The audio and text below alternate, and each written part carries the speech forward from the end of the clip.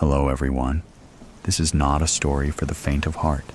Today, we will be stepping into the darkness of the most gruesome cases, where evil not only exists, but also leaves bloody and haunting traces. This is Real Gruesome Murder Cases, a series of true stories about murders that made the whole world shudder. If you are ready to face the cold truth and the gruesome corners of humanity, come with me to delve deeper into each case. Monster with Two Faces.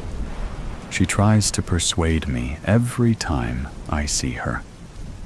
The problem is, she doesn't know me like I know me. She doesn't know I have two faces. One, an angelic face, acceptable to society. It's the one I show her and everyone else. The other face is an unsettling one, with the coolness of its dead gray eyes and the chill of its lifeless skin. I keep it locked inside the most hidden parts of me. I can't show it to the world. They won't accept it. How are you doing today, Nicole?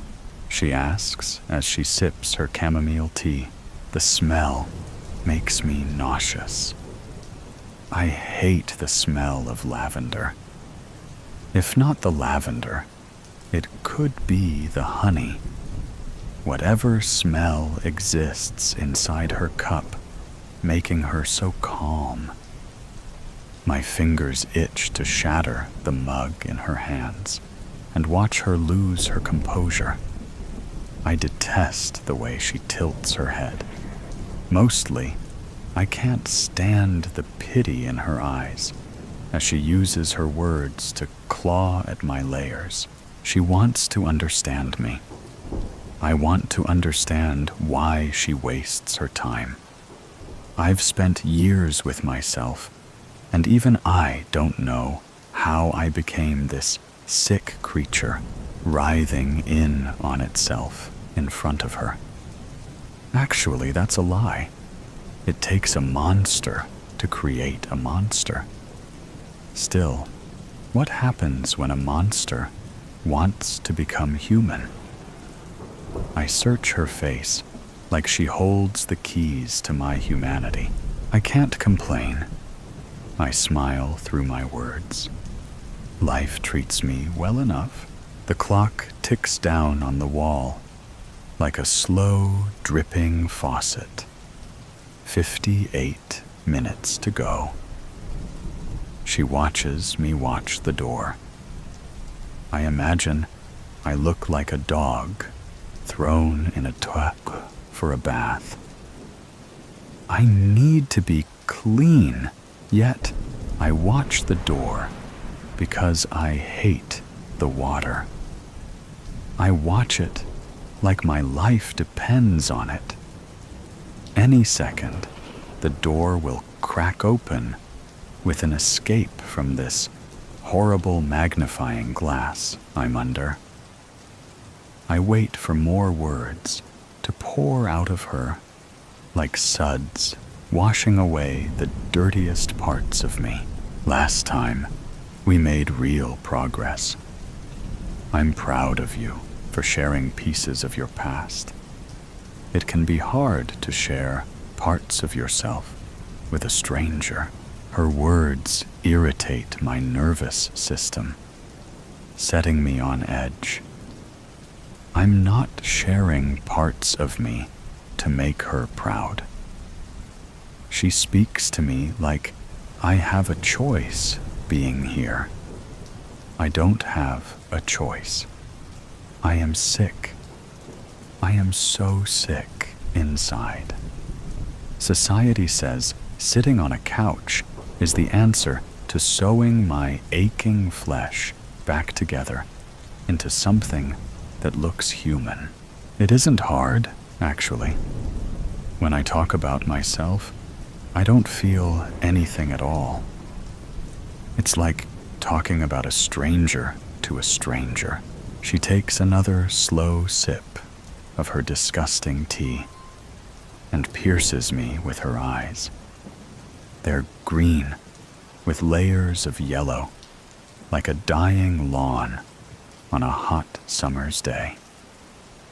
Her legs cross in crisp pants, white like hospital walls.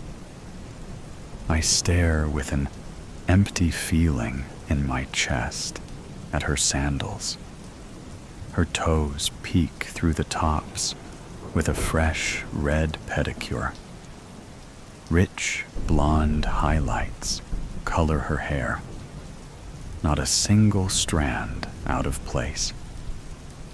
She holds herself together with confidence and grace. I can't help wondering what it's like to love yourself like that. I can't help wondering what it's like to love yourself at all. Last time we spoke about your uncle. Do you want to talk more about what happened? How's your boyfriend? I ask. Is he still out of town? Must be hard. She takes the bait. He should be back the 1st of next month. We spend the next 30 minutes talking about the places he travels for work. She's oblivious to the way I can bat around our conversations like a cat with a mouse. I can't say why I waste these sessions like this. I can, but no one will like the answer.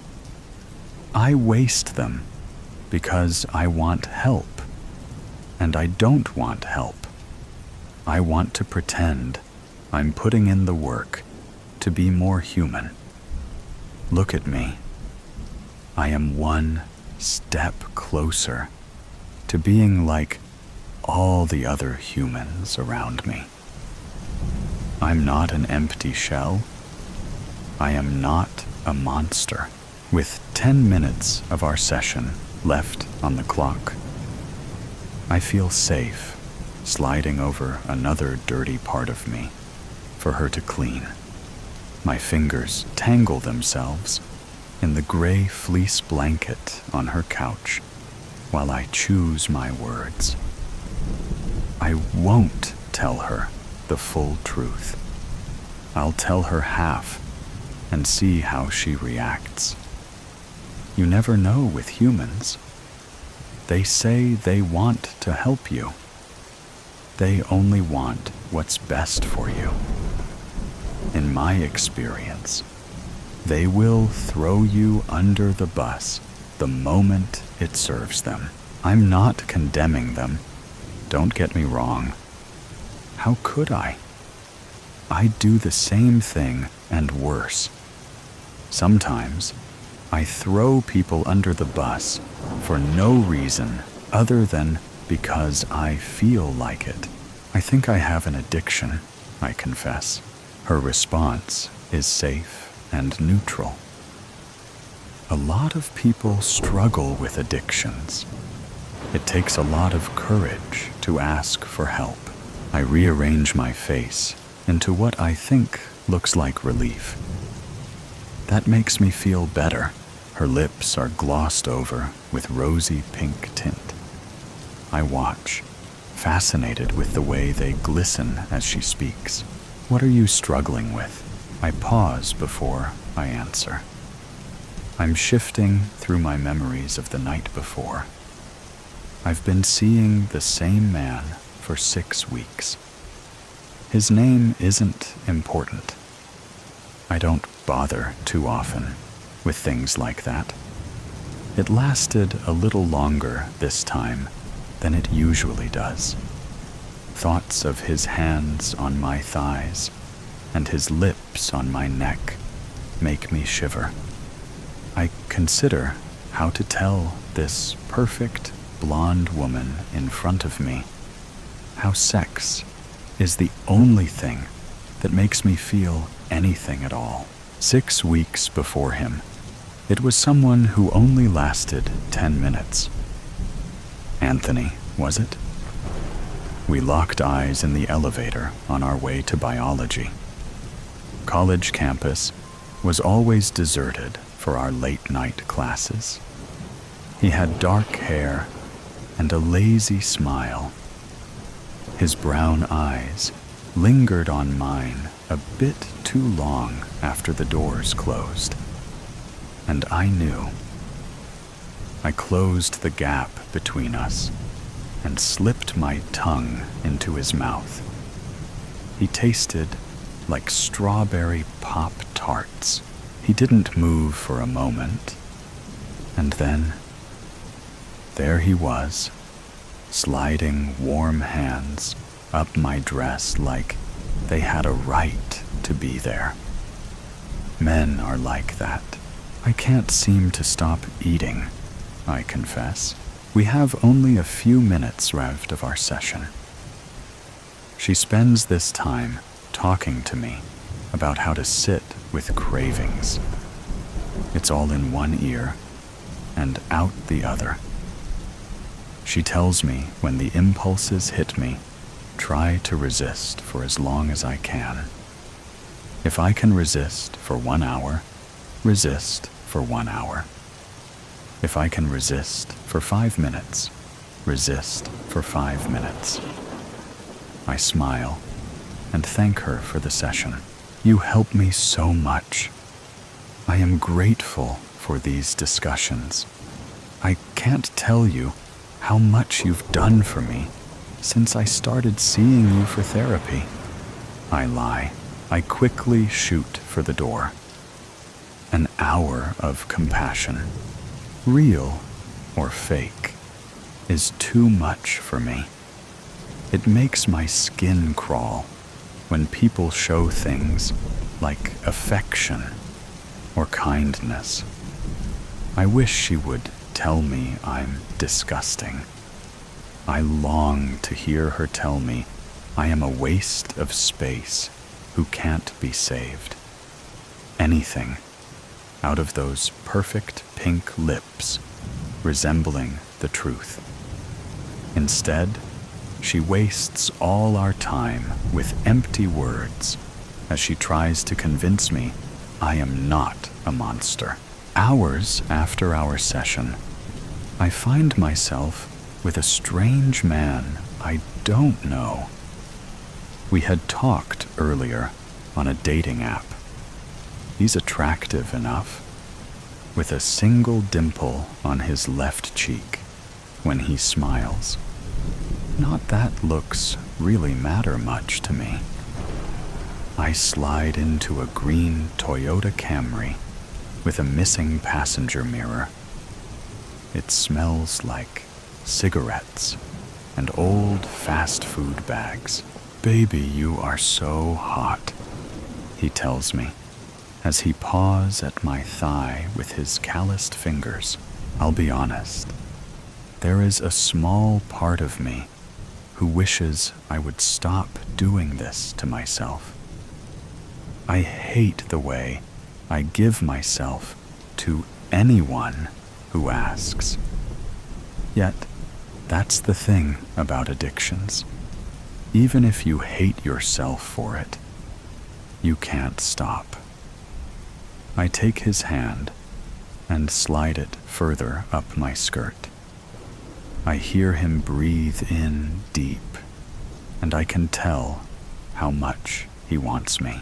His car brings us to a gloomy-looking house in a sketchy part of town. We are in a dark room that smells like sweat. Before I can blink, he is on me. His fingers are wrapping around my throat. He holds me down, taking what he wants. His other hand is lost in my hair. He pulls it rough enough. It stings, bringing tears to my eyes. I want to scream for him to stop. I don't. Like I told you before, I'm sick inside. I hold myself hostage and force myself to lay still. I won't escape from this. I'll stay until I learn to love it. If I were a bit more human, this would be nothing for me. I'd love it all the same ways all the other humans do. It's only because I am a monster that I feel disgusting inside. The night sky is empty, abandoned by the moon, as we climb in the car for him to take me home. He tells me how captivated he is by my smile, how when he saw it for the first time, he felt like he was the only person left in the world. He asks me when he can see me again. I already know the answer as I climb from his car to the asphalt parking lot, glittering in the street light. The concrete stairwell swallows me into its many shadows, and I am indifferent to the fact I'll never see him again. Another week passes, and I am on her couch again, the therapist. I can feel the bruises on my thighs. There are marks all over my body she can't see, even as I sit in front of her. It's always like this. How often do we sit in front of another person's eyes, and they can't see the wounds covering us? It makes me laugh. Part of me thinks I should confess. I don't bother. You can't tell someone about the wounds you inflict on yourself. Wasn't I asking for it? How are we doing this week, Nicole? I'm fine. How are you? Small talk makes me gag. Even so, I've learned to play the game over the years. It's empty when someone asks you how you are. They ask, yet I promise, when you tell them what's really beneath your surface, they will avoid you after. We're all liars here. Monsters like me are more willing to admit the truth. Ironic, isn't it? How are the nightmares? My body clenches at her words, like she hit me. This is what I'm here for, I remind myself. I'm here to fix my disfigured mind, my malformed thinking, my disturbed existence. I'm here to become human again. He was in them, I admit. As soon as I say the words, he's there with me on the couch. He tucks loose pieces of hair behind my ear and drags me back to our memories together. You're such a pretty girl, Nicole. You know it, don't you? I am 10 years old again, and I nod. I love it when he makes me feel special like this. I am the only one he talks to this way. I mean so much to him. He places an innocent hand on my shoulder and then pulls with long fingers at the lace on my sleeves. Do you like this dress I bought for you? I love it, I tell him, while I give the white lacy dress a twirl for his viewing pleasure. I never knew my dad, so this relationship is special for me. Uncle Dean always goes out of his way to do nice things for my sake. No one has to tell me how lucky I am to have him take care of me. He pulls me onto his lap, where he tugs at my fly-away curls, twisting their chestnut-colored locks in his hands. People tell him all the time what a cute little girl he has. They tell me I look like him. It's almost as if I'm his daughter and not his niece. I've been thinking, Nicole, You are getting older now, and with what a pretty girl you're turning out to be, we have some things to talk about. I look at his eyes, a cold mixture of gray and blue, and hang on to his every word. I've noticed in the past the way people look at him when we go out together. His hair is blonde and wavy in a way that complements his fair skin. His shoulders are broad, and the arms he holds me with are strong, with thick muscles. He's handsome. It's not just me who listens when he speaks. It's like the people around him can't help it. His words are always captivating. His smile makes you feel like you are the only person in the world. I'm proud he belongs to me. I'm worried boys will start giving you problems. He frowns, and it crushes me. I study his lips and wonder what's wrong with me, that boys will give me problems. I can't stand the look of displeasure on his face. I'll do anything to replace it with a smile. My fingers find the bottom of my dress where I tear at it helplessly. I can't let myself be a burden to him, not when he took responsibility for a child who wasn't his.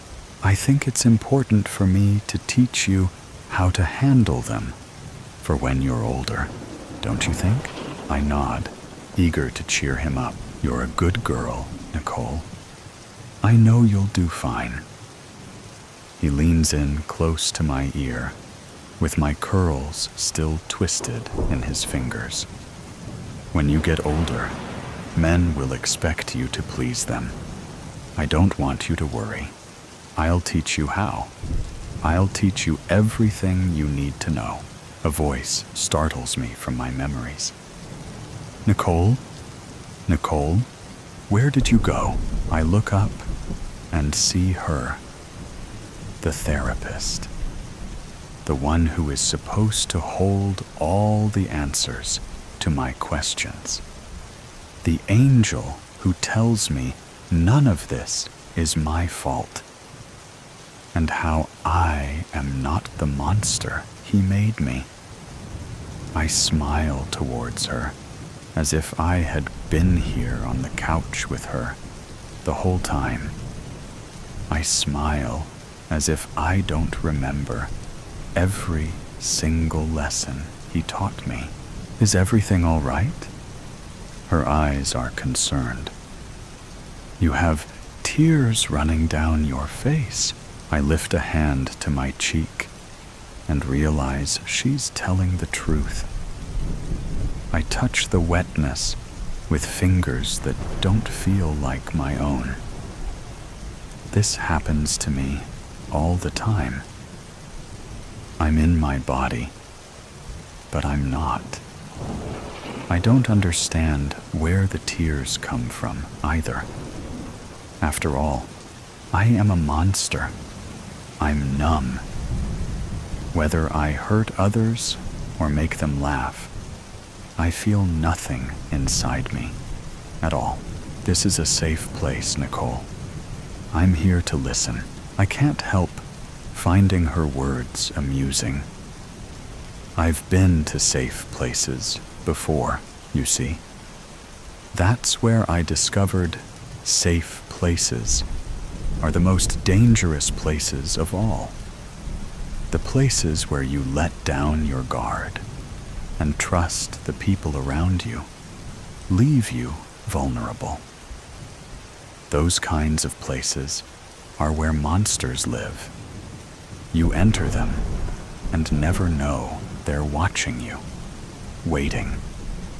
They wait for the moments they can bury their claws into your flesh, taking things from you that you will never get back. Monsters are real, despite those who lack conviction. It's only fools who believe in safe places. Last night, I sat on my kitchen floor and ate an entire cake. I lie to her again. I couldn't stop myself. Don't you think that makes me disgusting? I can't tell if her sympathy is real or fake. I can't tell if she only has one face, the face she looks at me with, or if she too has another one buried deep inside her. I study her cheetah print shirt and the gold hoop earrings underneath her straightened hair. I can't tell if she's human or if she's another monster like me. We hide so well sometimes that we don't even recognize the monsters deep inside ourselves. Of course, I don't think that, she tells me. Her words offer me the smallest amount of relief.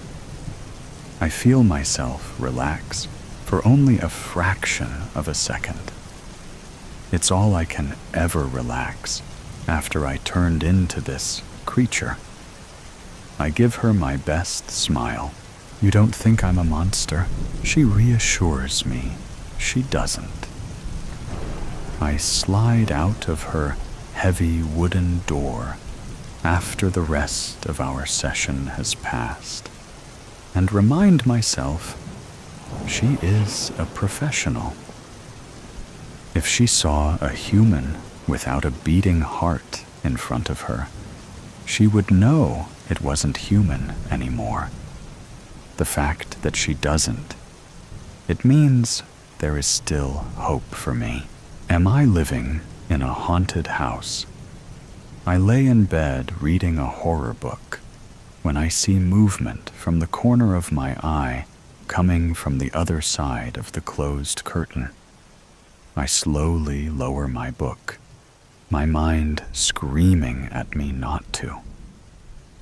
There is a shadow floating on the right side of my window.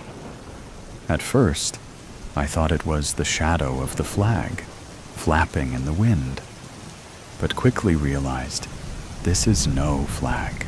I stare at the shadow as it moves up, then to the left, then down, then to the right, before repeating the cycle again. What the heck is it? I mutter. The shadow changes shape repeatedly until it stops, and now resembles the head of a dragon. At first, my curiosity peaks, but then an unexplainable fear overtakes my senses, and I am on the verge of leaping out of bed. Whatever is distracting me does not bring peace my way, but a terror that will affect my lifetime. I thank God the curtain remains closed, for I do not care to see what is producing that shadow, for I had a feeling it will cause my sanity to leave me. Yet there seems to be an unknown force pulling me to the curtains. The shadow floats by my window for eternity, haunting me. I cannot pull my eyes from this shadow. Thankfully, it eventually dissipates, and I can relax. A weight lifts from my body, and the fear dissipates. I get up from the bed, wondering if I should go over to the window and throw open the curtains or exit the room. Restroom break, I say to myself as I open the door and walk down the hallway to the bathroom. This is the first eerie episode I had encountered in this house I recently occupied. A one-story home with a garage, living room, dining room, kitchen, laundry room, 3 bedrooms, and 1.5 bathrooms. No talk of evil spirits by the past owners, but would they honestly say such to me? For they did not look like such fools. They were the first occupants when the house came into existence, and all went well for them. That is what they say to the ignorant future owner. For the next week, I did my best to explain the bizarre episode. At first, a floating balloon entangled by the pole of the flag. But I never saw a balloon changing shapes by itself. My imagination tends to run wild, especially when I am reading a book. Could this be my imagination at work? I purchased a couple of small dogs to keep me company not long after. Not intimidating to the human world, but hopefully toward the ones from the beyond.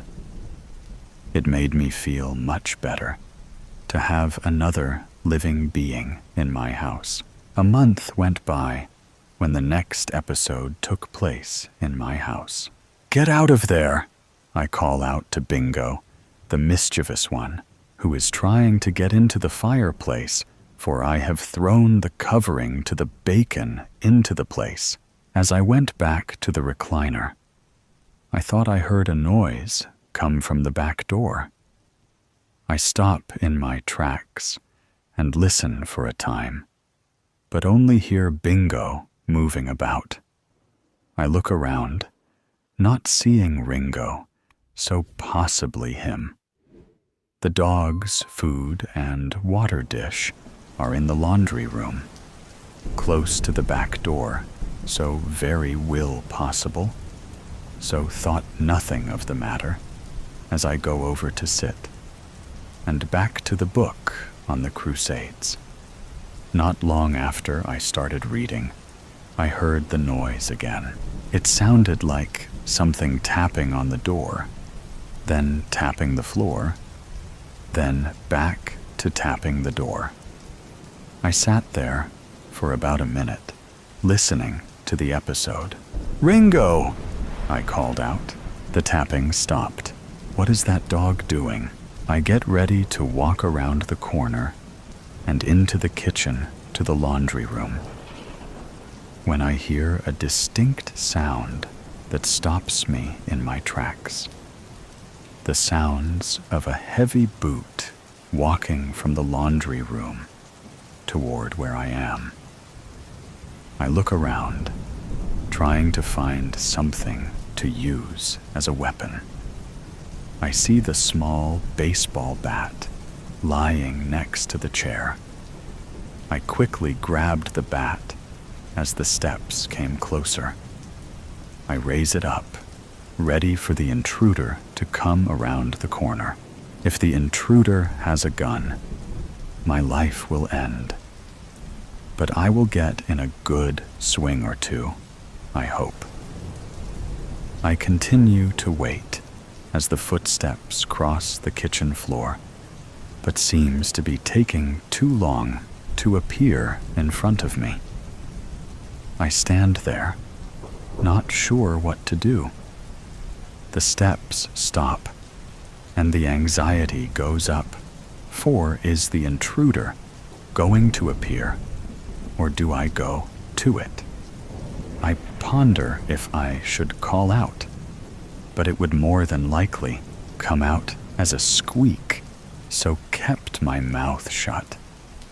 Perspiration covers my body as fear grips me. I stand for who knows how long, trying to decide what to do.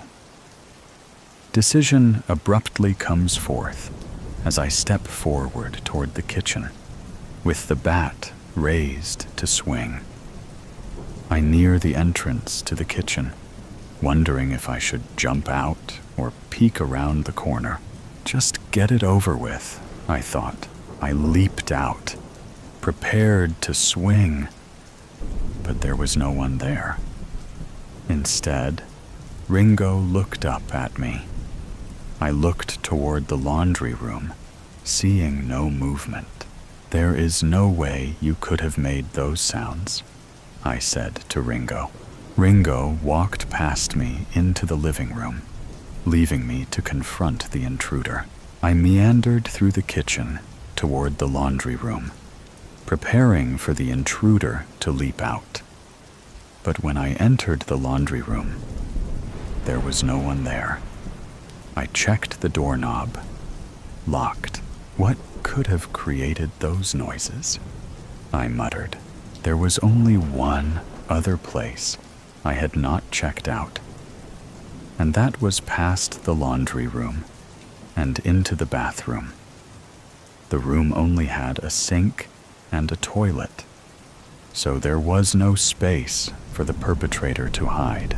I walked to the bathroom, seeing no one in the room. I went over to the window and saw it latched shut. "Nothing," I said. I turned around and was about to leave the bathroom when I heard the footsteps again. They started on the other side of the kitchen, coming toward me, but my eyesight saw nothing. I grabbed the doorknob and slammed the door shut as the steps entered the laundry room. I quickly locked the door as the steps came up to the door and stopped. I had the bat raised, ready for whatever tried to break in. If I still had my sanity, I would realize the bat would do nothing to my invisible terror. What am I experiencing? I thought. Too much horror I'm taking in that is bringing madness upon me. I am not a believer in ghosts. But is this what I am encountering? Am I living in a haunted house? I mutter. As I mutter the words, I hear the tapping on the floor, then on the back door, then back to the floor. This went on for a time before it stopped. Then the footsteps started up again, heading to the other end of the kitchen, ending. I slowly opened the door, seeing there was no one around. I need to get out of this area. I rushed toward the living room, at one moment feeling quite cold, but soon I was in the living room by the fireplace. Both dogs lay on the couch, looking at me. "What is your problem?" I can imagine them saying. I went over to the coffee table and grabbed the remote control, put on some sound, and hopefully that will calm me down. I turned on the television and turned up the volume. I did not want to hear the footsteps and the tapping. Part of me wanted to leave the house, to never return. The other half, thinking whatever was creating the noise was not causing me any harm, just freaking me out, I muttered. But not freaking my dogs out. I sat down in my chair, with the bat nearby, knowing the bat was useless against a ghost. But it was reassuring to have it near me. Anyway, the rest of the night, I sat in the chair watching the tube, then dozed off to wake up an hour later, wondering if the ghost was still around. There is no way I'm going in that kitchen. I eventually dozed off again, waking up off and on throughout the night. My day at work was miserable due to lack of sleep. I spent the entire time contemplating on what I should do. I could move out, but then I would end up losing much money and wind up in an apartment, which I do not want to do. I could go to a church and have a priest bless the house. I could have a psychic or ghost hunter come in, or just live with it and get over my fears. If harm did not come my way, then I should be okay. But what about my sanity? It could make it an interesting home life, I muttered. My life was dull overall, so the reason I read so much of the fantastical. Living this kind of life in my house might be interesting. Of course, part of me screaming I was insane to have such thoughts. It came to me living at the house, encountering footsteps once a month, and little odd things happening. At first, scared, but eventually I became numb. Soon, I was like my dogs, and just enjoyed the roof over my head, no matter how bizarre it was to live under it. The doctor, "Don't touch me. Keep your distance." I've heard that every day now for 9 months. Doesn't make things easy when you're the town's GP. First, it was the fires, then it was the virus. Everything has turned to shit in Maui after the president was re-elected. Okay, he probably has nothing to do with it. But we need to blame someone, don't we? I put on my PPE bunny suit and wait at the Kihei Pier for the boat to arrive. "Second boat this month," the sergeant says. "Locked and loaded," I say, showing him my assault rifle and giving him a hint of a salute, even though military ranks no longer exist. Good stance, Doc. Besides being able to hold a rifle, I'm here to do spotting. Being the town's GP, people think I'm the best person at detecting who has been infected. What I don't tell those people is that the virus is invisible, and we don't have any medical supplies or way to detect it. And since we've run out of insulin last month, I've lost much of the feeling in my fingers. And my toes? We've lost our connection weeks ago.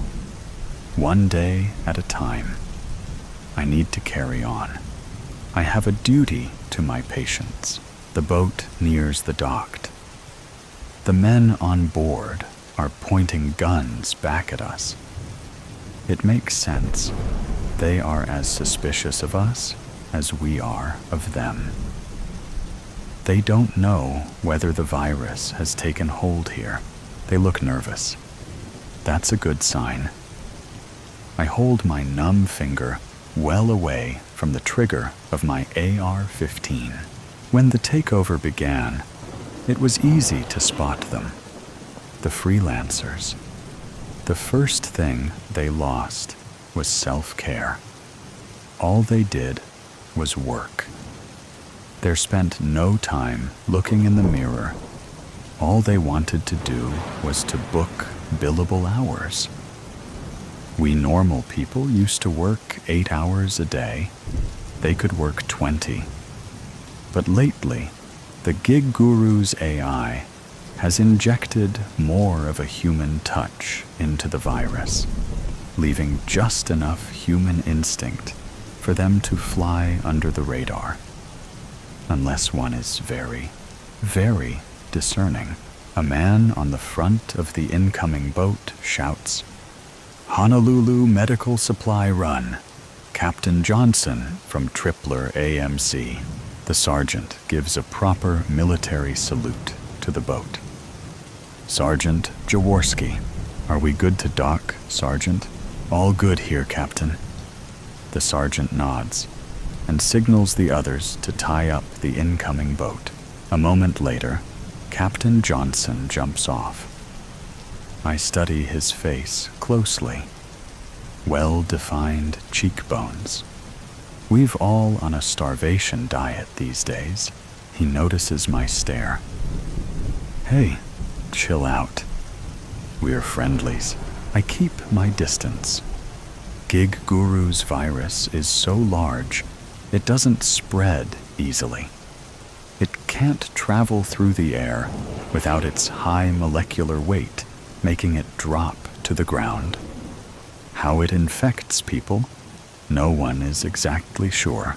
Every story that changes history begins with a spark.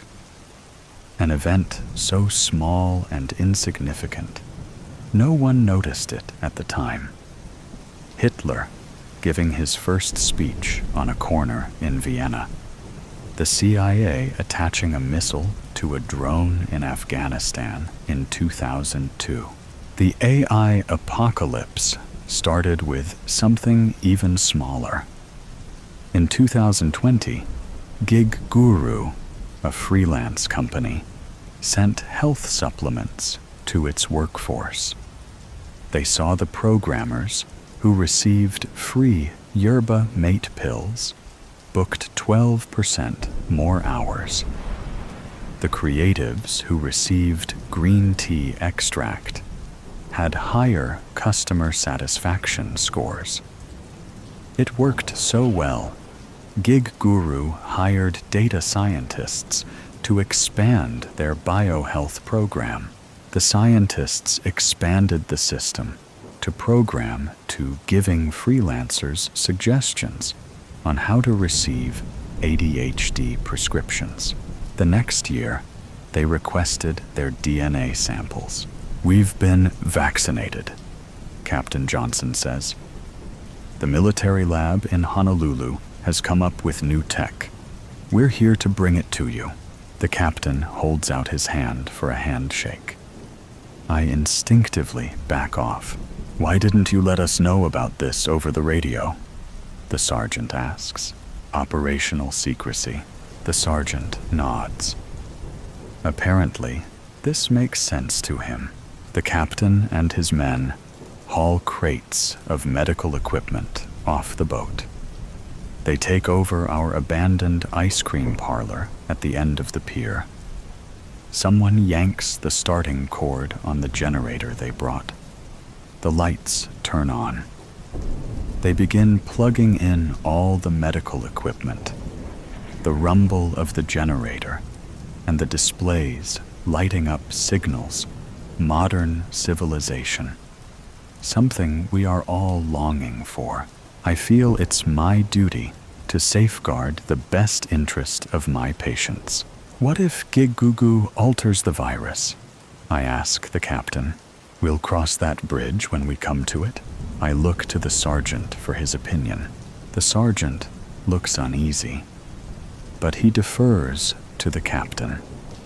The scale of the military presence in Honolulu is hundreds of times greater than ours. And what do we have to lose? "I'll go first," the sergeant says. He leads from the front. I stand back and him receive a series of medical checks. They take a vial out of a freezer box and give him an injection in the shoulder. "Don't feel a thing," he says with a big grin. The one he gives us when we are all worried about something. Everyone in our community receives their injection before me. I watch them closely for side effects. I can give aid if needed. Finally, it's my turn, and I sit down. Captain Johnson takes my blood pressure and oxygen levels with the jury-rigged equipment. I don't recognize some of the machines that they've put together. "Your blood pressure is running a bit high, but everything else is normal. How have you been feeling lately?" "A little off, but hanging in there." I feel my ribs poking out from my Aloha shirt. "Any symptoms?" he asks. I stare at my toes, the ones I can't feel. It wouldn't help to complain about diabetes right now, so I say nothing. I'll ask later if they have any insulin on Honolulu. All good, I say. This man is a great patient. The captain looks at all his equipment and winks at his crew in the room.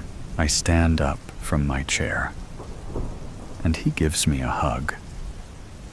I want to shed a tear, as I haven't been hugged by anyone for years. I think of my daughter and how much I miss her. She's in California. It's probably too late, but I think there's still hope. Thank you for your service, Doctor, the captain says. He hugs me even tighter, his arms almost crushing me.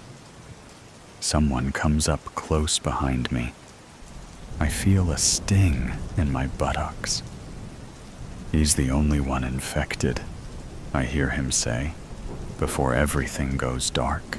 Collision. Dices drove west, obeying the speed limit, and he trembled as he tried to light his 7th cigarette of the morning. His lips tingled around the filter. He smelled his own stale breath, captured in the palm he cupped around the lighter's weak flame.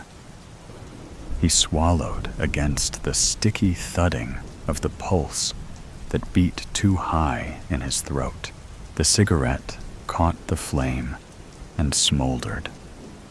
Dices cracked his window, and the smoke that drifted up to burn his eyes was sucked away into the cold morning. He coasted under yet another green light. He'd encountered only green lights, insistent go, go, go, signals from the universe. Heavy slugs crept in his bowels. He sucked greedily at his cigarette, crossing his eyes to watch the ember glow. Flecks of ash dusted his lap. Another green light. Dices flicked a quick gaze to the dashboard clock, cursing his good luck, slowing down, willing the minutes to move. He was running early for his appointment. So many factors having contributed to the unwelcome streamlining of his journey. He still hadn't gotten used to the lack of traffic on the Rue. Everyone took the new Magway now. The perimeter gates of his settle block had been open already, and he hadn't needed to wait for security to buzz him through. The sobriety checkpoint had been unmanned. His trip had taken 10 minutes, fewer than he'd planned. Another green light. The car's rusted axle scraped a deep pothole in the middle of the intersection. Dices thought about pulling over to kill time, but he knew if he stopped the car, he would not be able to start it again. He inhaled a huge, head-spinning drag of smoke and opened the window a bit more. His hand shook as he poked the tip of the cigarette out the window to tap its growing column of ash onto the street. A nervous tremor rippled through him, and the stick fell from his nicotine-stained fingers. He fumbled instinctively, knocking his knuckles against the glass, and the drafting air pressure caught the cigarette and blew it back at him. He didn't see where it landed. The car was full of kindling, fast food wrappers, flammable with grease, sun-brittled paper, dirty clothes. He imagined the back seat catching fire and tried to reach behind him, patting, feeling for the errant ember, grimacing at the green light visible above the next empty intersection. Dices felt a huge, hot bug bite his left elbow and reacted by slamming his foot against the gas pedal. He yelped and smacked the sleeve his cigarette had fallen into. It burned as he ground it into his skin. The car veered. He shook his sleeve out, flinging the still smoldering cigarette out of his cuff, and made to stamp it out on the floor mat, wincing and checking the time, and still accelerating under the last green light. And when the flustered panic retreated beneath his original anxiety, he finally looked back at the road, just in time to watch a man disappear under the front of his car. He braked, far too late, long after being gently jostled by two soft thumps below him. Dices never got to find out if he possessed enough cowardice to pull off a hit and run. The pitchy squeal of badly maintained brakes and the crash of chassis on curb alerted supplicants of the Tor Vahgar. They streamed out of their temple to investigate, their white ceremonial robes billowing in the morning wind. Dices sat still, his hands locked in grip around the wheel, as if he meant to strangle it. He wished he could let go and light a cigarette, but that would mean he'd next have to open the door, step into the morning, and face the red, squeezed tube of a body on the road behind him. Would it be wet, steaming in the frigid air? Was his car heavy enough to squelch organs from orifice? Or would he find less messy, blunt force trauma? He pictured dirty tire tracks on a crushed throat. Might the man still be alive? It was that thought that loosened his grip and allowed him to move, sludgy slow, on shock cocooning autopilot. He reached for his cigarettes and felt a flood of relief when he found that 2 smokes remained in the worry-crumpled package. His hands were steady when he lit one. He got out of the car and watched the white robes flock to the stillness in the street. A woman stood over the body and cried, while another tapped off a message on her handheld. A man knelt, the pristine hem of his robe drawing road dust up through fabric capillaries. He reached for the body with tentative, gentle fingers. They all saw the gun at the same time. It had been knocked several feet from the dead man. A scratched-up, bootleg particle cannon. Tech from an old empire, illegal and devastating, primed, and still pointing at the temple of Tor Vahgar. Dices thought ridiculously of that old game. Spin the bottle. He sat on the curb and smoked, not wanting to bother the Vahgarans with his stink, not wanting to yellow their robes with his residue. Sirens wailed, melancholy and distant, approaching via the magway. The crying woman ran back toward the temple, calling a name in an alien language as she flitted inside. Barana!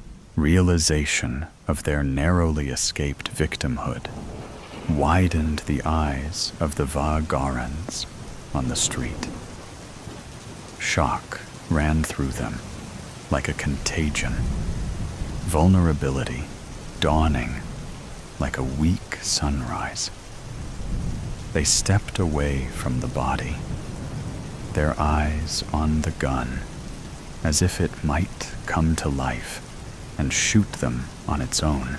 More Vahagarans exited the temple, joining the congregation that formed in the road, keeping a safe distance from the downed would-be gunmen.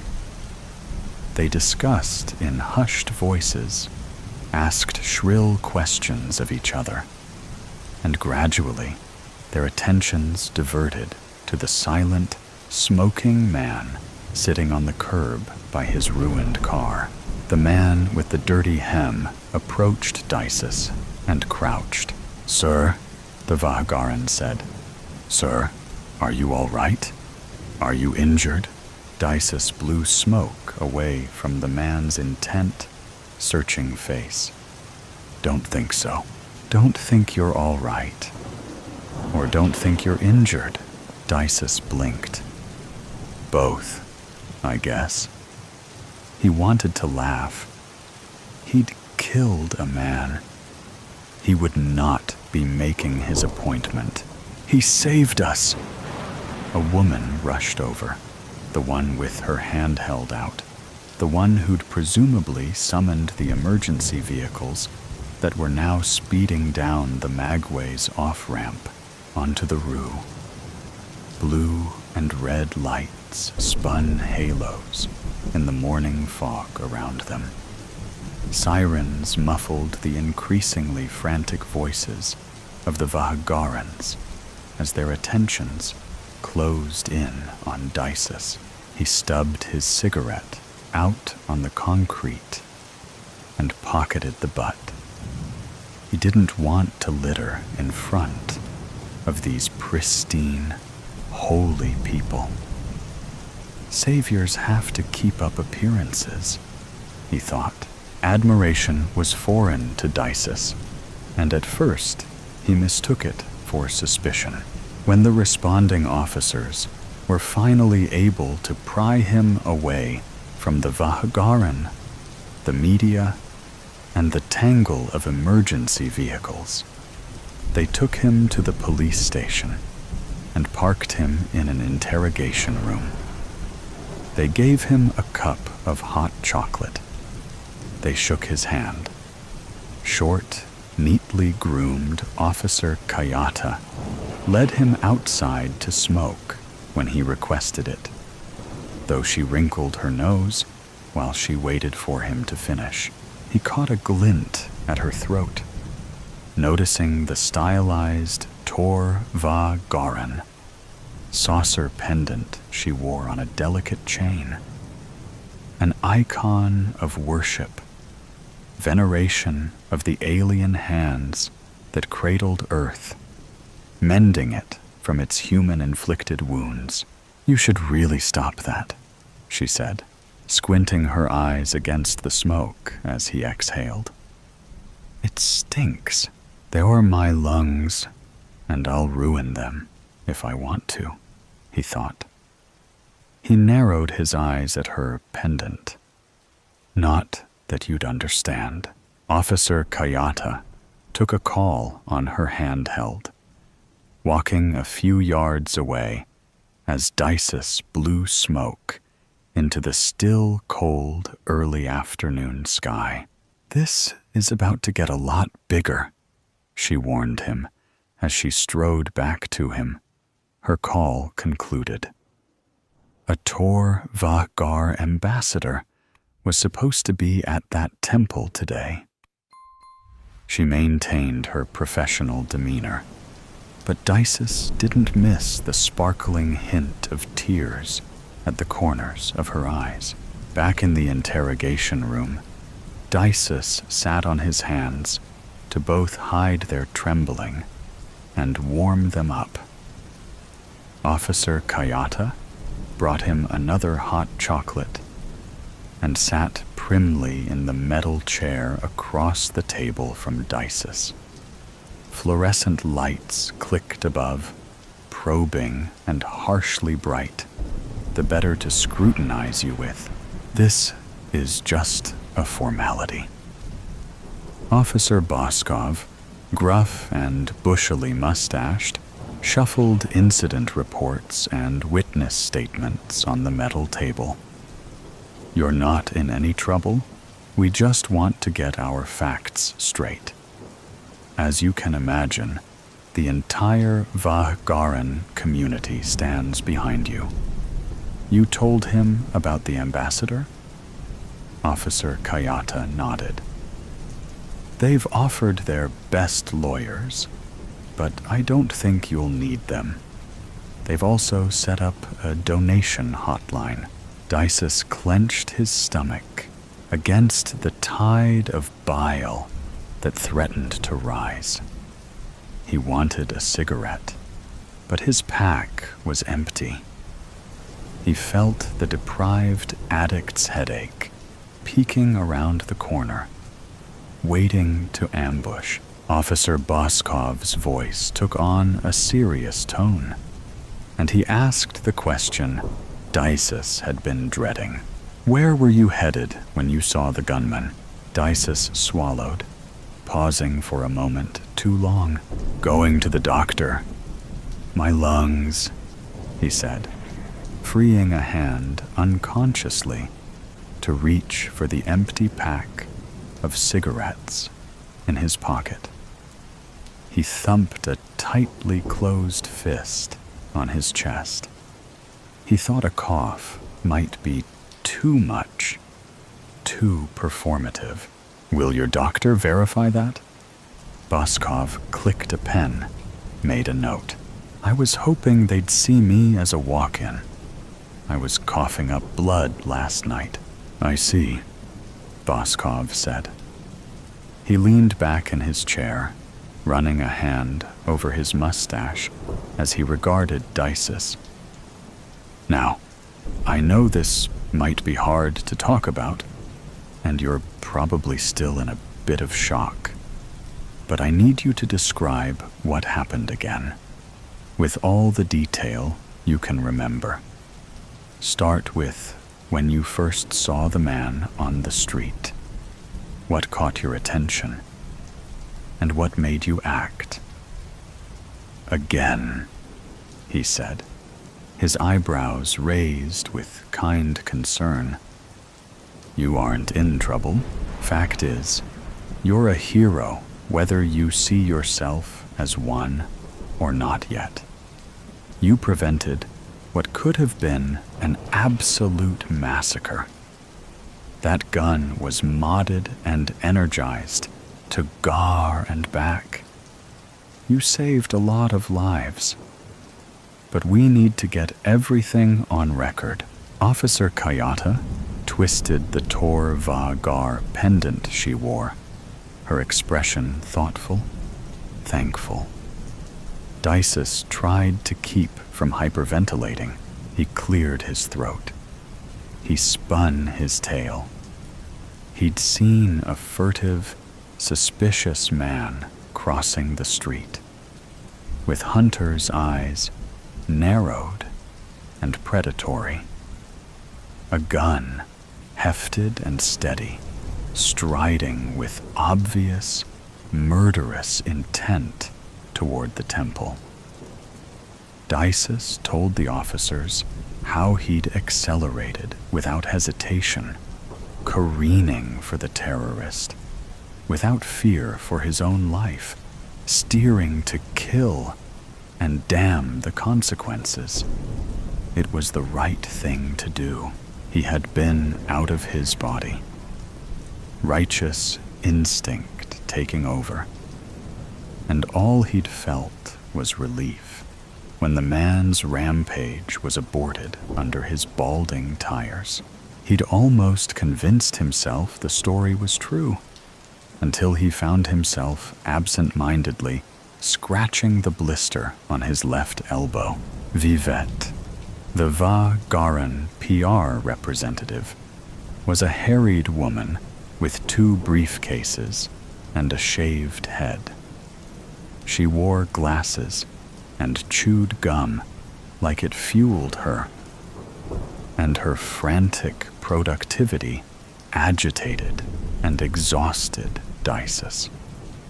He tried to pay attention to the several trains of thought she conducted.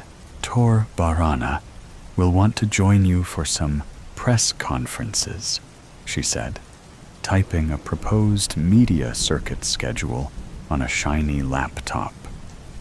She checked the official Vahgaran forums. 4 independent congregations set up charity pools to cover any legal expenses. Gifts are coming in from all over the place. Is there any weird stuff about you online that I should know about? I don't think so, Dices said. He sipped tepid coffee and forced himself to take a bite of his rubbery omelet. Vivette had wanted to meet him at his home, to make you feel more comfortable and for privacy, she'd said. But he suspected she'd really wanted to scope out his situation and avert any potential PR crises before publicly canonizing him into the Vahgaran sainthood. He'd refused, citing embarrassment about his messy bachelor's apartment. She'd looked at him suspiciously, but had caved and met him at a cafe downtown. Time was of the essence for a story like this, she said.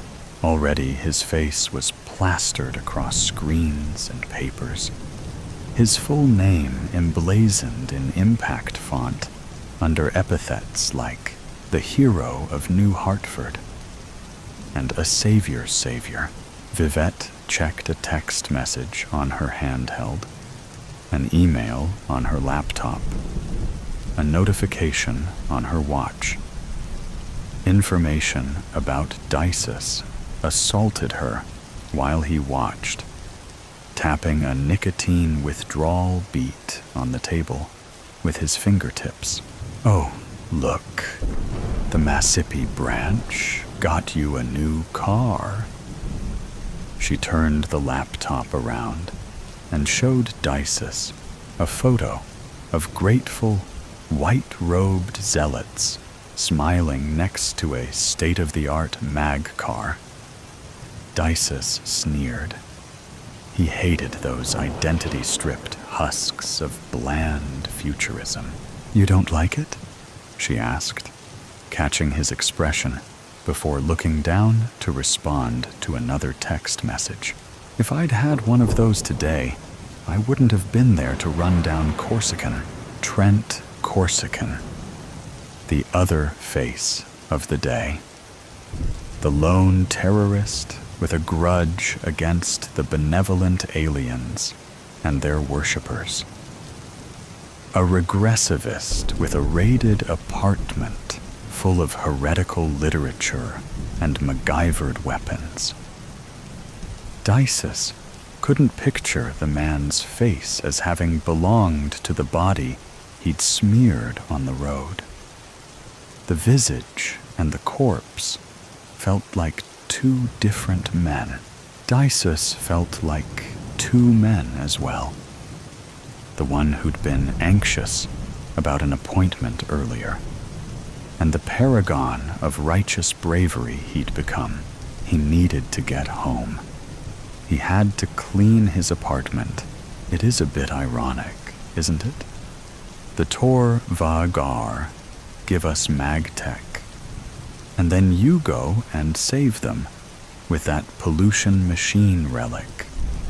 Oh, your Reward a Hero fund is up to 17 million credits, Vivette said with an uncharacteristic awe. Wow, I'll say. She narrowed her eyes. How do you feel about joining a Vahgaran chapter? It's a great organization, and it would look great. Dices clenched his teeth. I guess I could do that, he said, thinking of 17 million credits. He felt a piece of his principles snap off inside him. Great. A conversion might seem pandering if we do it too soon? She checked her calendar for a good baptism date. Okay. He really needed to get home to clean, and you're going to need to stop smoking. Vivette gave him a disappointed mother's face. It's terrible optics, and it smells awful, and it's bad for me. I know, Dices thought, and he'd never wanted a cigarette more. He pictured himself smoking in his new mag car. The two versions of himself collided. The rebel and the hypocrite. Is there anything so sacred as a being's right to self-destruct? Dices wondered as he finally lit a cigarette. The smoke collected in the dark room, his comforting blanket of reckless autonomy. Dices had waited for the mag cab to pull away before unlocking the door of his apartment. He'd wondered how many more times he'd go through that familiar motion. He was now the owner of 60 million credits and could already taste the fresh air of a new settle block. A skyscraping penthouse with windows that opened to let in the cleanest clouds. It was dark, the grimy settle block quiet, secured for the night against the scavenger sects. Dices had slipped inside the apartment, already feeling estranged from it, a trespasser, and he'd locked the door behind him quickly. He'd gone straight for his stash of smokes, navigating the clutter without needing to turn on a light. He sat now on a ratty couch full of cigarette burns. He touched the circle on his elbow. "We match," he said out loud, and laughed. He thought of the new couch he'd buy, something soft, pillowy, something not pulled from a dumpster, something he might try to fall asleep on without a lit cigarette between his fingers. Maybe it would be nice to live in the world the Tor Vagar race was trying to build. Dices exhaled, and he couldn't see the smoke in the darkness. He never felt the drags as effectively when he couldn't see the evidence of them. He saw emissions as proof of life. Was a sterile world a lived-in world? He'd believed destruction was inevitable, and more insidious if hidden. He coughed. It was too dark to see any blood. Maybe it was good he'd missed his appointment. He imagined his beautiful, freshly painted penthouse again. Then he thought of its opposite. A run-down safe house in a derelict settle block across town, sitting empty. He hadn't had a chance to give the house's rusted key to Corsican.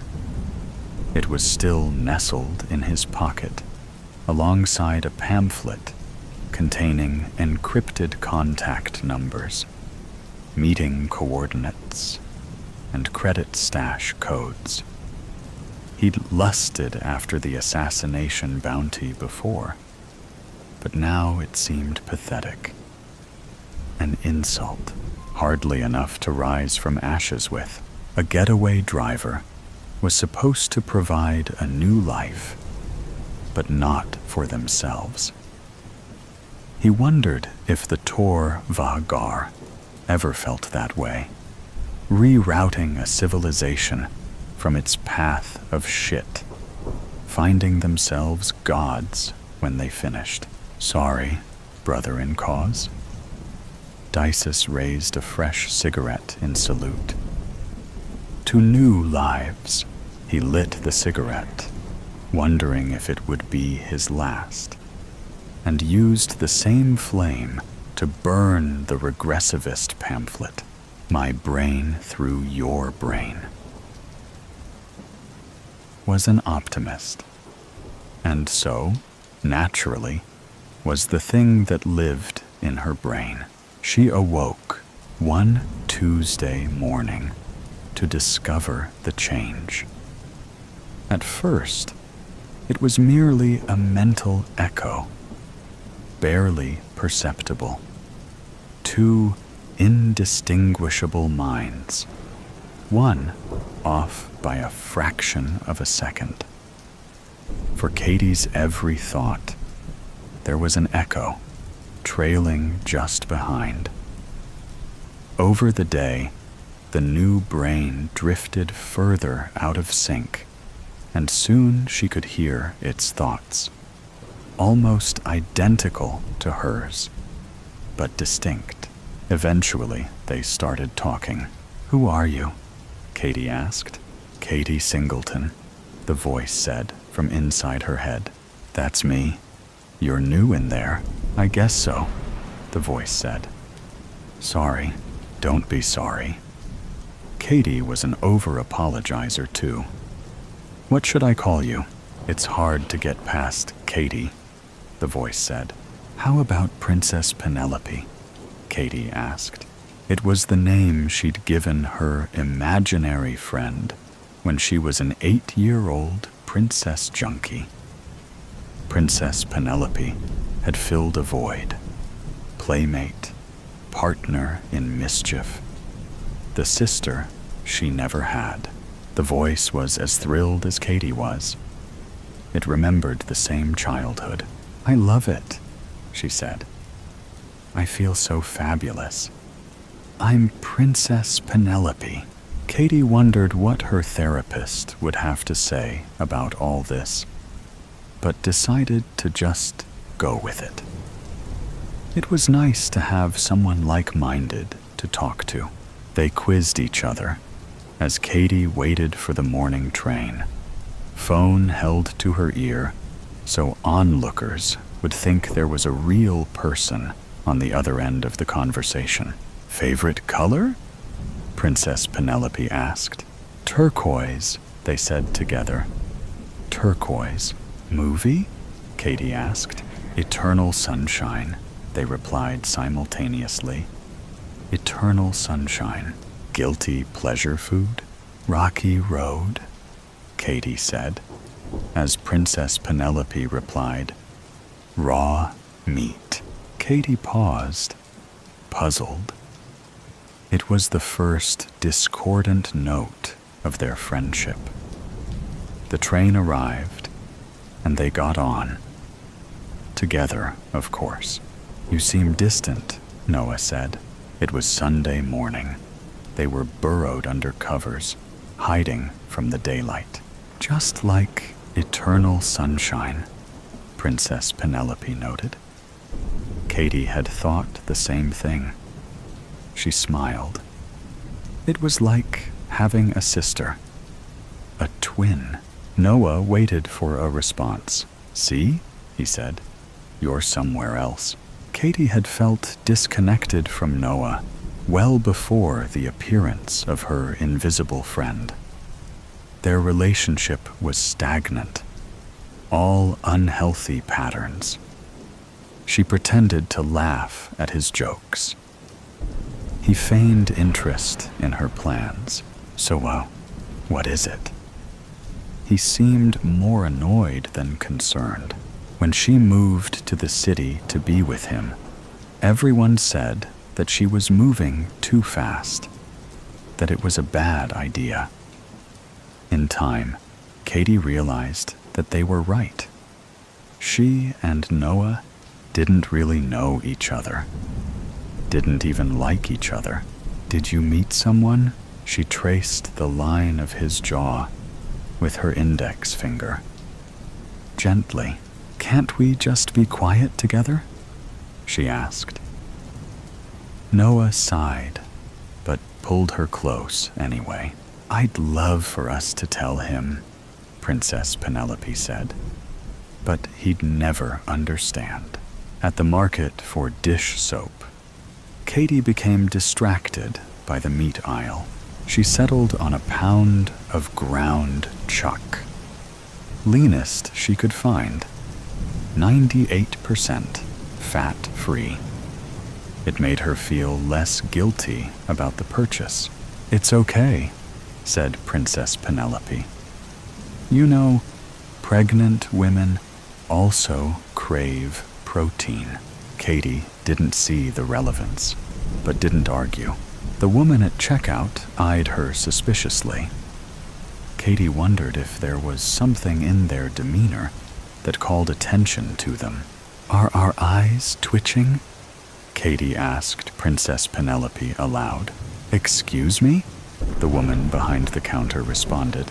Katie quickly took her bag and went to the alley out back. By the dumpsters, she tore through the plastic wrap and pulled out handfuls of ground beef, squished it between her hands, into her mouth. Her teeth released saturated blood from spongy tissue to drip down her throat. Princess Penelope almost cried inside her, and Katie felt sustained in a way that was new to her, supercharged. Oh, God.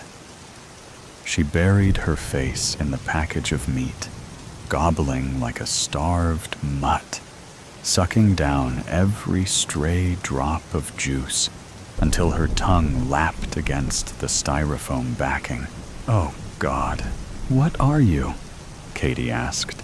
Noah slept in the bedroom. They'd barely spoken that evening. When she came in from work, he told her she looked sick. It was true. She'd examined herself in the bathroom mirror, cheeks hollowed from lost weight, bags under her eyes, dark as bruises, thinning hair, chapped lips, sores. Still, his words hurt her feelings. Princess Penelope's, too. Now Katie sat on the couch, streaming shows she'd already seen. A shield of noise so Noah wouldn't hear her talking. "I don't know," Princess Penelope answered. "A figment of my imagination? Some part of my brain? I don't think so," Princess Penelope said. "I exist. I'm not a stray thought, or a ghost, or anything like that. But what do you look like? I can't tell. I only see my brain. Through your brain, if that makes sense." "It does," Katie said. "I think there's something. Something you saw, or maybe read. A clue. I'm going to look." Princess Penelope could find memories Katie had lost. It was a wonderful secret shared between them. Her internal friend could call up, with perfect clarity, forgotten birthday parties, replay, word for word, conversations with friends who'd moved away, recover romantic feelings for Noah from those blissful first months when he'd been her lifeline in an unfriendly new city, rescue her mother's smile when she'd been happy, her father's when he'd been alive. "Let me know if you figure it out," Katie said. Princess Penelope went quiet while she searched, and Katie felt lonelier than ever. Shows replayed in front of her, and she didn't bother clicking yes when the "still watching" prompt appeared. She fell asleep sitting up. No transition. Her brain just clicked off like a light. "Wake up," Princess Penelope said. Katie opened her eyes. She stood in the bedroom, facing a wall. "What's going on?" she asked. "Don't be mad," Princess Penelope said. "What happened?" Katie willed herself to turn from the wall and realized that she couldn't. Princess Penelope was in control. "I won't be mad," Katie said. "Just show me." "In a minute," Princess Penelope said through their mouth. Now she was the one using it. "I realized what it was. You saw a video in high school, science class. The zombie wasp. It played in their head. National Geographic. Wasp larvae take over a caterpillar while feeding on it from the inside, directing it to gorge itself until they're ready to eat their way out." "You're a wasp?" Katie asked. "Something smaller, I think," Princess Penelope said. "But the same idea. Some kind of bug, maybe." "A bug?" Crawling around inside her skull. It was too unsettling. Like an itch you could never hope to scratch. "I know," said Princess Penelope. "It's icky." Again, Katie tried to turn her head. Nothing. The muscles of her body were completely disconnected from her thoughts. "Show me what happened," Katie pleaded. Their head tilted down, and Katie saw their hands, covered to elbows in blood. The rest of it. "Please." They turned from the wall, and Katie saw it. Bedspread spattered red. Hammer slathered in gristle. Flesh and bone chips. Tools. Kitchen utensils.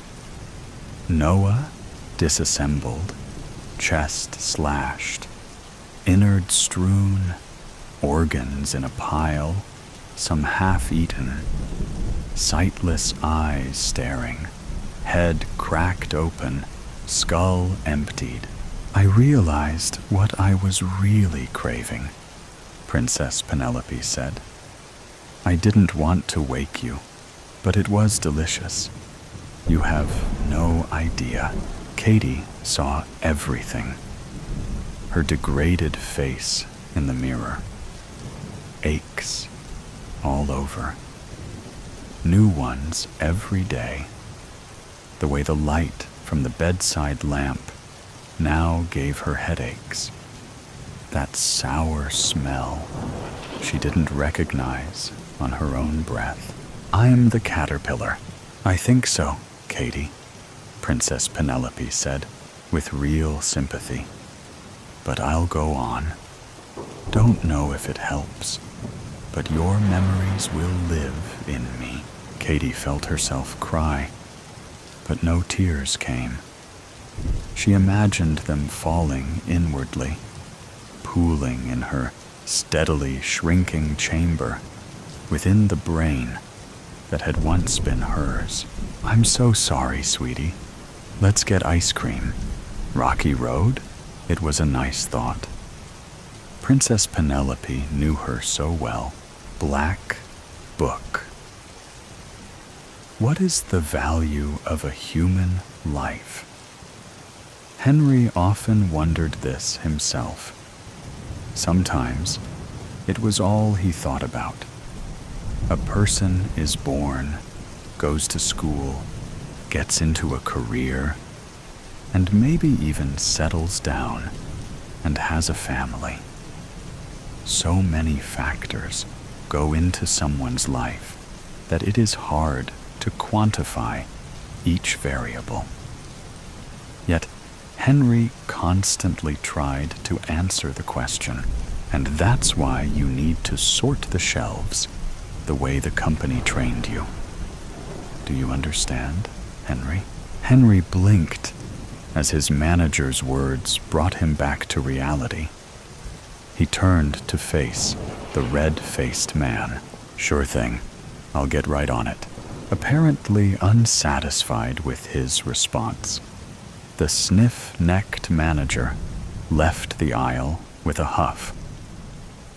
He didn't know what the manager was upset about this time, but that was his usual response when his boss was angry. Henry felt relieved when he was left alone. The store initially hired him as a cashier. He tried to do his best, but his people skills were subpar. His boss didn't take long to give Henry a new position. Now, he was in charge of stocking and sorting the shelves.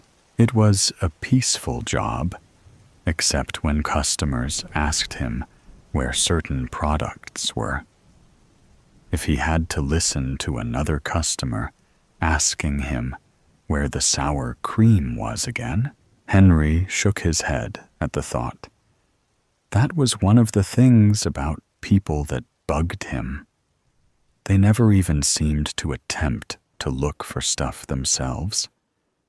It seemed they thought their time was more valuable than his own. During his first few days of employment, the other staff would ask him many questions. Hey, how's it going? Did you catch the game last night? Why do you just stare off into space sometimes? Henry would always answer their questions the same way. I can't talk right now. They seemed to catch on that he didn't want to speak to them. His mind had more important subjects to think about. He only took this job because Henry thought he could think about life from a different perspective. His real work had been stalling for some time now. Henry just felt like he needed some inspiration to propel him forward. That was what he hoped to achieve working at a grocery store. So far, all he had achieved was to get a piercing headache anytime he spoke to anyone. As he stocked the shelves, trying to remember how they had trained him, he yearned for something society said was wrong. He checked his wristwatch and saw it was 4:45 p.m., almost halfway done. Soon, Henry could pursue his real passion. Time went by in a blur for Henry. It was 5, then 6, then 7. And before he knew it, it was almost time for him to leave. He looked at the shelves and saw they were all in perfect order. All that would be left for him to do now was clock out and walk out the front door. Most people would then get into their cars and drive home to their families. Henry had no family, at least none that were still alive. That thought used to pain him when he was a kid, but thinking about it now, he felt nothing. He had gotten used to living alone. Besides, since he was alone, no one could disturb his work. Henry had been watching one of his co-workers for the past few weeks, a bright and full-of-life young female who would be attending a well-known college in the spring. If overheard gossip was to be believed, she had a promising future. She was, however, known to be promiscuous. Everyone at work knew about it, and every time her boyfriend would come to pick her up, Henry could feel the tension in the air. Some guys she had been intimate with even worked at the grocery store. Many of their co-workers would show disgust with the woman, but Henry didn't have an opinion. He was more curious about it than anything. A woman who seemingly has a perfect life does something consistently to jeopardize everything. It fascinates him. That was why tonight he was not going to be going straight home. Henry already had everything planned in his mind. He just needed to wait. And patience was one of his strong suits, if nothing else. Henry walked to the back of the building and observed the woman, Ashley.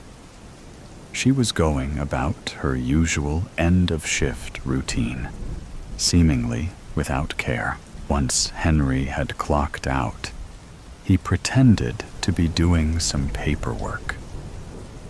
Essentially, he was just stalling for time until Ashley was finished talking to the other employees. As the minutes passed, Henry wondered what she could be talking about for so long. That was another thing that Henry had trouble understanding. Small talk. What was the point of talking about subjects both sides knew the answers to, but pretended they didn't? It utterly baffled him. This was why his work was so necessary. Soon, soon, soon, I will have another piece to the puzzle. I know I am so close to understanding, so close to knowing what makes a person a person. I just need more experiments, more time. Finally, he saw a woman with 2 blonde pigtails and wearing her uniform with modifications, revealing more of her body than was appropriate. Looking at her, even Henry could see why all the guys went for her. She was fit, perky, and seemed to be, on the outside, a ray of positive energy. However, he wasn't interested in any of that, because his interest in her came from a different place. Okay, see you guys later. Ashley said this, and waved goodbye to everyone she had been talking to. They waved at her and said an unsynchronized goodbye. After moments, Henry got up and put away the papers he had been pretending to read. He saw that no one was watching and left out the back door.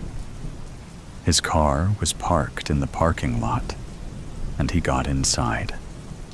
Ashley was still in clear view as she walked down the sidewalk. With a turn of his key, his car came to life. Henry knew the exact path she would take to get home. The key to any good plan is careful calculations, after all.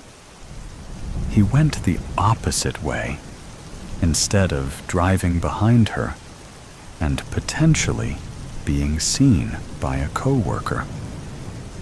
From his planning, he knew there was a spot where he could park his car and wait for her to walk by. Then, he would say he was having car trouble and ask to use her phone. As he drove to the spot, his lips moved upward into a smile. During his actual work was the only time he felt any real emotions. For the time being, he couldn't help the smile on his face, nor did he want to. However, once it was time to begin, he would be stoic and show nothing. The spot was empty, as Henry knew it would be. He carefully drove the car in and shut off the engine. Now, there was some time before she would arrive. It was perfect, allowing him to start the entry in his black book. Henry opened his glove box and felt around for it. His fingers touched a firm edge and the black book's distinctive leather texture. The answers to Henry's questions were within its pages, and it was his life's work. He felt like she could be the one to fit all the pieces together. Sighing as he opened the book, he knew he had thought those exact thoughts before. No, she is different. I am confident she is the one. My work is almost complete. Then I can rest. Yes, relax and enjoy life. Enjoy? What does that mean? Have I ever enjoyed anything? Yes, my work brings me joy. Henry violently shook his head in an attempt to clear his thoughts. He checked his wristwatch and knew Ashley should be passing by any minute now. The car door creaked as Henry opened it, and the ground beneath his feet made a crunching noise as he exited the car. His senses were always heightened as when he was working. Then he heard the distinctive sound of approaching footsteps. I know, right? You won't believe what she said to me after that. Her voice echoed through the night sky, and the words' high-pitched tone hurt Henry's head. He popped the hood of the car and grabbed his work bag. Pulling a rag out of it and dousing it in a potent knockout agent, he felt calm. Henry hid the rag in his pocket and bent over the engine, pretending to examine it. When Ashley saw Henry, she jumped at first. Then she saw who it was and seemed only to get more startled. Henry pretended not to notice her for a moment. Using his best acting skills, he looked up at her and put a surprised look on his face. Oh, hey, Ashley. Yeah, my car just sort of crapped out. I've been trying to see what's wrong with it, but I might be out of my league here. He could see her hesitate, and Henry thought she might just turn and run. Maybe her survival instincts were telling her to flee for her life. Ultimately, she seemed to take a breath and compose herself. Did you need any help? You would help me? A strange man in a dark alley? She chuckled at that, and that confused Henry. He genuinely asked her that question, and she thought he was joking. Was it because they worked together, leading her to believe she knew him somehow? In the end, Henry didn't know. Do you need help or not? I got to meet up with someone soon. Of course, that would be great. Thank you. Can you just hold a light over here so I can see the engine better? Sure. She opened her phone and turned on its flashlight. Ashley approached the car's hood and held the light high to expose the engine. Let me just grab a wrench. 1 second. Henry went around to the back of the car and pulled the rag out of his pocket. That was when it happened, and it didn't surprise Henry. His vision started to turn red, and his head began to tremble. His ears began to ring, and he had to hold on to the car as dizziness suddenly overtook him. The symptoms only got worse and worse until he blacked out. When he came to, he was sitting in the front seat of his car with his black book in hand. He sifted through the book, remembering where he got it.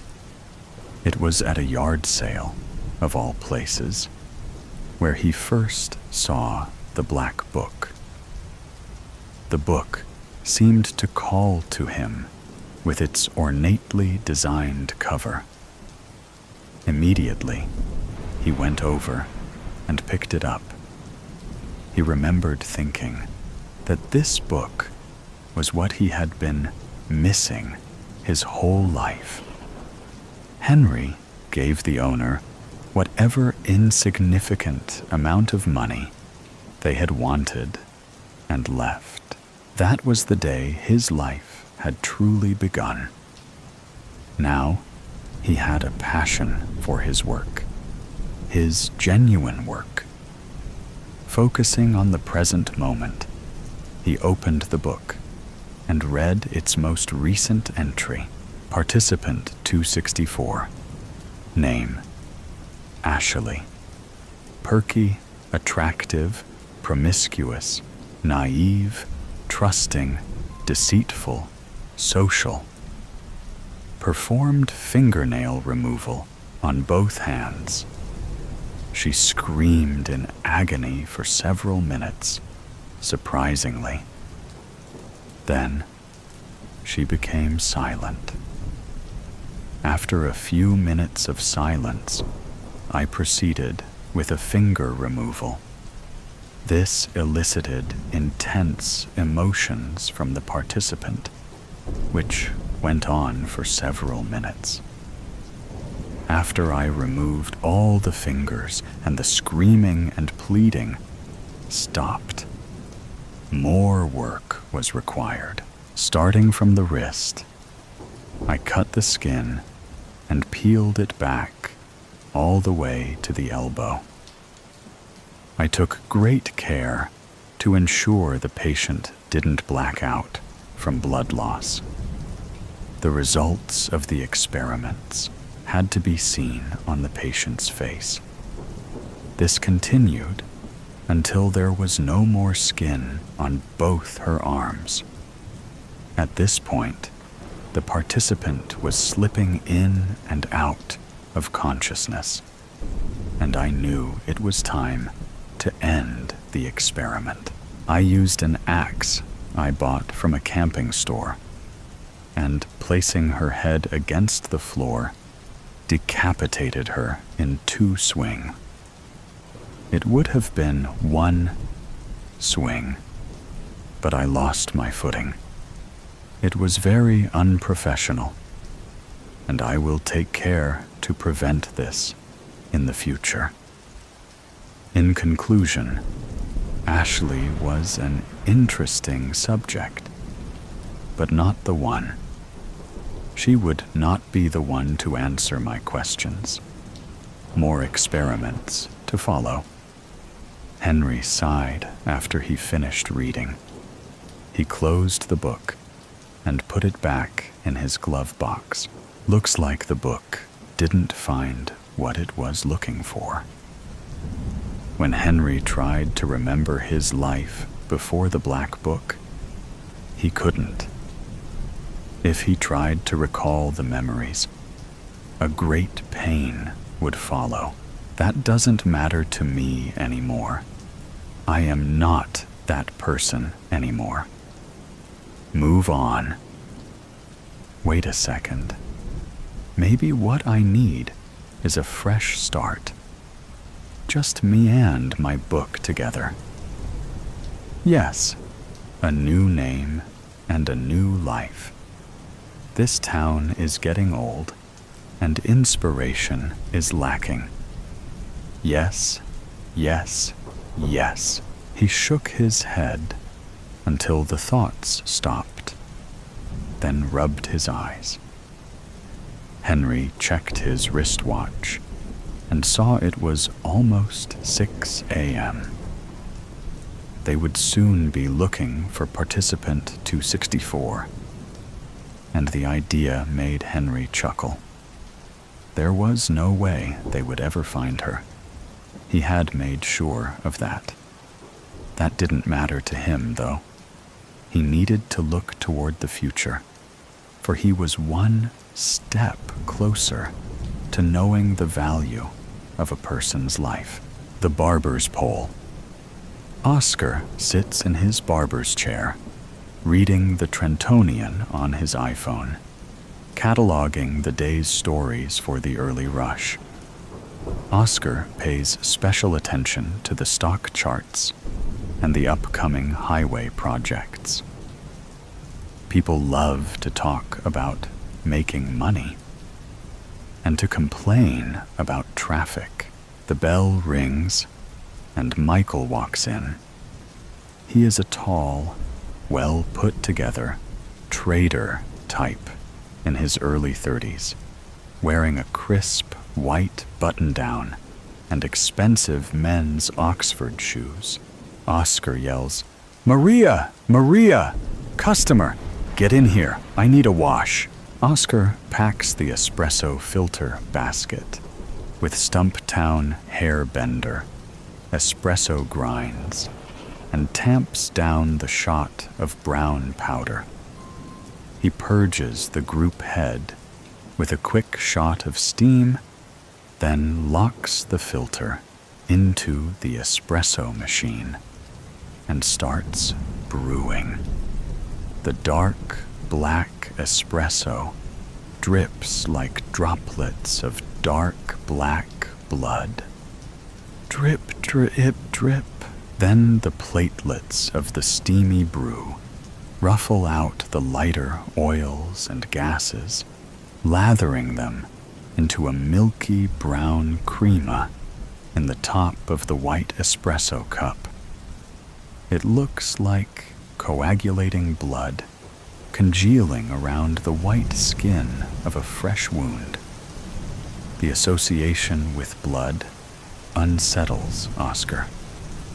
The thought of fresh red blood, thick and full, like pomegranate juice, the irresistible impulse to cut. His mind stirs with perverse thoughts that he cannot silence, even though it is before 9 a.m. The Oscar pours 2 shots of minty Sambuca Romana alongside the espressos. Something to take the edge off. "Hair of the dog that bit ya," Oscar says, thinking of bite marks on an arm and the serrated cuts of the canine teeth drawing out syrupy red nectar. "Here, sit down, and let's get you a wash." Oscar ushers Michael over to Maria's washing station and down into the sliding chair that leans back over the sink and pushes his head back over the neck rest. Oscar takes his shot and feels a gnawing in his stomach at the thought of blood, an unfathomable craving to drain life from the veins. Maria has inky black hair, still wet from her own morning shower. The fresh, earthy shampoo scents of lavender and mint waft off of her. She also has a hint of a touch of perfume, maybe a Chanel, tantalizing with a musky base and notes of fresh, dense jasmine and the acidic afterbite of citrus. She is college age, but too young to drink legally. Fresh and pure, with clean blue eyes and smooth skin. She speaks in a sing-song way, softly, like a hushed breath. "Here, close your eyes. Here, is it too warm? Now, relax your shoulders." Almost done. Oscar is making a trade on his dual trading screens, in the corner to distract himself from his bloodlust, while he waits for Michael's wash to be finished. Maria places Michael's head back under the mobile shower head, pours water over his forehead, and smooths the baby fine threads of silky blonde hair back with her soft hands and delicate, ringed fingers. Michael feels the warmth of her palm and the cold of her rings under the rushing water. Maria applies the shampoo and works it through his blonde, straight hair, massaging his forehead and pulling the lather and water back all the way down past his ears to his neck. Then she sits him up and begins toweling him off. "Ready?" Oscar says. He hands Michael his shot of liqueur, which he abruptly drinks, and then sits down in Oscar's chair and dons the barber's apron. "What'll it be? The usual?" As Michael nods, Oscar methodically cleans his Wall Pro Series clippers. He uses a brush to clear the blades and carriage, then sprays some sanitizing disinfectant, twice facing up, once facing down. He applies 3 or 4 drops of oil to the toe and heel of the blade. He runs the clipper, then wipes them down, and begins methodically fading the hair with different length settings to accomplish a clean skin fade. As Oscar cuts and the two men talk, Oscar notices a small skin lesion, a brown mark by the earlobe. It glistens in the fluorescent overhead lighting. "It's been rough," Michael says. "Hey, what do you think of this P&G stock?" Oscar asks. "I'm depressed, Oscar. I feel useless. I don't make any good decisions these days. I don't think you should take my advice on anything. The smell of Barbasol is stirred up and invades the nose. A smell of oak moss, coumarin, and clove, intrusive as old eggs." She left him a note. "Dinner is on the table. I was tired," Oscar explains, trying to let Michael know that while it sucks to be out of work, it is a good time to reflect.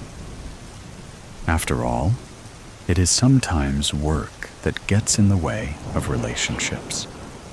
There is nothing like your own flesh and blood to drive you to madness. Now, it is time for the shave with the straight razor.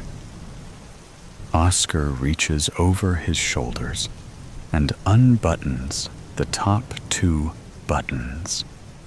He then takes a paper towel and places it over the back collar of the shirt. Oscar unbuttons the cape and drapes it loosely over the shoulders.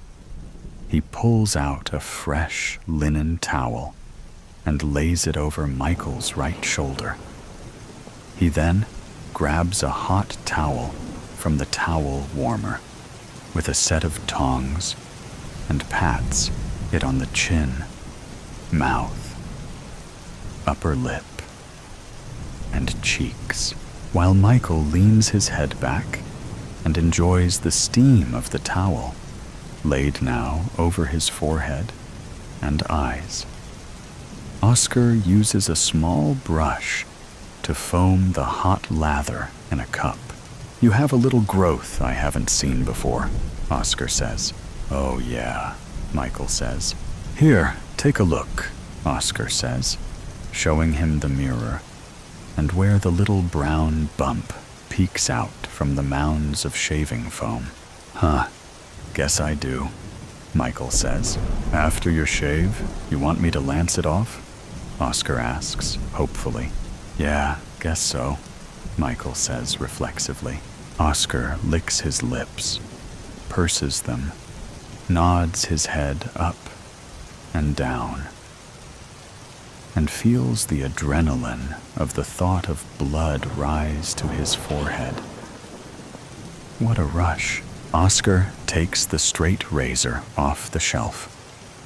He takes a fresh blade from the paper wrapping and places it in the stabilizers by the shoulder of the blade. Oscar applies the hot lather and begins pulling the blade along the skin. The sound is close to Michael's ears and sounds like paper ripping, or like the sound of a rake on the sand. He keeps his eyes closed as Oscar finishes the shave. All the while, Oscar's heart is beating quickly, and his eyes are dilated and buggy in the mirror. A droplet of sweat forms on his brow, just a small nick in the right spot. No. He mustn't think of it. He already has his treat. You ready? Oscar says. No time like the present, Michael tells him. Then Oscar applies pressure, and the blade slips into the skin, just below the imperfection. The slightest circular wince and a pull back out from the cut. As Oscar withdraws the blade and the lesion in one stroke, fresh, syrupy blood pools. The drip of blood. The whooshing sound of the blood flowing through the veins. The gurgle of coagulating blood, clotting and sealing the wound. Oscar feels giddy. There are goosebumps on the back of his neck, and he feels a jolt of adrenaline throughout his whole body. Oscar takes a styptic pencil to bind the wound. The saliva pools on the back of his tongue, looking at the juicy red drops. In a moment, the wound is treated, and all is well. See you in 2 weeks, Oscar says. Michael hands him a tip, pats his shoulder, and heads out into the bright midday sun. All afternoon, Oscar paces back and forth, turning the chair over with customer after customer. But the call of the blood is like a voice in his head. The dark impulses well up from an unknown source. Try as he might, Oscar can't put it out of his mind.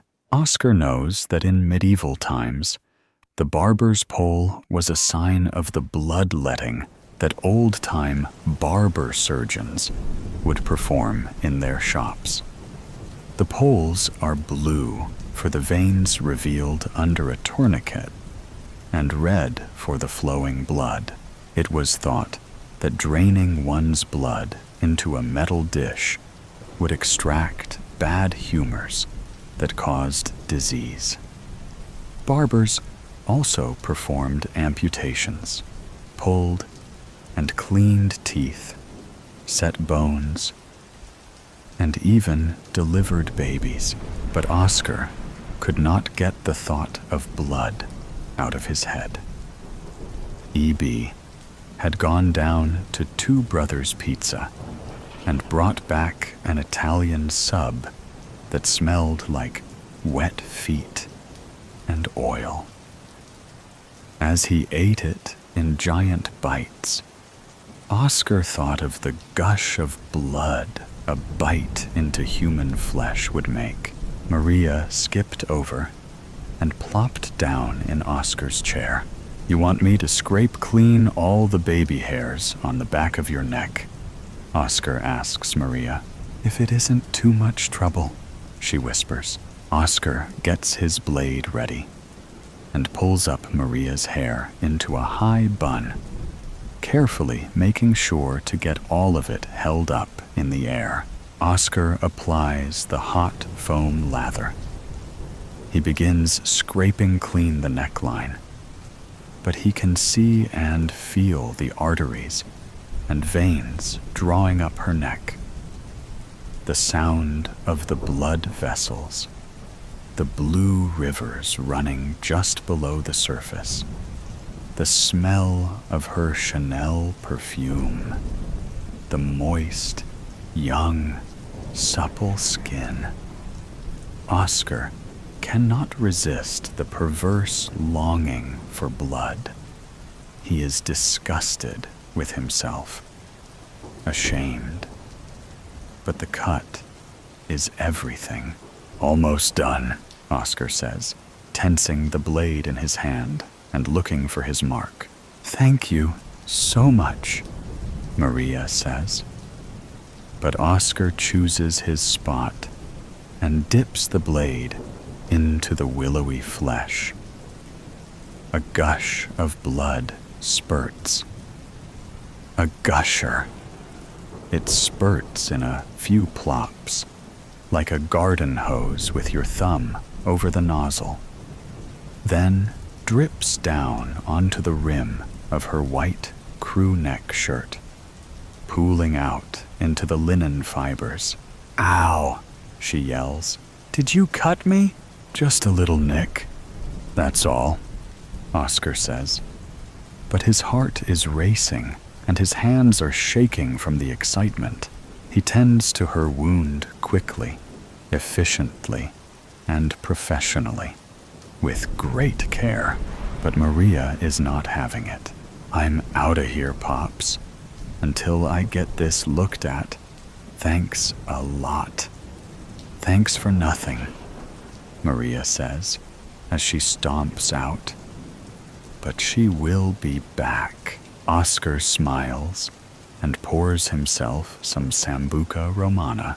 E.B., he says, isn't it just the darndest thing how satisfying it is to make a clean cut? The fat apprentice barber looks up in shock, red onion and ham hanging out of his mouth, and attempts a smile, totally at a loss for what his boss is talking about. Oscar searches online for a proper bleeding bowl. Obviously, there is no such thing on Amazon. So, Oscar chooses an elegant stainless steel reserve bowl. At $43, it is a luxury purchase. Next, Oscar has to get his hands on a fleam. This is the best way to do bloodletting. It is clean and precise and quick, unless you tap the blade too hard and sever an artery. One would be surprised how fast a femoral artery bleeds out. Oscar purchases some tourniquets and various medical supplies. What will someone think if they find out what he is up to? A few days have passed, and Oscar's order has arrived. And this is Oscar's chance. Marjorie sits in Oscar's chair. She is in her 70s, a large black woman who wears gorgeous dresses and maintains the vanity of a much younger woman. She has great, dyed black hair that falls in waves. The fat of her lips and jowls is all in the right places to make for an inviting face that warms and endears. Found a spot on my liver. Maybe that is what is giving me all these liver spots and spider veins, she says. Maybe, Oscar says with a knowing grin. What's that look for? She asks. Nothing. It's just that they used to have a way to purify the liver. Back a long, long time ago, in medieval times. Purify the liver Oh, yes, please. I could use some of that, Marjorie says. It's a little gothic, if you know what I mean. It involves a cut in the arm and draining your blood, Oscar says, as matter-of-factly as he can. Are you missing a screw? She says. I didn't think you'd be interested. It's only for people who are really serious about maintaining a youthful look, Oscar says. Evil humors. Heavens to Betsy. What will they think of next? She asks.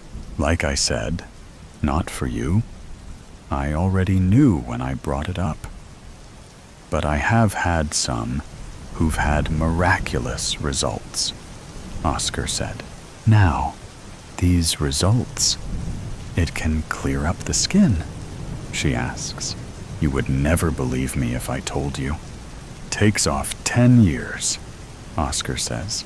More than that, if you cut too deep, I'd imagine, Marjorie says.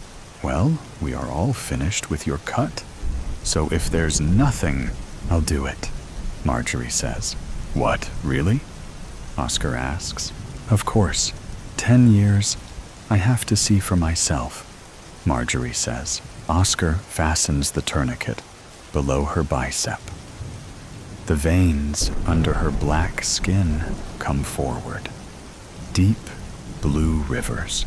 Oscar begins to sweat, and his hands grow damp. 1 second, he yells, rushing to the back room for his bleeding bowl and phlegm. In seconds, he emerges with the utensils. Marjorie is singing, Did-da-dum, did-da-dum. Are you washed in the blood? In the soul-cleansing blood of the Lamb? Are your garments spotless? Are they white as snow? Are you washed in the blood of the Lamb? As she hums and sings, Oscar sharpens the blade of the phlegm. He places the bleeding bowl on the floor below her left arm. Are you ready, Marjorie? Oscar asks in hushed tones. Are you ready? Let's get it over with already, she says. Oscar places the phlegm and its triangular blade just over the blood vessel on her left arm. It will just sting a bit, Oscar says, swinging his fist and digging the phlegm deep into her arm. Oh dear, Marjorie says. I already feel a bit lightheaded.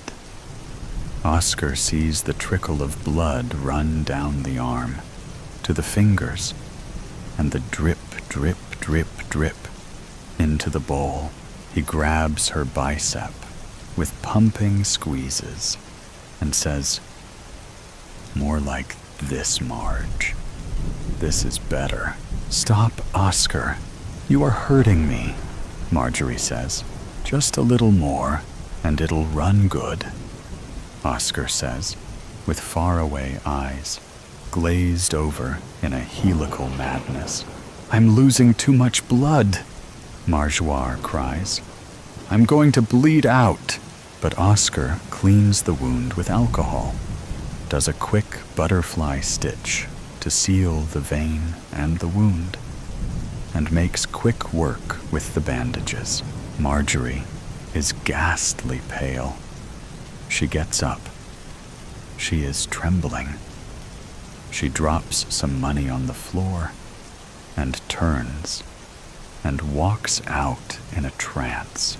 I won't be seeing her again, Oscar thinks, as the little bell sounds. And she leaves. In the back of the shop, with the blood bowl in hand, engorged in endorphins, Oscar observes the blood, sniffs it, puts in a finger, swirls it around, and indulges in a little taste. It tastes like steak. It tastes great. E.B. comes back from running errands and storms right up to Oscar when he walks in. "Boss, I got a call from Marjorie Jones on my way back over," EB says. "Did you get the inspection stickers?" Oscar says, referring to a little side business they have selling fake inspection stickers that are supposedly from the DMV.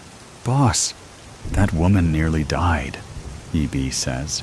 "She was having skin problems, EB. She was looking old. She proceeded at her own risk," Oscar says. "Oh yeah? You have a lawyer sort that one out?" EB asks. "It's nothing out of the ordinary," Oscar says. "Barbers have been doing it for hundreds of years. If you ever do anything like this again, I'm done. That's it," EB says. "The blood. It is the most extraordinary thing. Dark and also light. Substantial, but also fluid." "Are you losing it, Oscar? Are you literally going crazy?" EB asks. "You know the feeling when you give someone a perfect cut?" Oscar asks, and continues. "It is the same feeling. Exactly the same." "Whatever, boss," EB says, sitting down and stress-eating his second hoagie of the day. Oscar walks back into the back of the shop and sees the old hand-drawn sign in the corner. Oscar's Unisex Cuts, 8 to 8 MS. Oscar goes into the refrigerator and stirs his fingers in the blood, then puts his whole palm in. Then he takes a fresh, hot towel and submerges it in the bloody liquid. He pulls it out and finds the white barber's pole that he bought from the specialty shop. He wraps the towel helically around the pole. It is a helical swirl of red and white, the red splatter of real blood. He puts the plastic covering over it, walking past EB, eating his sub. Oscar goes outside and stands by the storefront. He takes a hammer and starts installing his new barber's pole. He stands back, hands on hips, admiring his work. His eyes are bloodshot from the adrenaline, and his lips are red from the blood. Behind closed doors. "Have you seen this boy?" The woman behind the chained door shook her head at the creased photograph. "He's 6 here," Anna urged, "but he's closer to 8 now. Ain't seen him." "Sorry, truly I am." The woman hung her head, closing the door. Anna had almost gotten used to it. The slamming doors, the constant barrage of no's, dejected looks momentarily sharing her horror. Then straight back to daily life with the squeak of a hinge and the click of a lock. That's just what normal people do.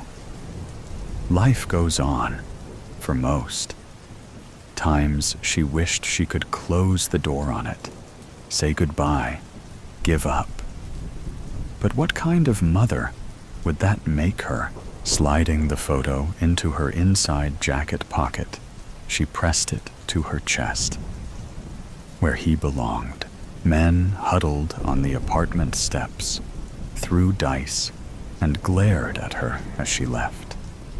Women shouting from sash windows at kids playing on the street shook their heads at the sight of her.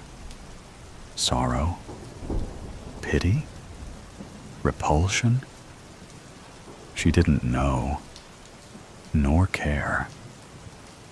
By reputation alone, most everyone in Hartsville knew her, or of her. She'd become as much a lost soul as little Jimmy, except no one hunted for her. Not anymore. Released without substantial evidence, is how the lawyers explained it.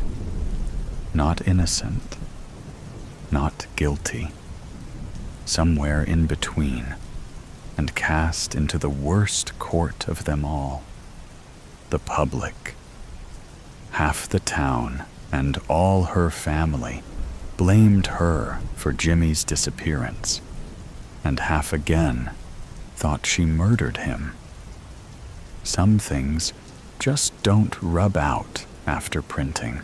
Drawing deep from a cigarette, she leaned against the rust bucket she called a car, and home, its windows crowded with the few possessions her former husband allowed her to have. Gazing up and down the street, she considered how much longer she could do this. How many more shoes could she wear through? How many? Hey, you. Anna turned, searching for the smooth voice. A tall figure lurked in the alleyway opposite, features hidden by the descending sun, intentions none the plainer. Cocking an eyebrow, she pointed to her chest. Yeah, you. Come here. Waving her over, he disappeared into the poster-tattered passage. Discarding the cigarette, she made a show of tucking her 4-day, fresh, white tank top into her equally dirty jeans. In reality, she ran a hand under her cargo jacket, making sure the snub nose would be easy to pull. Only a fool came into the devil's basement, as the locals called it, unready, unprotected, or more worrying, unwilling to do what might be needed to be done. Steadying her breathing, she edged between the cars and made for the mystery man, standing at the other end now, one foot on the crumbling red brickwork, arms folded, eyes closed, his head tilted to the gathering clouds. What do you want? She asked, placing her hands on her hips. Not me. He didn't open his eyes. Well, who? Boss man. Should that mean something to me? Maybe. It doesn't. Now what's this about? He needs a job doing. Says you're the woman for it. Sorry. Don't do job interviews in back alleyways. She turned, throwing a dismissive wave over her shoulder. Here now, woman. Before you go, he wants you to have this. He extended a closed fist, finally opening his eyes. She stepped back, squinting in disbelief at his yellow stare, blazing like the midsummer sun. Nonetheless, curiosity sunk its teeth into her. What's that? A gift. If you like, more be waiting after a ride in that car down there. Nodding toward the perpendicular laneway, Anna leaned out, all cautious, like to spot a rumbling estate wagon. Who's in that? And where would it take me? Trust me, woman. You ain't going to care after you see this. He waggled his fist. She extended a shaking palm. His fingers unfurled. Her heart stopped, then hammered, temple thumping loud. Impossible. Stomach knotting, hairs spiked the length of her neck. How? Dizziness overcame her, faint, happy, angry. It was all too much. Tears welled as she lifted that tiny yellow watch, the one with the cracked Power Ranger face Jimmy flipped open and shut when he got nervous. Terrified of the answer, yet hoping it to be true, she turned it over. J.C. engraved on its back. Jimmy Crawford, her Jimmy. She took off before her reeling mind could catch up, and within seconds flung open the car door. She knew the kind of mother she was. Relentless, the bag over her head didn't scare her, nor the machete-wielding woman next to her. Not even the fact they'd been driving for at least an hour now. No. What scared her was herself. She just jumped without thinking. Anyone could have faked that watch. It was common knowledge he wore one the day he disappeared, but not the engraving Jimmy did with a nail. Or was it? She racked her memory. The car slowed to a stop. Another stop sign. Traffic. The cops? With a mechanical click, the doors unlocked, swung open, and someone seized her elbow. "Let's go, woman." Her bated breath gathered like dew under her nose. Stones crunched underfoot. Then a hinge complained, as what sounded like a heavy metal door groaned open. "There's steps here. Wouldn't it be easier to take this thing off?" Anna asked, trying to add a little unfelt humor to her voice. A sharp jab between her shoulders was the only reply. She didn't ask any more questions, humorous or not. The descent stretched impossibly long, like the moment you see a child falling, but are too slow to react. With each step, the heat grew inferno hot. Sweat matted her hair, dampened her talk, stung her eyes. Where were they taking her? What did they want? Another door opened. The stench of sweat and sewage hitting her harder than a bat. Then music, laughter, glasses clinking. Prodded onwards, silence fell in her wake. Pushed into a chair, she grunted. Canvas bag whipped from her head. She panted the stale air. The room flickered. Tiny flames dancing behind red glass scattered across a discord of tables. Everything blurred as if staring through a heat wave. Licking her lips, she tried making sense of the shapes. Like a head swelling adrenaline rush, everything stopped swaying and came rushing into sobering focus. Hunched over a curved counter, a man fished juicy maggots from a writhing jar, then dropped them, slurping into his toothless mouth. Two skeletal, thin women, wearing nothing but dog collars, curled at the feet of an obese man, rubbing goose fat through his hair.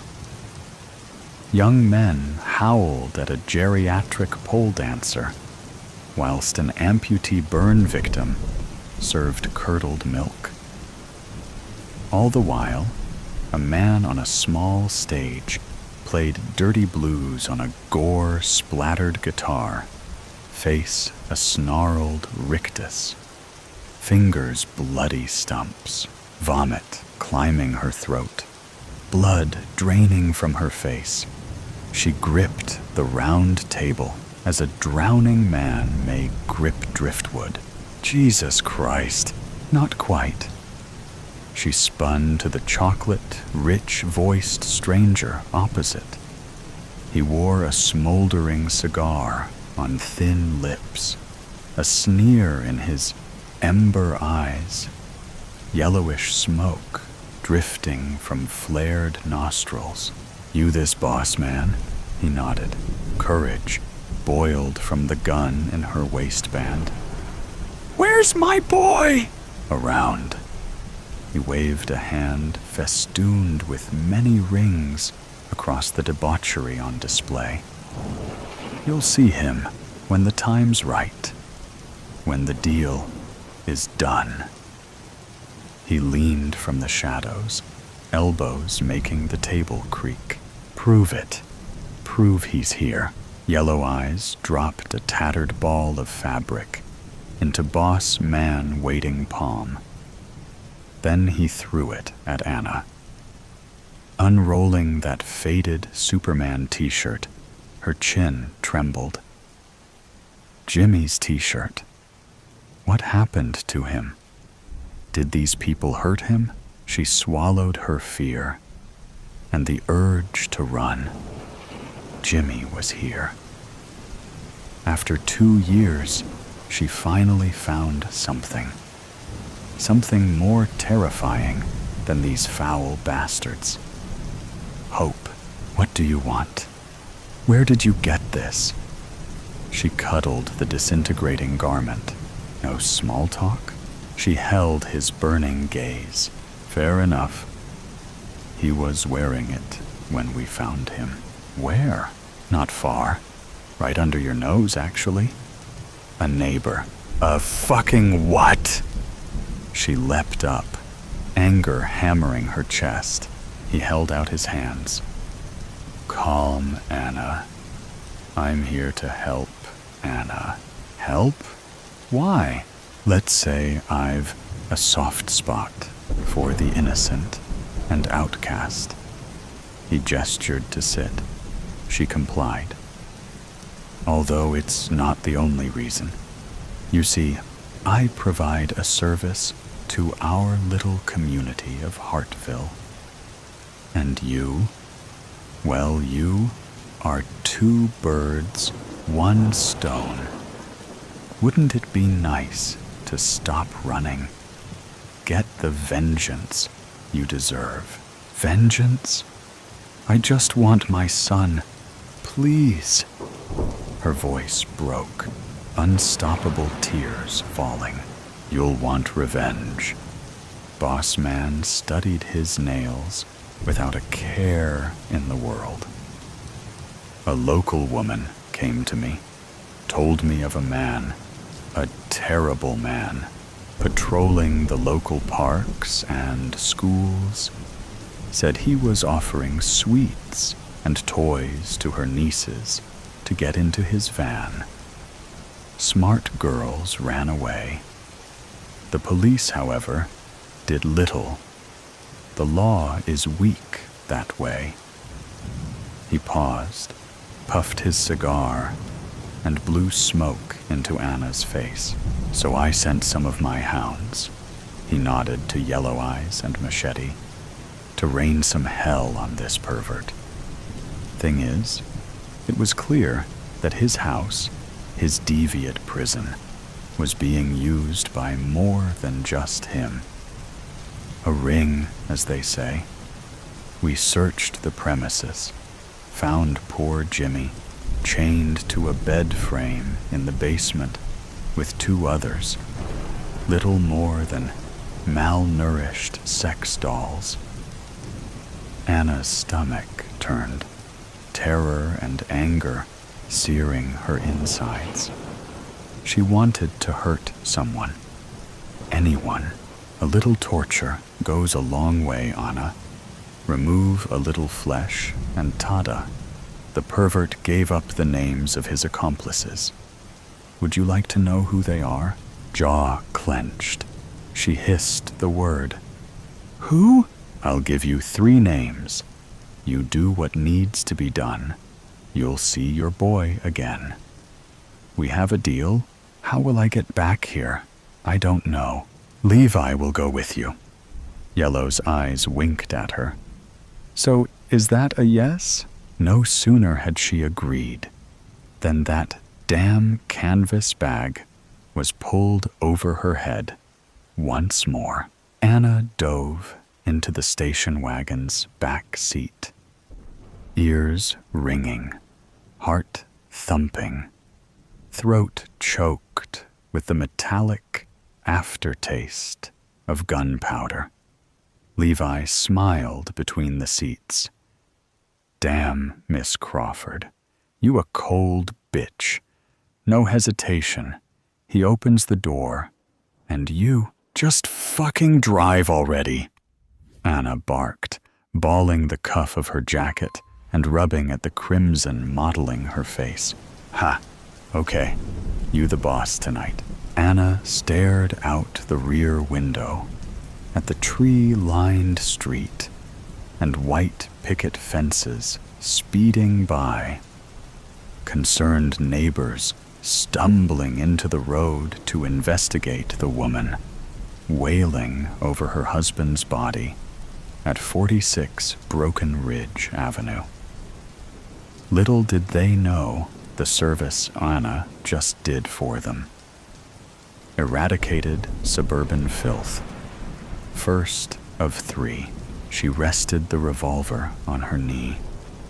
Somehow it felt lighter, as if that one bullet carried away the weight of her suffering, her loss. But he wasn't lost. He was waiting for her. Something unexpected curled the edge of her lip. "You smiling, Miss Crawford?" Levi asked into the rearview mirror. "You are. Cold bitch. You're going to fit real nice." She shook her head, dismissing both comment and grin. "Who's next? Edward?" "Calhoun." Anna repeated the name, tracking her finger down the apartment buzzer's nameplates. There you are. 2 short buzzes, a click, a cough, then, "Hello, who's there?" "Mr. Calhoun, sorry to disturb you." She already picked a name from those displayed. "This is Jessica Longstein. I've lost my key again. And you were the first to..." Yeah.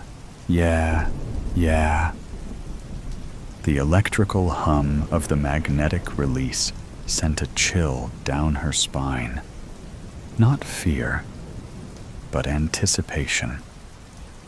1 step closer to Jimmy, 4 flights of stairs. 1 long, worn, carpeted hallway, and she stood outside his peeling door. Patiently, she waited for a Latino couple to get on the elevator, then knocked, placing a hand over the spyglass. Floorboards groaned from within. A chain rattled, a bolt slid, and she found herself staring at a stout, unshaven man in his 50s, wearing a blue telecoms shirt. "What can I do for you, Missy?" "This is for Jimmy." His eyes stretched, fearful wide. At the name, the crazed redhead at his door, or the gun inches from his face. It didn't matter. Pull, click, bang. His last thoughts sprayed over the cracked plaster inside, his body collapsing as though its bones turned to mud. For a second, she watched him, hopeless, pathetic, no longer a danger. She breathed deep. 1 to go. "Miss Crawford, yo, Anna. Startling awake, she grabbed Levi's poking hand, blinked into focus, then looked about. She lay in the back of the car. A cul-de-sac of 2-story houses loomed outside, quiet with barely a light on, the moon hanging low, shimmering off their slate roofs. Anna stretched, cracked her neck, then shook her face. How long were we driving? I can't believe I fell asleep. It's the adrenaline. Big come down. Happens all the time. I took the long way here. Had to avoid prying eyes. That last one definitely got some flashing light attention. But this is it here, Miss Crawford. Levi pointed out the side window to a silhouetted figured light by the glow of a computer screen, typing into the small hours. Anna sucked her teeth, sniffed, pulled the lapels of her jacket, then checked her gun. Dirty bastard was probably on some chat site, pretending to be a teen girl or some other filth. You ready? And willing, Anna answered, shuffling and gently closing the door. She caught sight of her reflection, frazzled and blood-specked, and an idea fizzled into being. She grabbed her arm, dragged her leg, and hobbled towards the downstairs window. It didn't take long for him to spot her. Taking off his glasses, he twitched the curtains. "Mister, please," she whimpered. "I went off the road, round the corner. I need..." Holding up a hand, he dashed from the room. A porch light sparked to life, and the front door opened. "You okay, lady? What the hell?" He spun, roaring, as the bullet tore through his shoulder. He tried dragging himself back across the perfectly manicured lawn, but it was useless. The hammer fell. Back of the head, he jerked, spasmed, fell still. It was done. She smiled, running back to the car. She could already feel Jimmy in her arms. Her sweet, innocent little Jimmy. The macabre cabaret garnered no interest this time around, and she stared straight at Boss Man when the canvas bag was removed. "My boy," she said, not a request, placing the revolver on the table before her. He smiled, swirled a glass of red wine, drank, then nodded to no one in particular. Eternity stretched out before her, biting her lip, fingers drumming the scarred tabletop. She couldn't quite believe it. She'd finally found him. Two great bulking necklace forms lumbered from the shadows, a metal box held between them. It thudded onto the table before her. Boss Man grinned, tapping its top. Giggles simmered behind her as she lifted the lid with trembling hands. Tears exploded, lip quivering, shoulders shaking. There was no mistaking it. Those cheekbones, large, hollow eyes, even the skin dried and rippled as it was. She touched his forehead, sweeping away a dirty blonde fringe, and kissed him. She pulled his cracking and snapping corpse into her arms, his jaw swinging open in one last horrific scream. Falling to her knees, she pressed him close to her chest, where he belonged. Why didn't you tell me?" she spluttered between sobs. "I said you'd see him again. Here you go." Laughter rose like hyenas on the hunt. The unwashed bodies pressing coffin close around her. "It's okay, honey," she whispered to her son, rocking back and forth. "I got the bastards. I got them." 2 of them, anyway, boss man sneered. What? I said there were accomplices. I didn't say all 3 were. You humans are so eager to jump to your worst instincts. Oh dear God. Oh God. He can't help you, Anna. We have a long-standing arrangement. He finished the wine with a lip smack.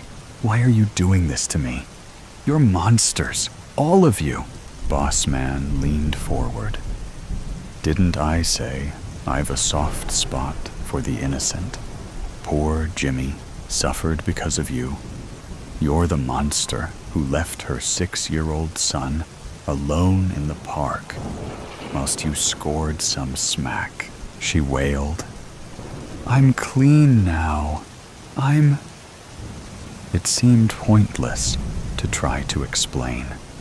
It wasn't going to bring him back. What the fuck are you? She roared. You know already. You've always known. And now you're mine, forevermore. To a cacophony of laughter, she lowered Jimmy's remains back into the metal box, slowly closed the squeaking hinge, said goodbye, and gave up. Her finger wrapped around the trigger, the barrel cold beneath her chin. Perhaps in death she could be a better kind of mother. See you soon, son. The identity thief. This is the hunter's badge of glory, that he protects and tends his quarry, hunts with honor, as is due, and through the beast to God is true. Jagermeister, by Oscar von Riesenthal, taken from the back of a Jägermeister bottle, half full. I am left to imagine the circumstances of a most unusual case, which has the Grimlace's handiwork written all over it. The Grimlace has stolen another victim's visage and memories, leaving her a withered amnesiac. She was wandering ghost-like amid the streets of Frankfurt, with no idea how to return or where she called home. My name is Hildegard Köppen, I tell her, but everyone calls me Hilda. Pleased to meet you. And she trails off, unable to remember her own name. It's okay, my dear. This is all quite normal, I tell her. I turn on my dictaphone and make my report. It is 23:36 in the evening. The patient's name is Greta Thunderberg. The patient is approximately 32 years of age, according to confirmed medical records. Greta presents with symptoms of sudden onset retrograde amnesia. She reports no memory of her whereabouts, or how she reported to Polizeireiterstaffel HE off the River Main. She complains of persistent tinnitus, disorientation, and a total loss of recent memory, as well as an inability to recall various aspects of her personality, or apparently, her own name. When asked if she is a serious person or a fun-loving one, she says, I hardly know myself at all. I couldn't say. When asked if she enjoys large gatherings and social occasions, she says, I should like to try it and see. She is completely flat. When asked, are you upset about your present condition? She says, I feel fine. Her face is frozen, as if she has had an excessive amount of Botox serum injected. There are neither any signs of physical trauma nor any indication of the use of surgical instruments, and the blood work is normal. My diagnosis is that there has been a sudden hypoxic event and a hardening of neural connections occasioned by calcification from exposure to chemical antagonists, causing sudden onset retrograde amnesia, all of which is consistent with a Grimlace attack.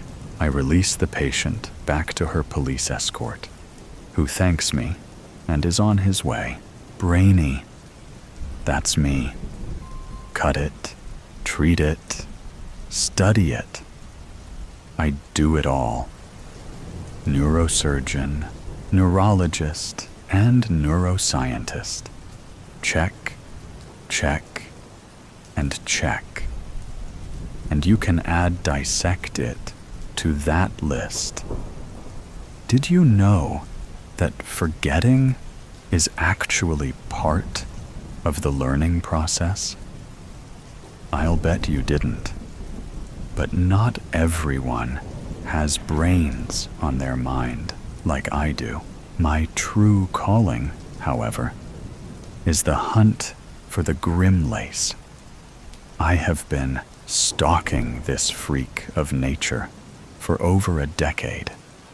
But this is the first time that I have ever been able to anticipate catching my quarry and finally seeing what it is made of.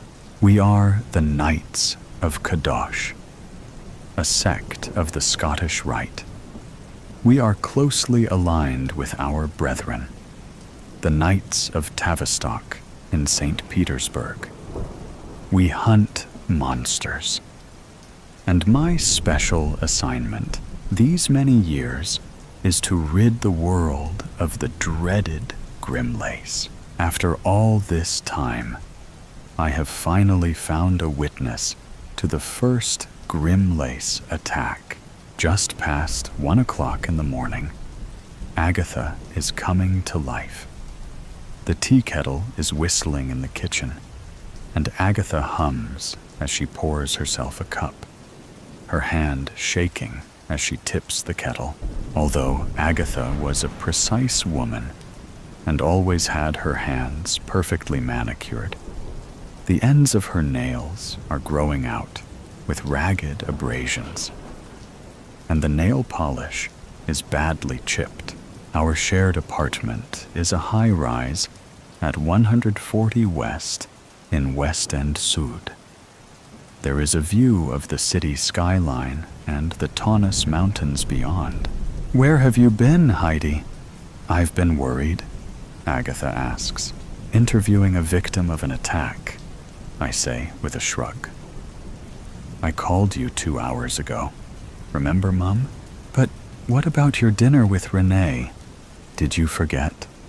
Agatha asks. "That was last week, Mother." "Is someone changing your calendar?" she asks, hands on her hips. "You know there are a lot of doctors that want your position in the Faculty of Medicine at Goethe Universität, who would do anything to get you out of there." "Oh, Mother, no need to worry about me. Did you watch your show?" Is it already 8? Agatha asked. "Mother, it is nearly 2 in the morning," I tell her, and walk into my study. "I have to finish some work, Mum. Get some sleep." I can barely stand to look at her when I can't do anything about it. My mother was a fine physician and a woman of prominence. She has now been reduced to this dwelling invalid who sulks about being imprisoned by her own mind. I know she won't turn in until the sun comes down. I have given up trying to get her into a normal sleep schedule. After all, it is not as if I have one myself.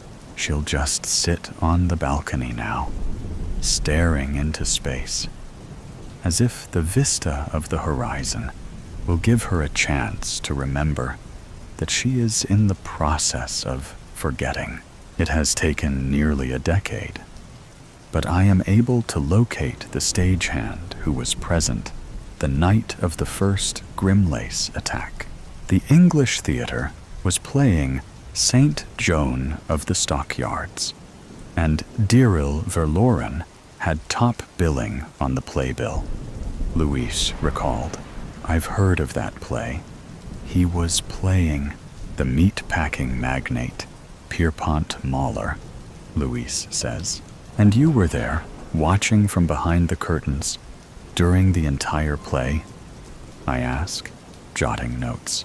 "Not the whole time," Louise says. "Where did you go?" I ask.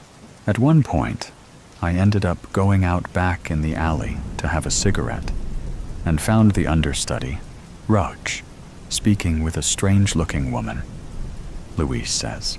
"We will come back to that," I tell him, blowing at some hair that has come untucked from my ponytail and is dangling over my left eye. What did Diril look like? Diril was a tall man, about 6'4", just stunning. He had a lean, lanky build. His coiled hair hung down in a shag cut.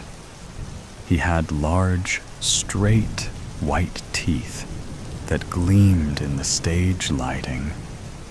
He had really bad ADHD, with a cutting, manic intellect. He was always gesticulating and animated, and always at an 11 out of 10. Louise says, "Was he under the influence of anything?" I ask. "Other than his own self-importance and fame, you mean?" "Amphetamines. Adderall was pretty standard. Breakfast, lunch, and dinner," Louise said. "I think that addiction is an impermanent solution to a permanent problem." "How was the performance?" I ask. "He was a star." I remember his voice rising to a crescendo as he said, "Oh, everlasting slaughter." Nowadays, things are no different from prehistoric times, when they bloodied each other's heads with iron bars. "It was quite the performance," Louise said. The words set off a spark of revelation as I struggle to understand my prey. I think of the price of fame for a performer. One must corral and direct a revelatory energy. From the crushing terror of the stage, the spotlight that leaves one exposed and vulnerable, an artist must mine this energy for a competence that once achieved is received, applauded, and becomes the most addictive of drugs. Yet the act is separate from the actor. The skill is separate from the skilled.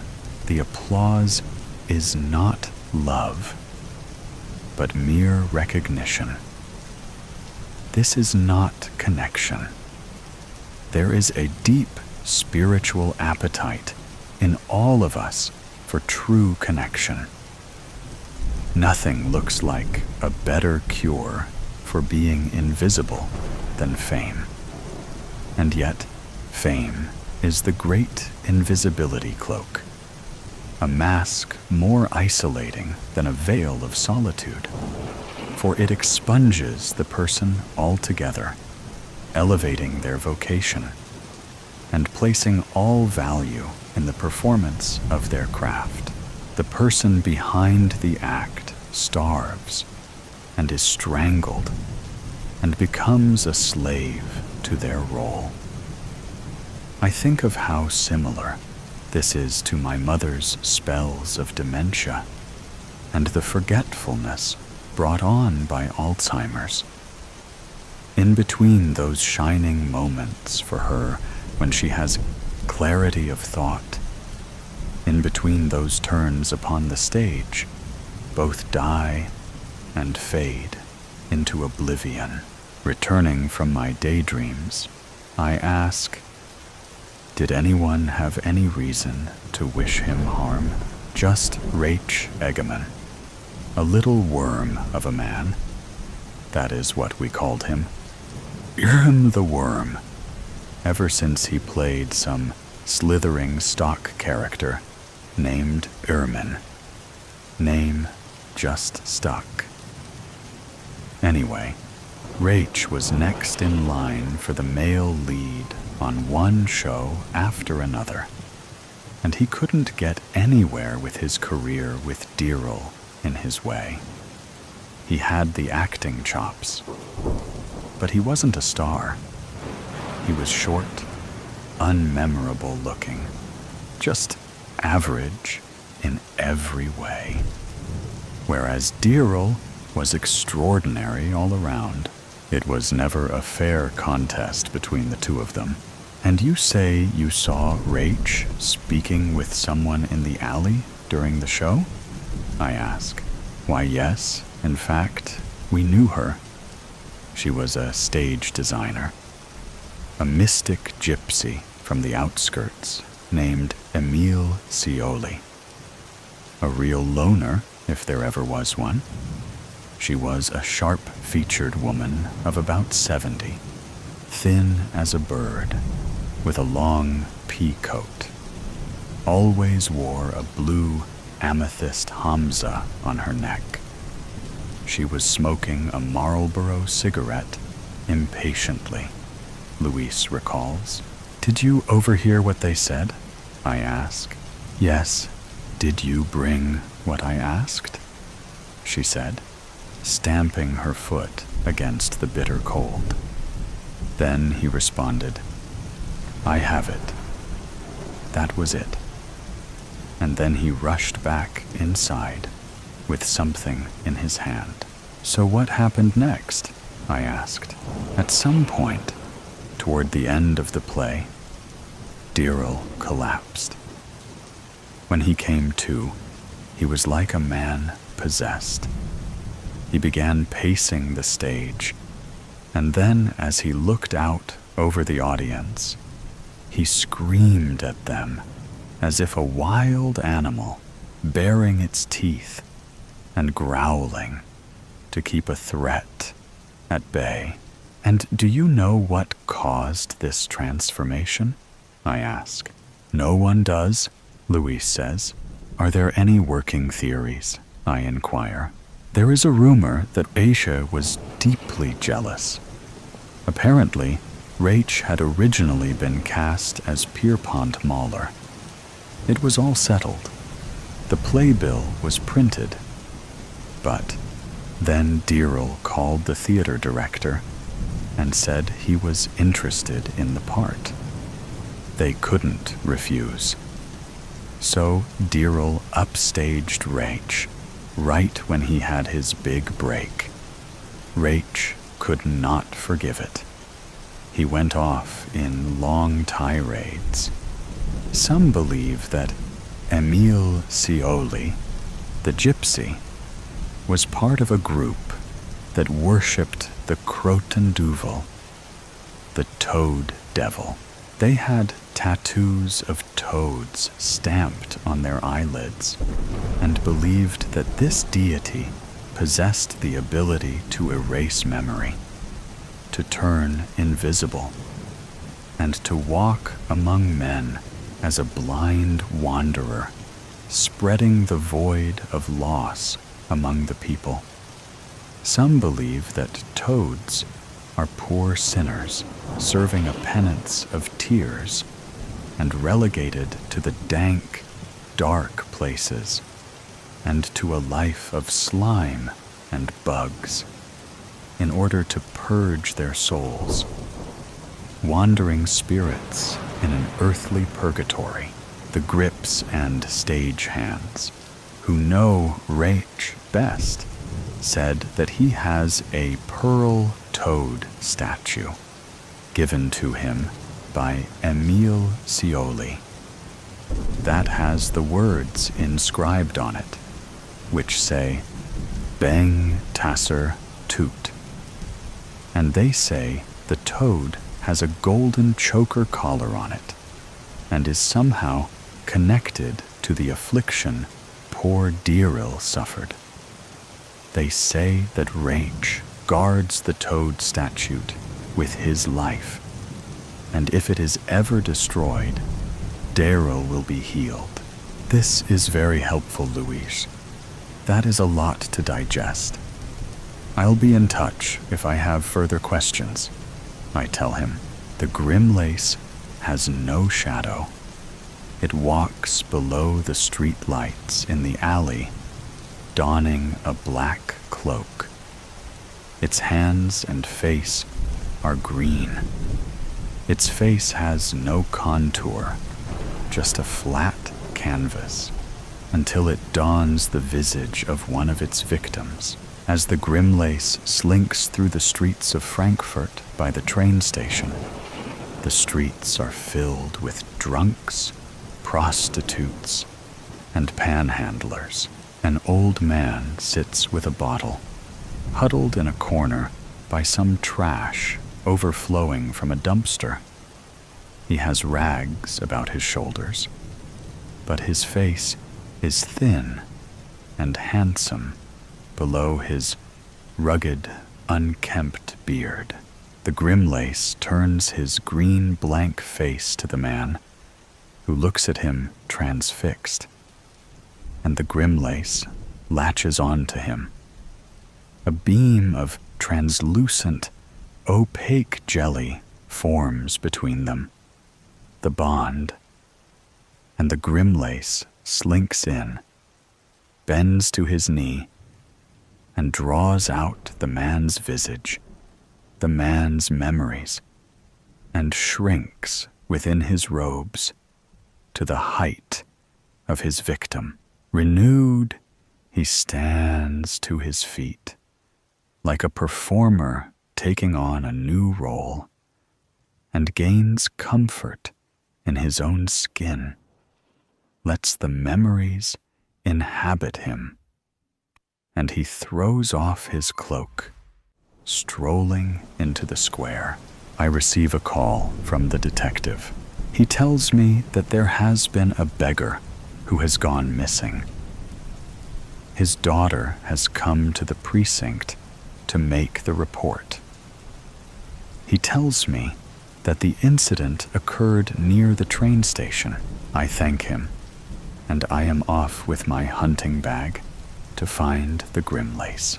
The cloaked creature, with the green hue to his skin, is pacing along the entrance to the train station, where the beggar used to set up each morning. In my bag is a mirror, a cattle prod, and a Sig Sauer 45mm pistol. I find a bank of deep shadows by the corner and observe my mark. The grim lace does not seem to know that it is adorning the persona of another human being. It seems utterly lost in its contrivance, cursed, as Louise had said. It seems to be in agony every bit as much as the woman Greta who came to my clinic the other day. Does this creature sleep? It lets out a blood-curdling chortle. Oh my God! The beggar must have been schizophrenic. The creature is hearing voices.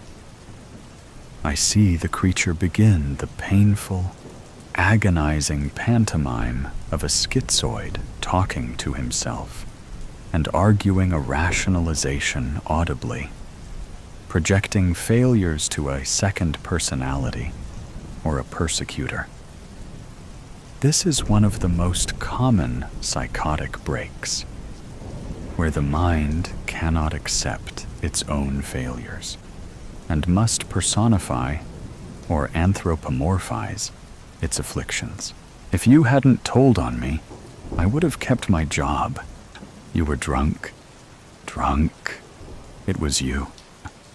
You sneaky FK, you falsely accused me. You went to Lars and made a fuss.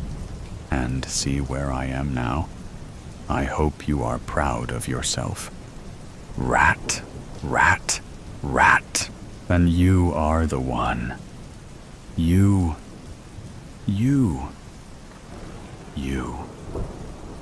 A drunk. An ingrate. A lazy, good-for-nothing piece of La la la la la la, shut up, get away from me. Police, police, I am being attacked. Ow, ow, stop, get away.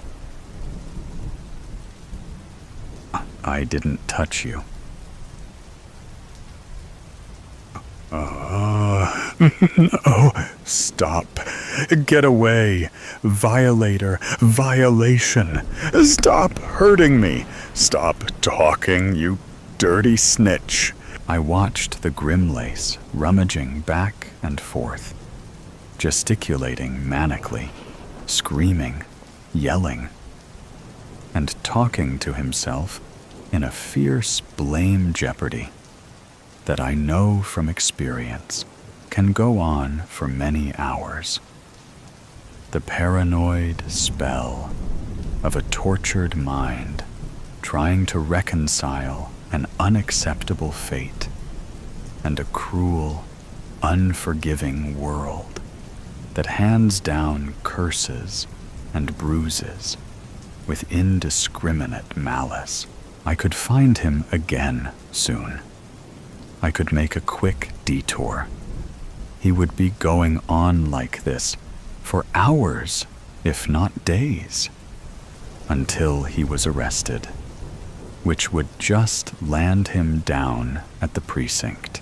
Back at the English Theater, I find Rach Egeman's dressing room. He is now playing the part of the lead in every play. He has ascended to the pinnacle of the profession. Ah, my adoring fan. What? Do you want me to sign the playbill? Yes, can I come in? I ask. Here, come sit, he says with glee, but I do not sit. I take out the cattle prod and place it on the carotid artery on his neck, and with a small squeeze, he shrieks and falls to the floor. I begin my search. After a few minutes, I find the toad talisman and stow it in my bag.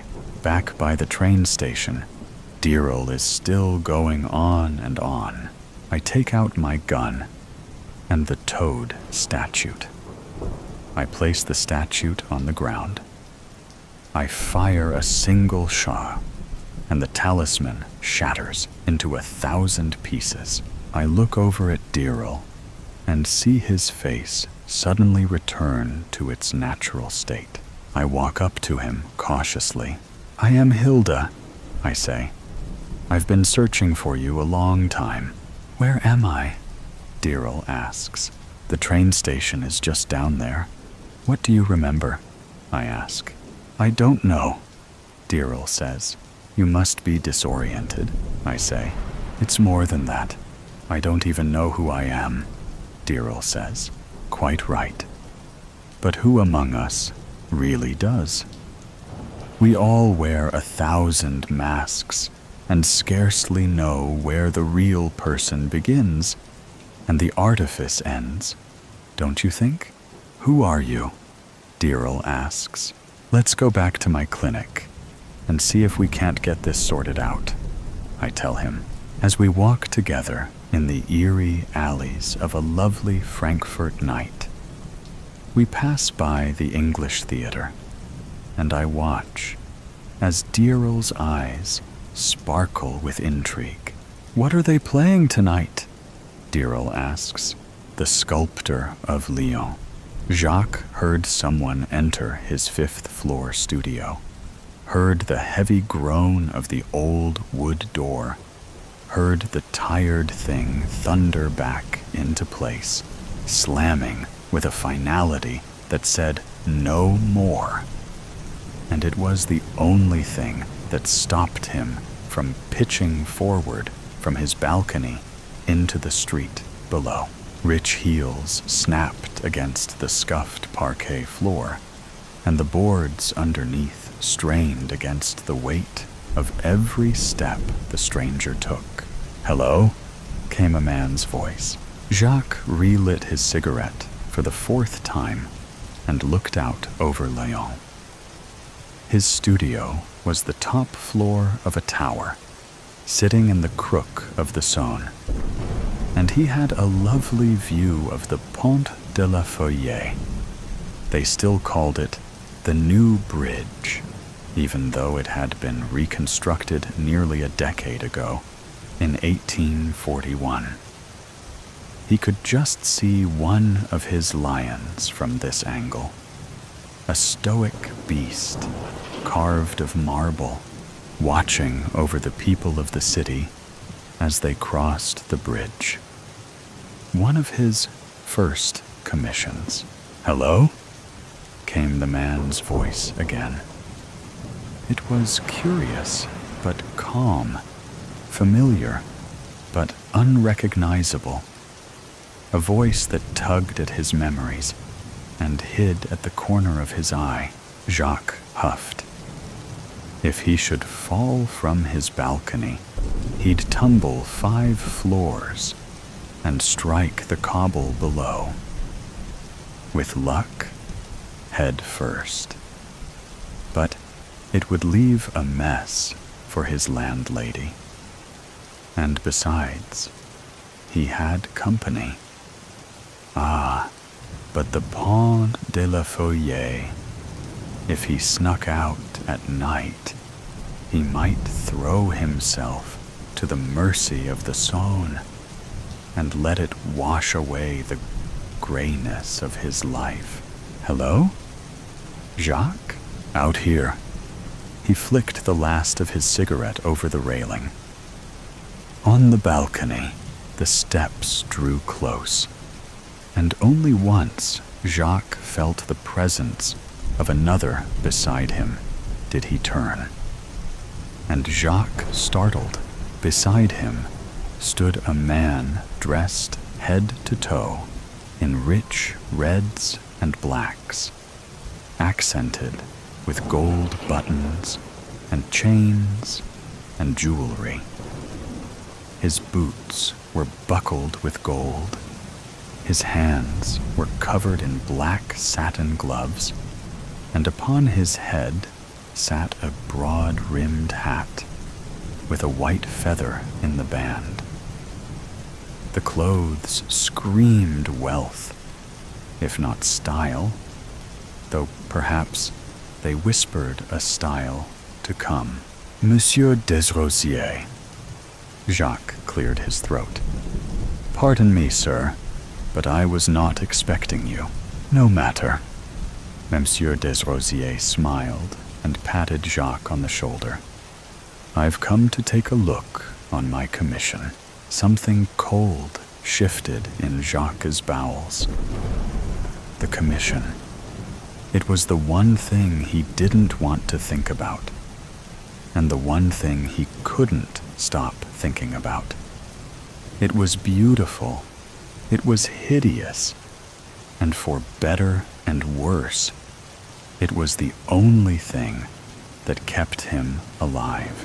If it hadn't been for the chance encounter with Monsieur Desrosiers 3 months ago, on a moonless, foggy night, when Jacques planned to get well drunk and then to go looking for trouble, whether in the dark alleys of Lyon, or in the waters of the Saône, or by means of the loaded pistol he kept in his pocket, he might finally have been done with it all.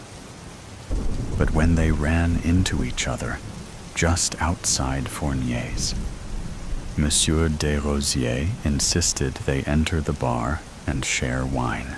And when Jacques told him of his misery, of his heartache, of giving up, Monsieur Desrosiers insisted further. "I can't do it anymore," Jacques said. "Every breath I draw is torture. All I want is to hold her again, to feel her skin against mine. There's no greater pain than that of the heart," said Monsieur Desrosiers. "But this is the well from which we draw art. Tell me, what do you intend to do with the piece?" "I don't know. I will smash it." "Impossible," Monsieur Desrosiers said. There was no alarm in his voice, just a statement of fact. "I'll not hear another word. I'm commissioning you to finish it." And the price he offered, coupled with the wine, was not something Jacques could refuse. Jacques lit another cigarette. "This way, sir." He took his patron to his workshop, a dusty place filled with statuettes, busts, blocks of various stones, and wooden frames, a place dominated by a column of a man's height, covered by a white cloth that promised severe edges. A stool sat before it, and hammers and chisels littered the floor, scattered like afterthoughts. "Show me," said Monsieur Desrosiers, circling the covered statue. "It's not finished. It cannot possibly be finished. Art never is. Reveal it. It's grotesque. A cruel mockery. Impossible. Your hands are magical. They sing to the stone. Come, do not keep me waiting." Jacques tarried only a moment longer, and then listlessly he pulled at the cloth. There was a radiant guile. "Marvelous," said Monsieur Desrosiers. "She's simply magnificent."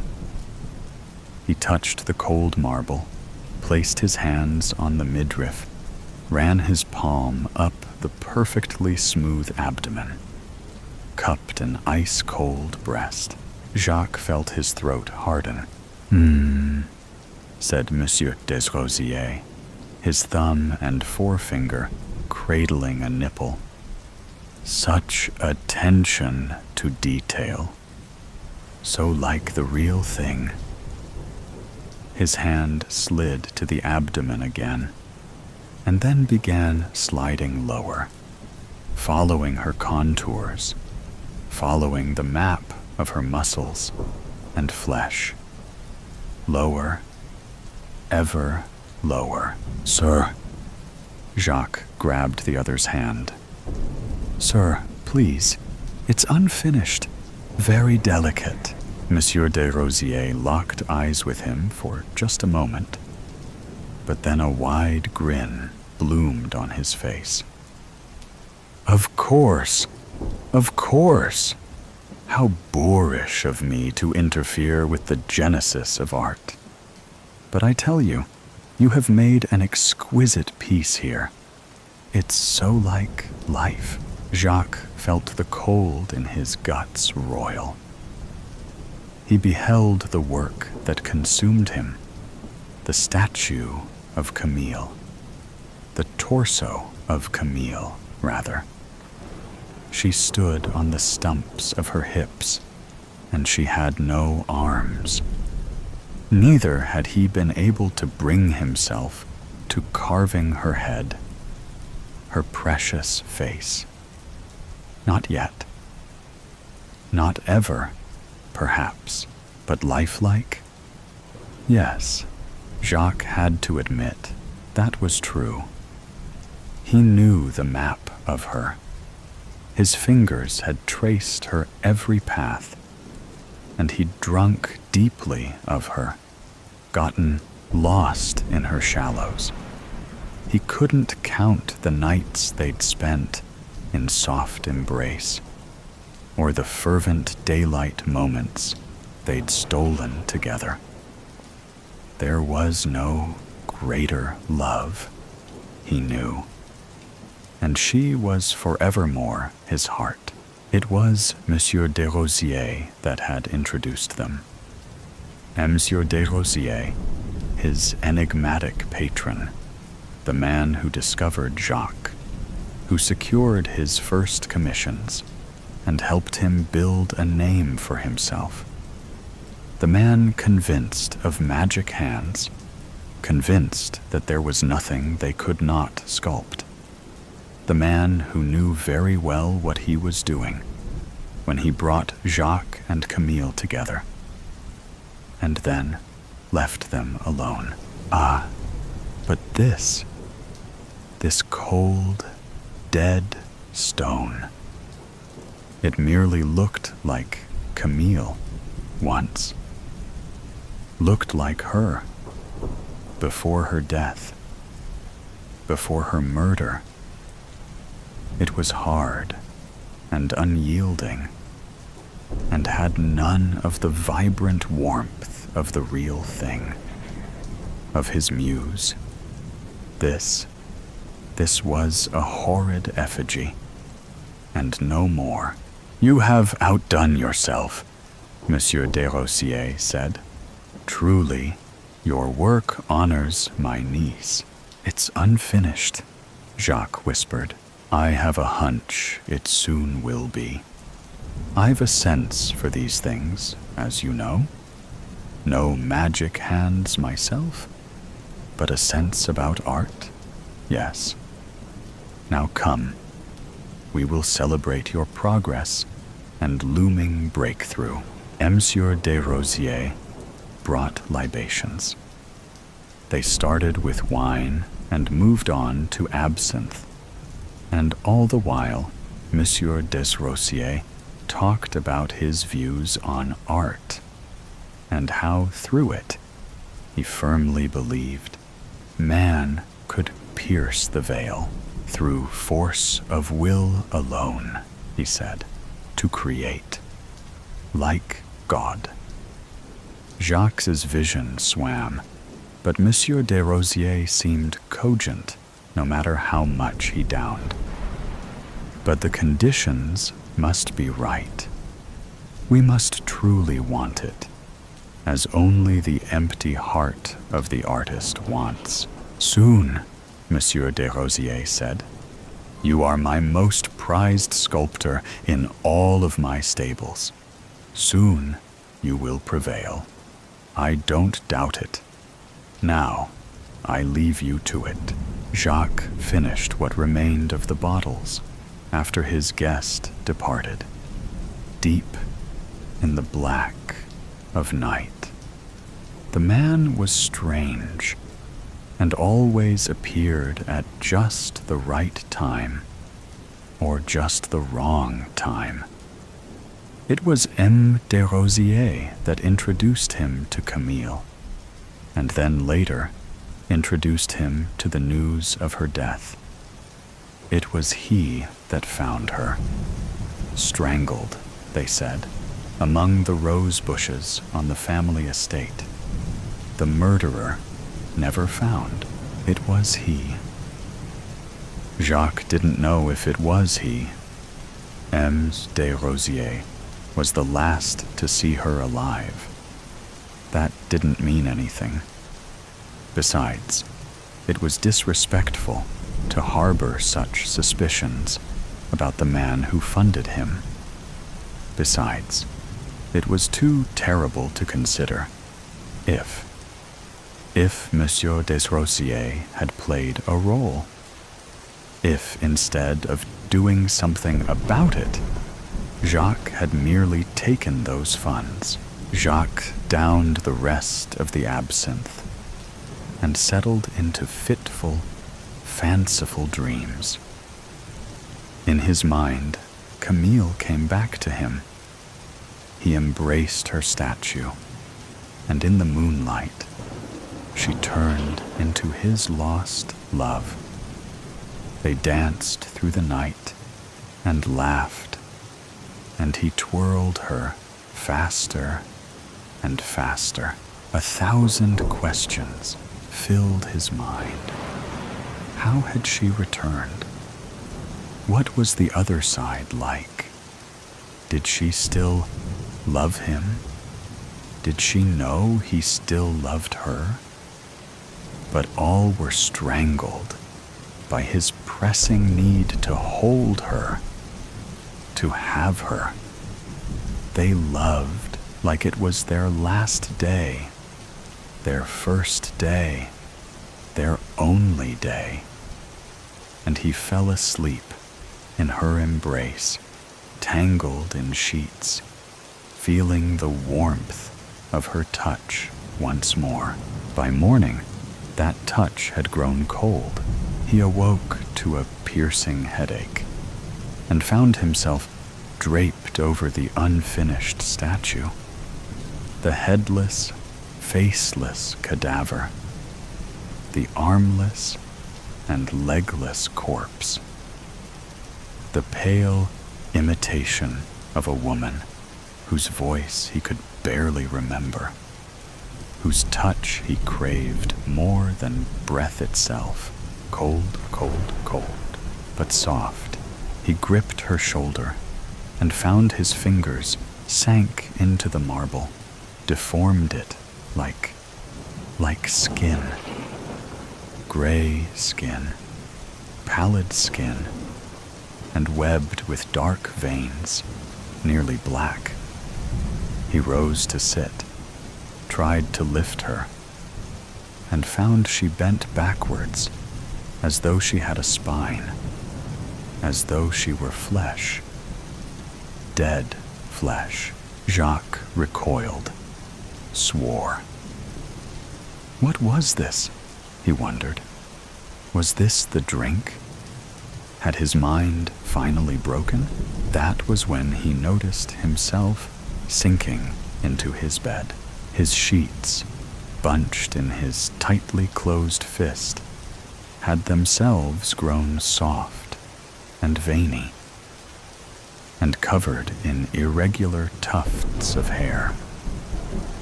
And the bed, a large slab of fibrous meat, heaved under his weight. His other hand sunk into it, and something cracked. He pierced the surface, exposing a shattered, brittle bone and a gush of foul blood. Jacques screamed.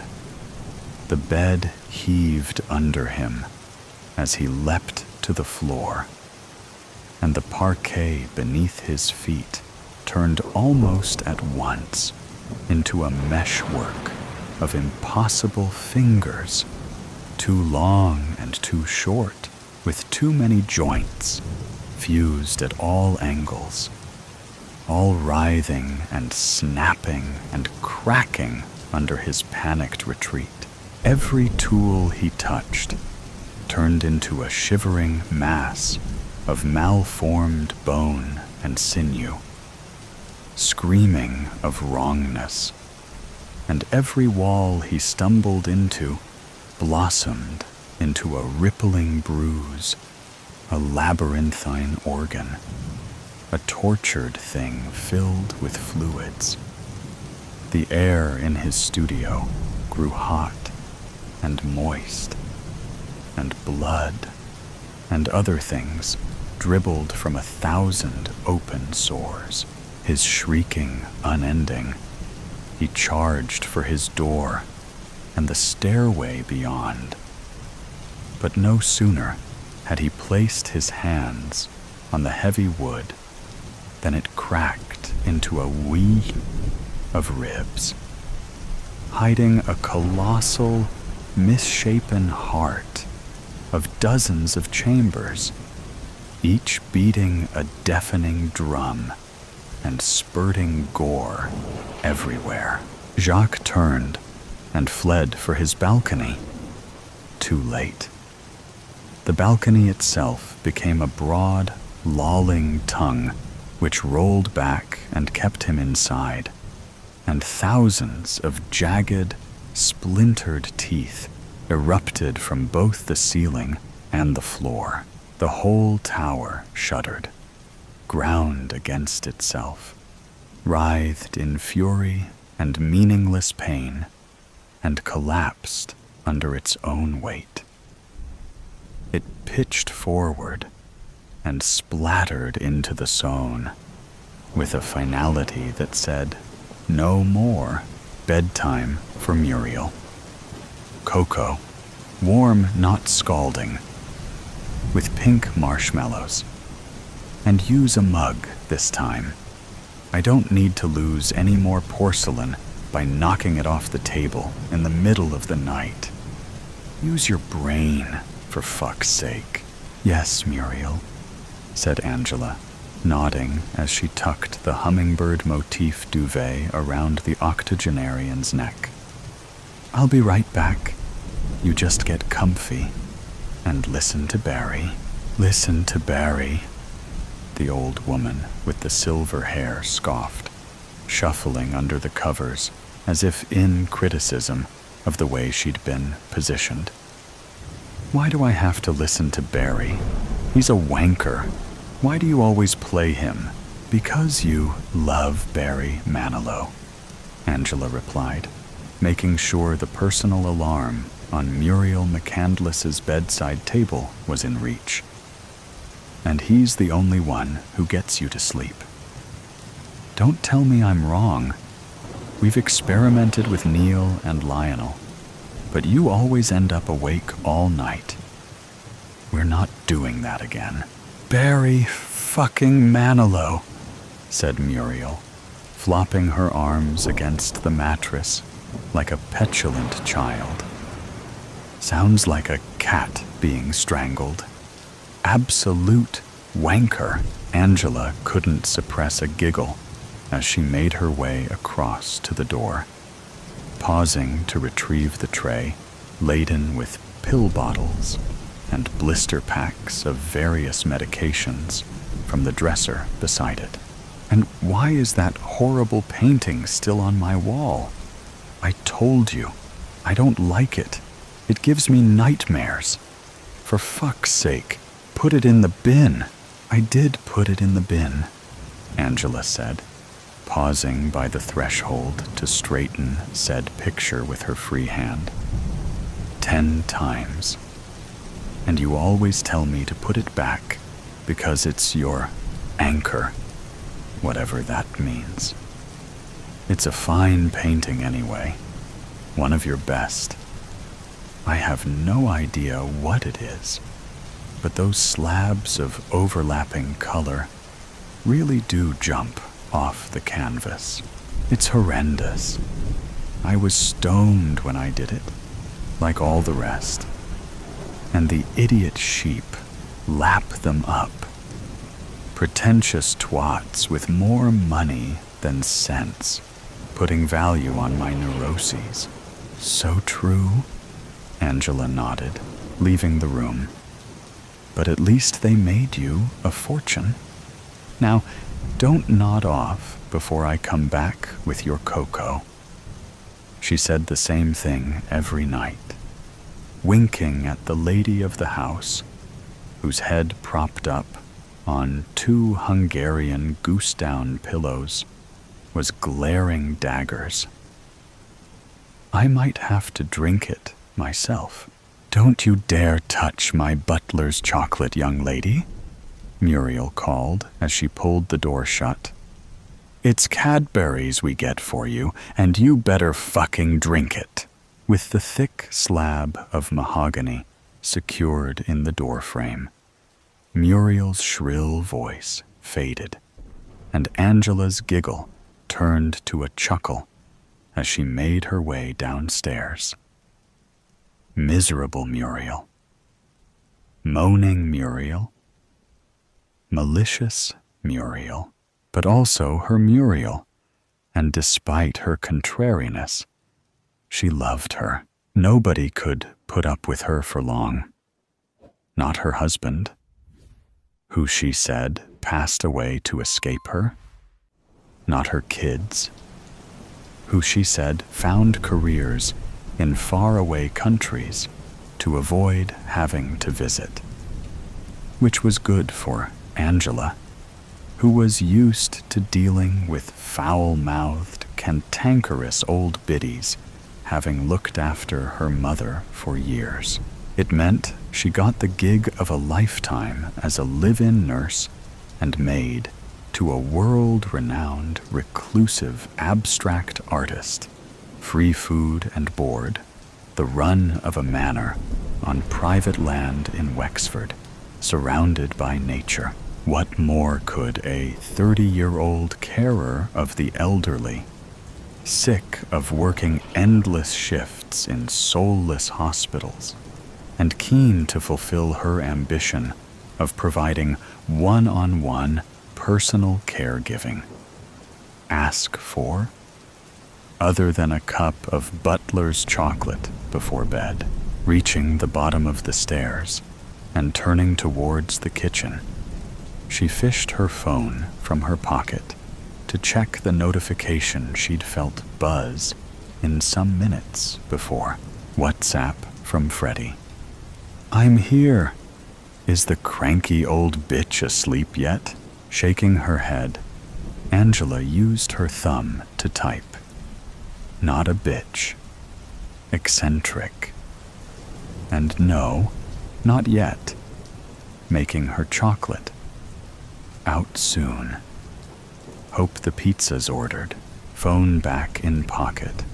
She made her way down a hall lined with photos featuring everything but family, friends, and Muriel's art.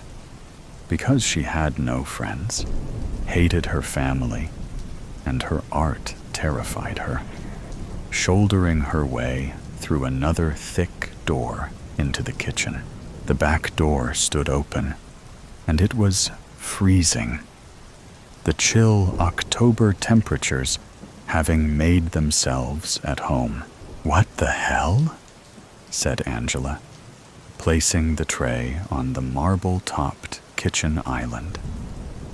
"Freddie, I told you. You can't come into the main house. You'll get me fired." She couldn't see Freddie, but she knew she was there because the door had definitely been shut, and she was the only other person with access to the property. Something Muriel had reluctantly agreed to, on the proviso that her boyfriend only came over between 9 and 10 on weekends. Rules, of course, were made to be broken, and it was now 9:30 on Wednesday, with a night of pizza, beer, and Love Island catch-ups to look forward to. "And were you raised in a barn?" God, Freddie, close the door at least. As she hurried to shut out the cold, she caught a glimpse of movement by the fireplace and tensed herself, waiting for Frederica to wrap her arms around her and lift her off the floor, spin her around, and kiss her. She giggled in anticipation. "Just be quiet, okay? Her music's on, but I swear she has a sixth sense. She always seems to know when." Raquel. The odd-sounding words were guttural, rasping, nails on chalkboard jarring, and Angela felt her blood run cold as the door clicked into place, and she smelt something rotten. Freddie? She knew it wasn't Freddie, but she turned anyway, to stare in horror at the bulbous, slug-skinned thing lurching towards her. A dozen yellow eyes in a mantis-like head, blood dribbling from fleshy mandibles as it swung one of many barb-covered tentacles at her head, slamming her hard to the floor. "Muriel, because you like Barry Manilow. Sarcastic bitch." I do in my shite. Muriel had thrown off her duvet and swung her spindly legs off the mattress, slipped her bony feet into fluffy slippers, and wobbled to the dresser, where her phone was plugged in to charge, and from which the odious lyrics of Copacabana were oozing. Awful, Muriel spat, snatching up the phone to swipe at its screen with a withered finger. Fucking awful. How do I get George on this thing? Her efforts to navigate the Spotify home screen were interrupted when her eyes went to the canvas over the dresser, causing her to shiver and moan. Awful, she said again, dropping the phone as Barry sang. She lost her youth, and she lost her Tony. Now she's lost her mind. Told her to put it in the bin. Stupid bitch never listens. I've a mind to send her packing. Her and that long-haired boyfriend of hers. Dresses like a girl. Whatever happened to... She'd tugged the painting off the wall, shuffled to the door, pulled it open, and was about to fling the canvas out when she heard something stumble on the stairs, but only after being staggered by the smell of rotten fruit or vegetables, a smell that activated in her head a buried memory, like the image on the canvas which suddenly flared to life in her mind's eye. She was led by the hand from the tent in the forest to the light in the night, by a shadow, looking back for help, seeing her father in his bag by the campfire, shouting, "Daddy, we're not alone."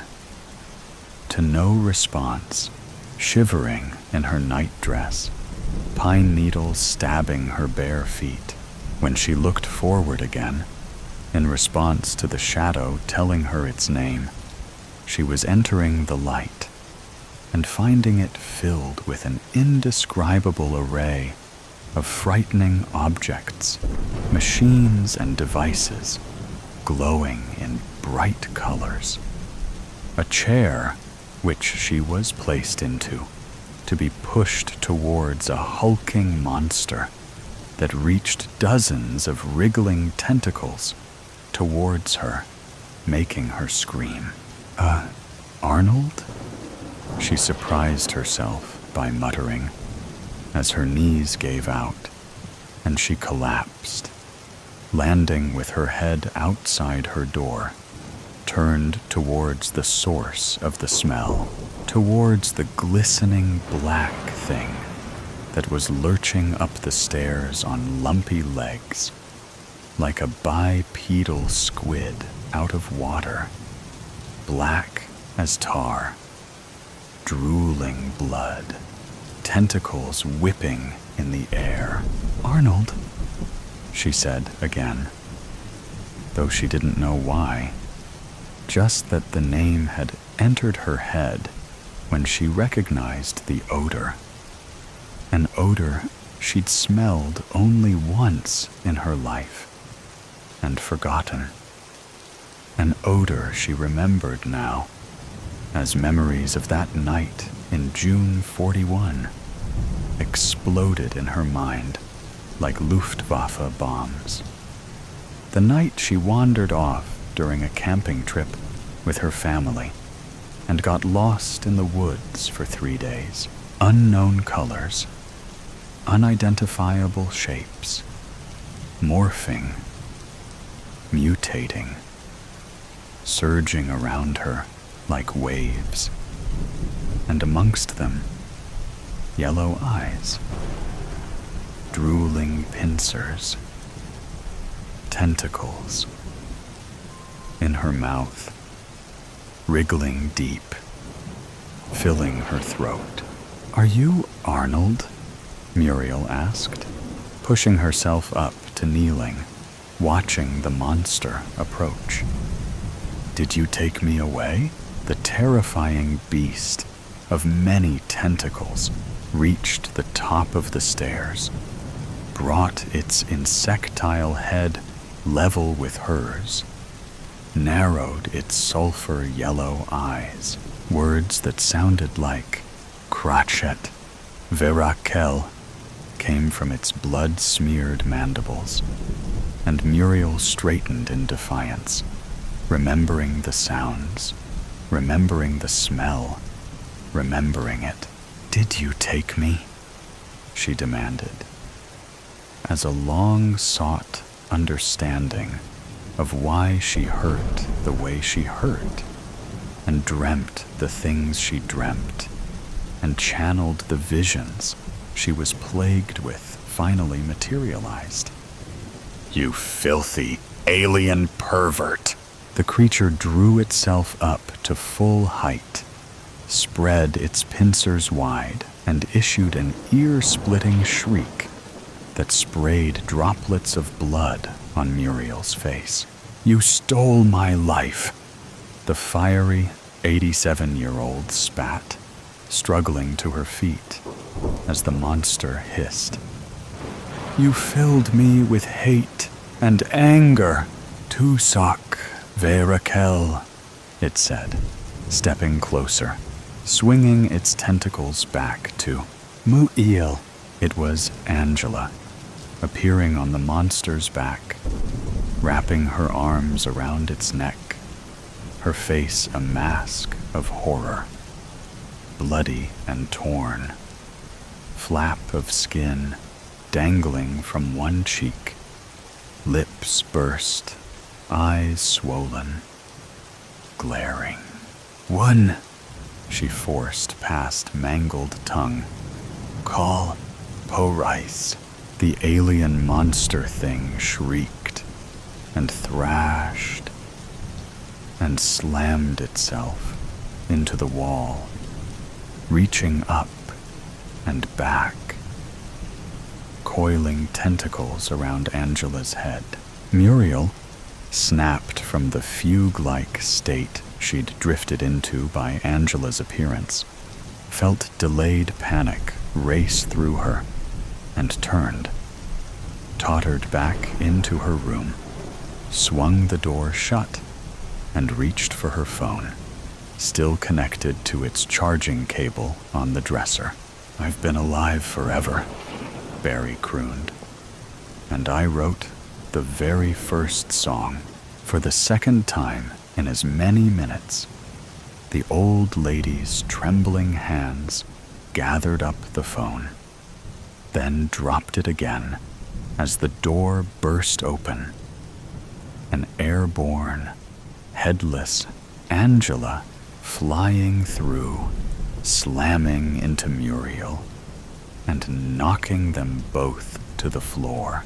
"Stupid bitch," she thought, propping herself up on her elbows, feeling a heavy weight on her legs, knowing without looking it was Angela. Fat lot of good she was. Should have got rid of her ages ago. Probably let that bastard get in while she was canoodling with... Wait, Arnold? Was that really Arnold? I remember him taking my hand while I peed. Before she could finish the thought, the window over her bed exploded, and millions of shards of razor-sharp glass filled the room, lacerating her arms, legs, and face. Arnold. When the alert came through, he was 18 parsecs away on Vestron 7, helping to quell an uprising organized by the anarchic Micropian Party in advance of upcoming elections, and he cursed himself for falling for the ploy. Although he'd been transferred to the president's personal security division, the rebel leader, Plikvar, knew he wouldn't be able to resist returning to his homeworld to help the ground troops subdue the dissidents. He had knowledge of the land that would prove invaluable to their efforts, so it wasn't a stretch to predict what he would do when he heard of the unrest. Anti-libertarian, micropian scum tarnishing his beautiful Vestropolis? Unthinkable. Arnold Edibold couldn't stand by while such a violation occurred, and he hadn't. But by abandoning his post to rejoin his regiment, he'd left his asset unguarded and given Plikvar an opportunity to damage Turanian unity. He would be banished to the frozen wastes for such an indiscretion.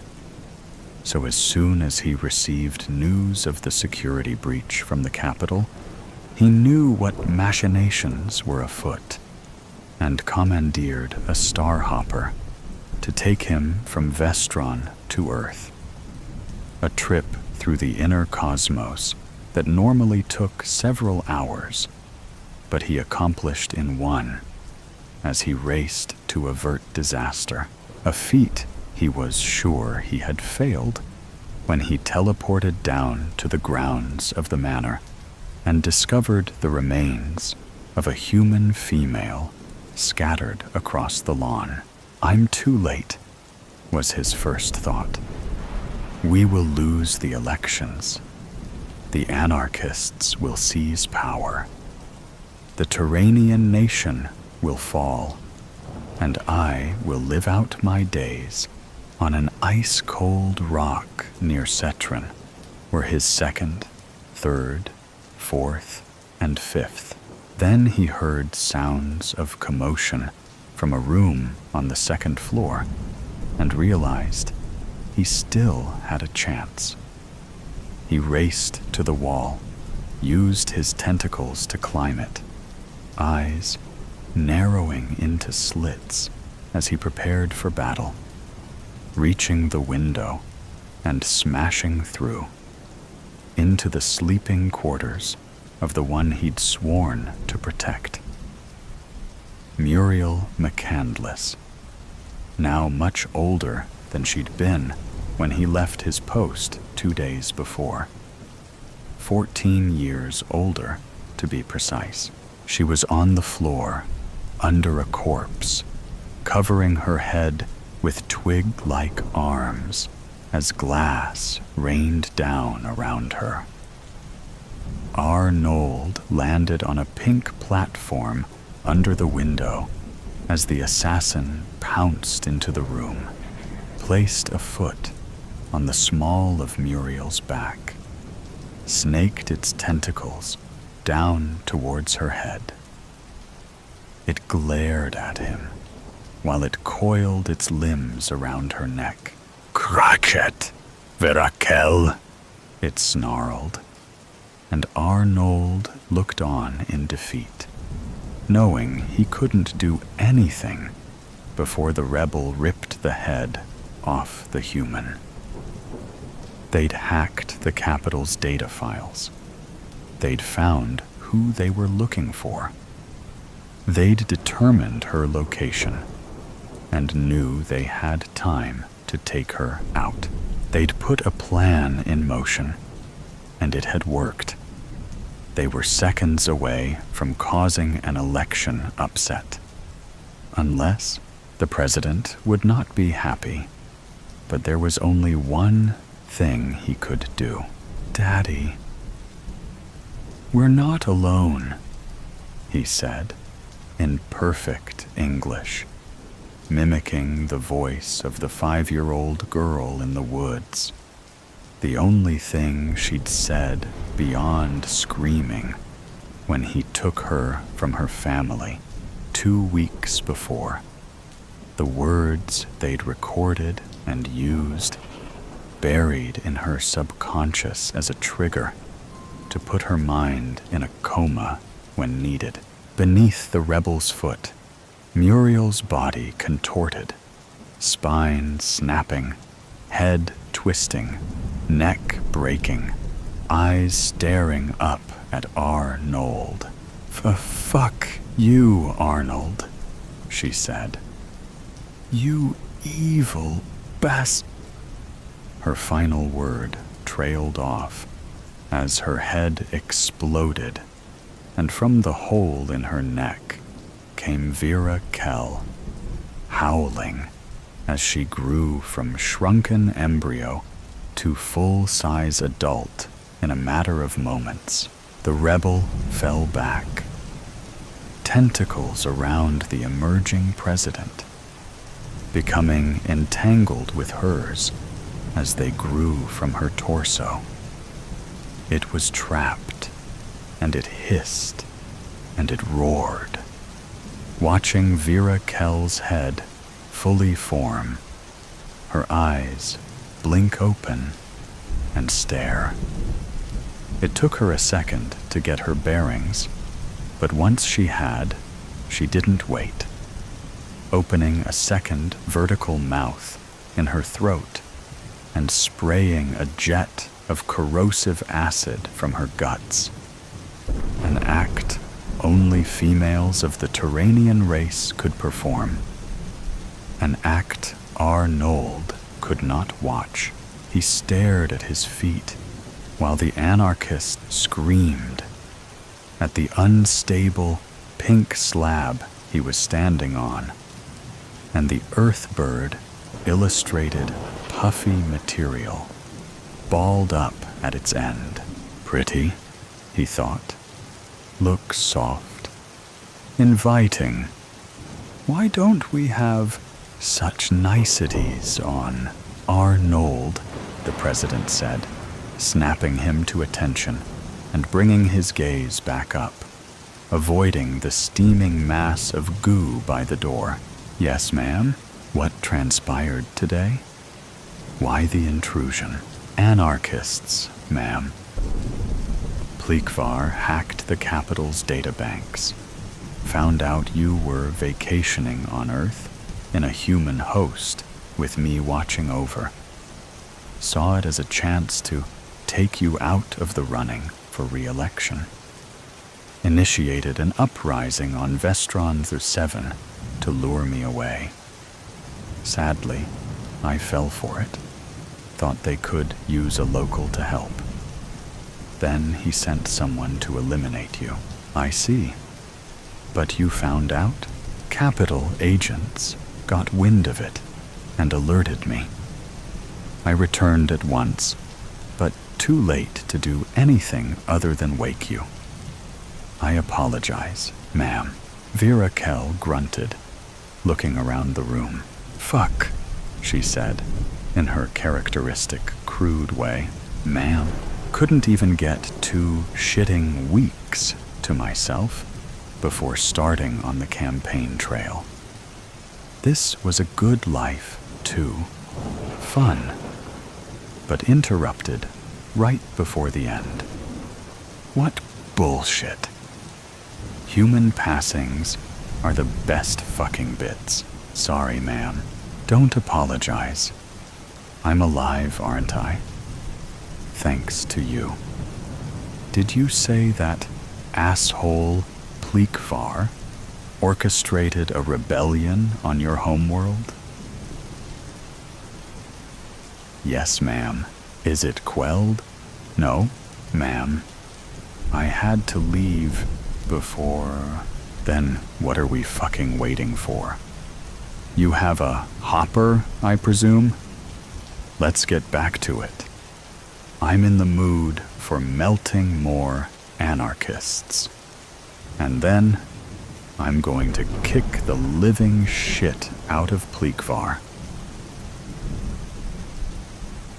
And so, exiting a crime scene the likes of which had never before been witnessed, Vera Kell and Arnold left Manilow behind, singing, will just go on burning bright somewhere in the night.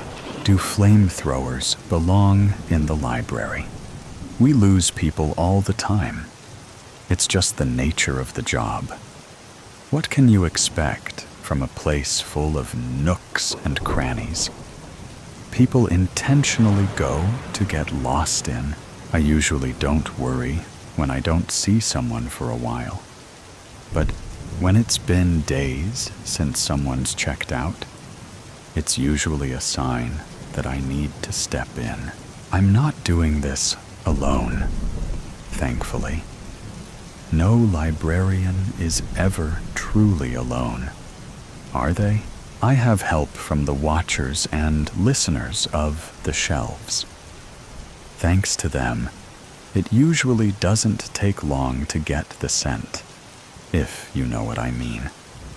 However, today is one of the rare and unfortunate exceptions when my search has exceeded more than an hour, and an hour is pushing it. I've been searching and asking around for almost 6 hours, scouring shelves and listening for the telltale breathing. The watchers have their quadrants, so it's much like playing hot and cold.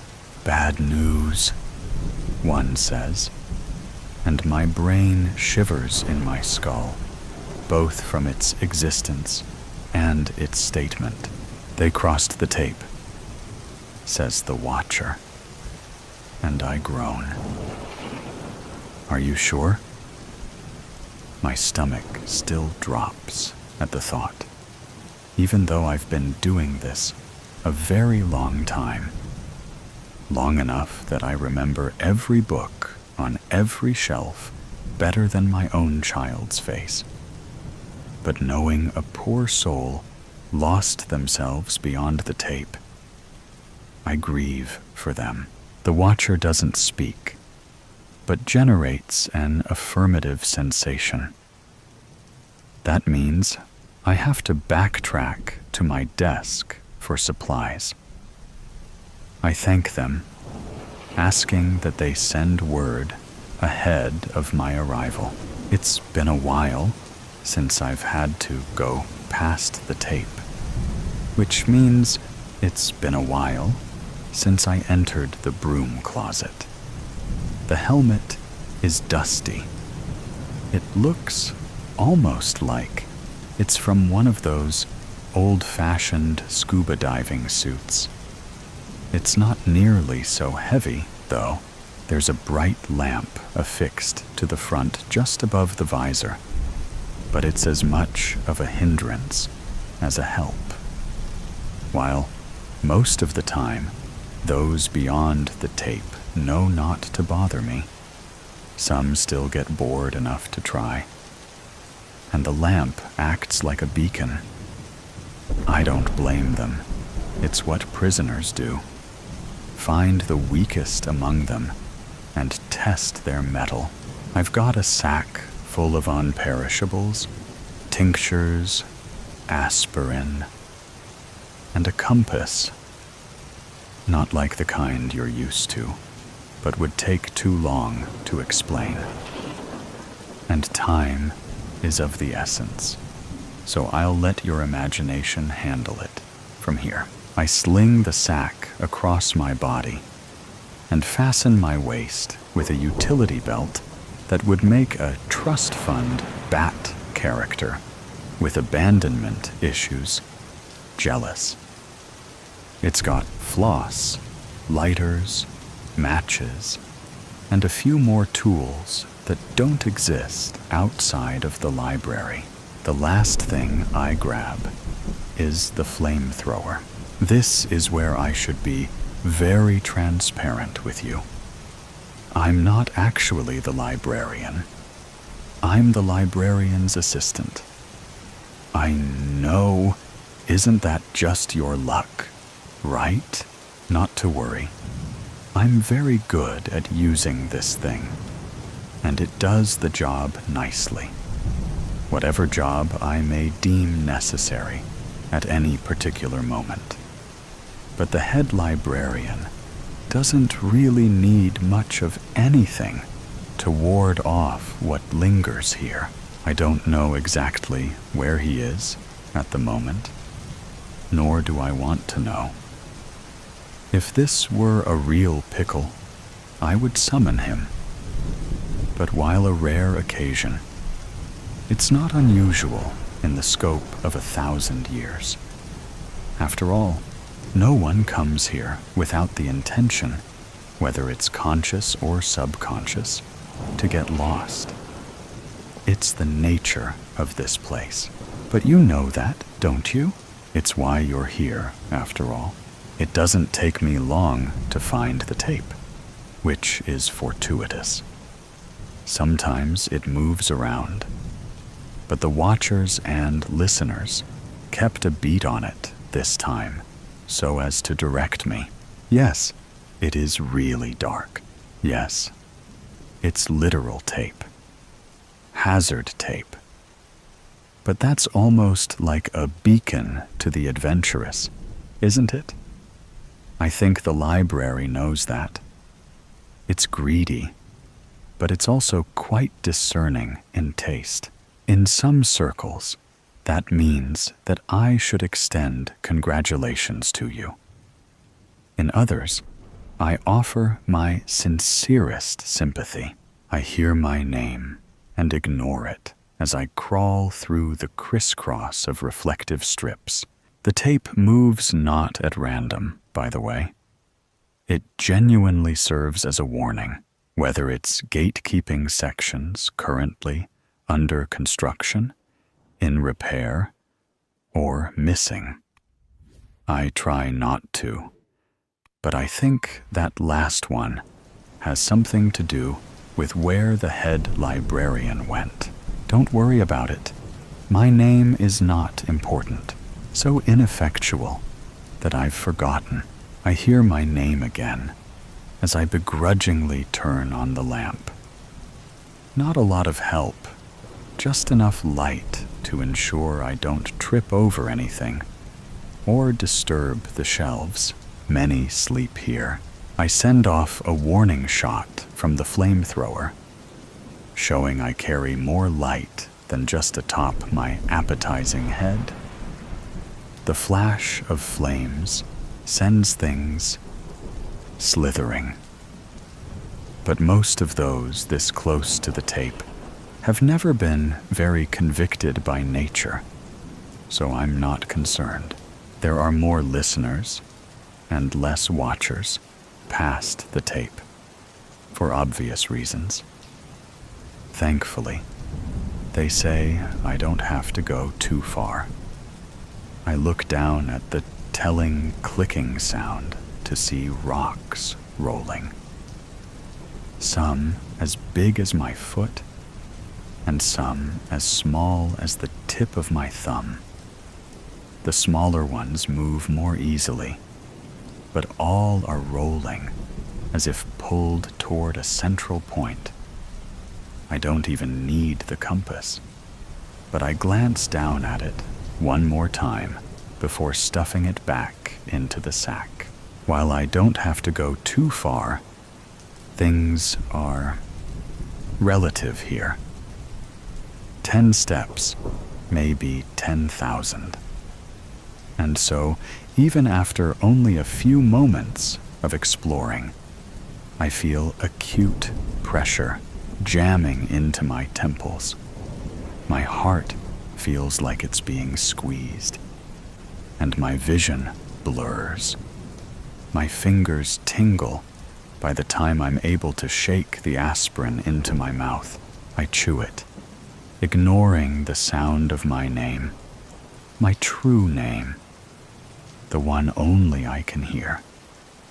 You'll hear your own as well, if you stay here long enough.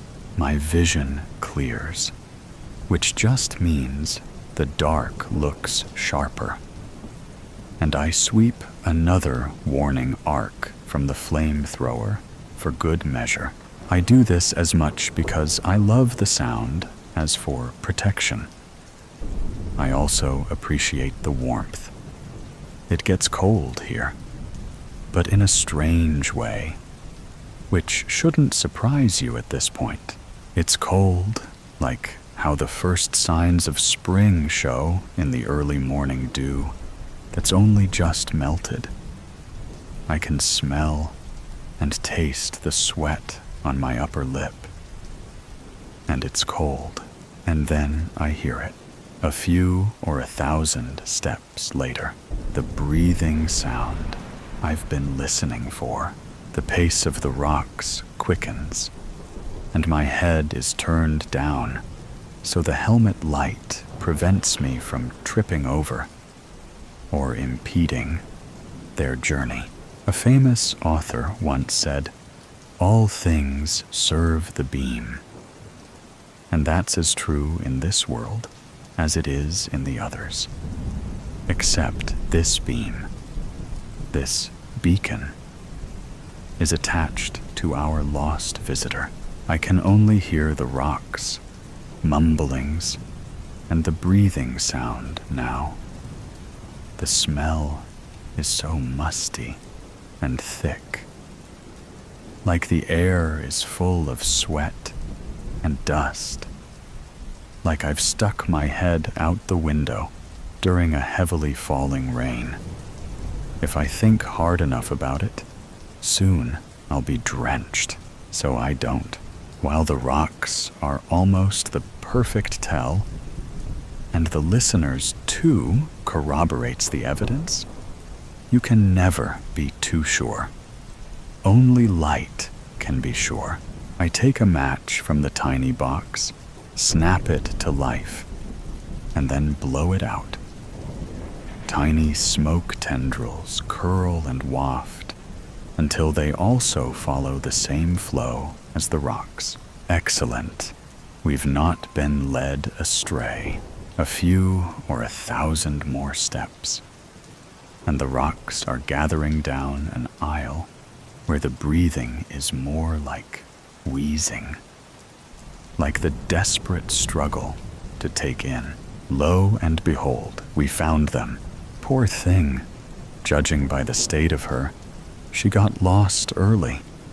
She's likely been here for most of the day. The book covers her face, consuming her head like a kid on a particularly large popsicle.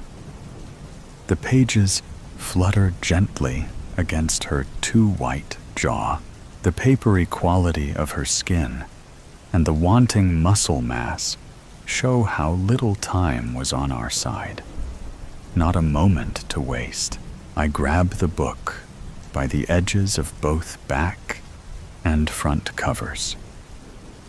It's got most of her head inside at this point. Just her earlobes, hair, and edge of her jaw peek out from beneath the pages I now grip firmly. The wheezing turns into a moan that turns into a sob.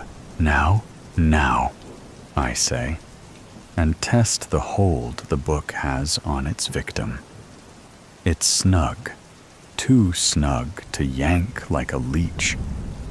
I need to treat it like a tick, making sure to get the head out. None of these are intended as puns, but it just happens after being surrounded by books and prose for so long. I draw one of the tiny vials strapped in my utility belt and pull the cork out.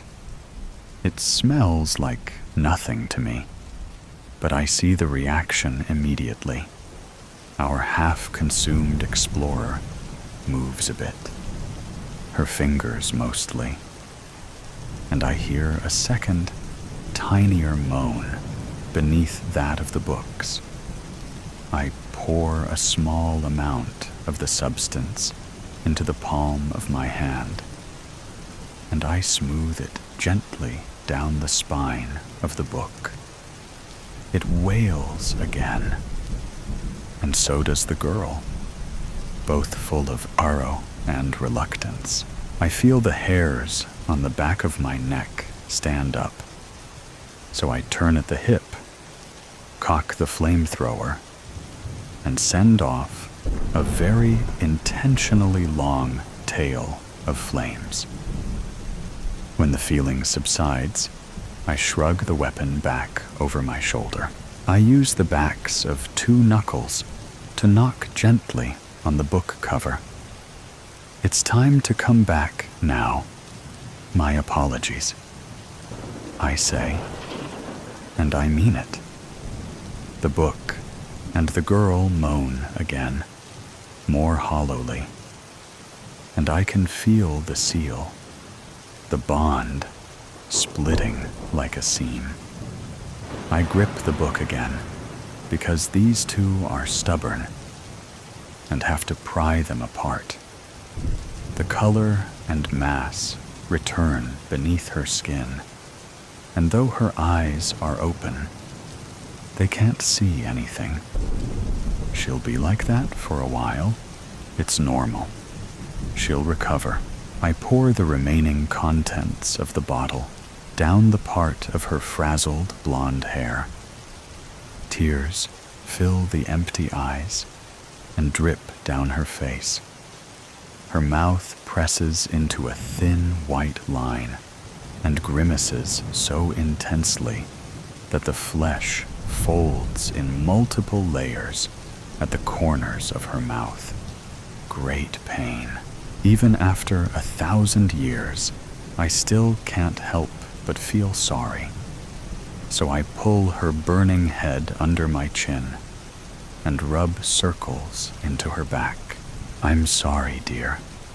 I know you've been told otherwise, but this place is a prison, and that isn't your story. Yours is still being written, and the one which made you pretty promises is lying and jealous. One day, you, if the world is cruel, may yet have a place here. But it's not today. So let's go have a cup of tea. I tell her, as I've told many like her. I've gotten better at it over the years. I used to have to fight with them. Often, I'd give up and just keep them safe until the head librarian got back to talk them down. She finally lets out a weak, wheezing breath. I take advantage of the broken seam of her lips and pour a tincture down her throat. I don't even have to look anymore. I can just feel the specific melodies that make each tincture different. It helps that the one I need usually sings a bit louder as a courtesy, and it'll purr like a cat when I've touched my fingers to it. She chokes a bit, but her eyes start to clear. Good enough for now. The back of my neck has another sudden influx of goosebumps. We've overstayed our welcome. It's time to go. I put the book back on the shelf. I don't scold it, just allow its ache and frustration flow through me. I apologize, but there's no comfort I can give. My words and compassion are meaningless. I've noted the volume and will tell the head librarian.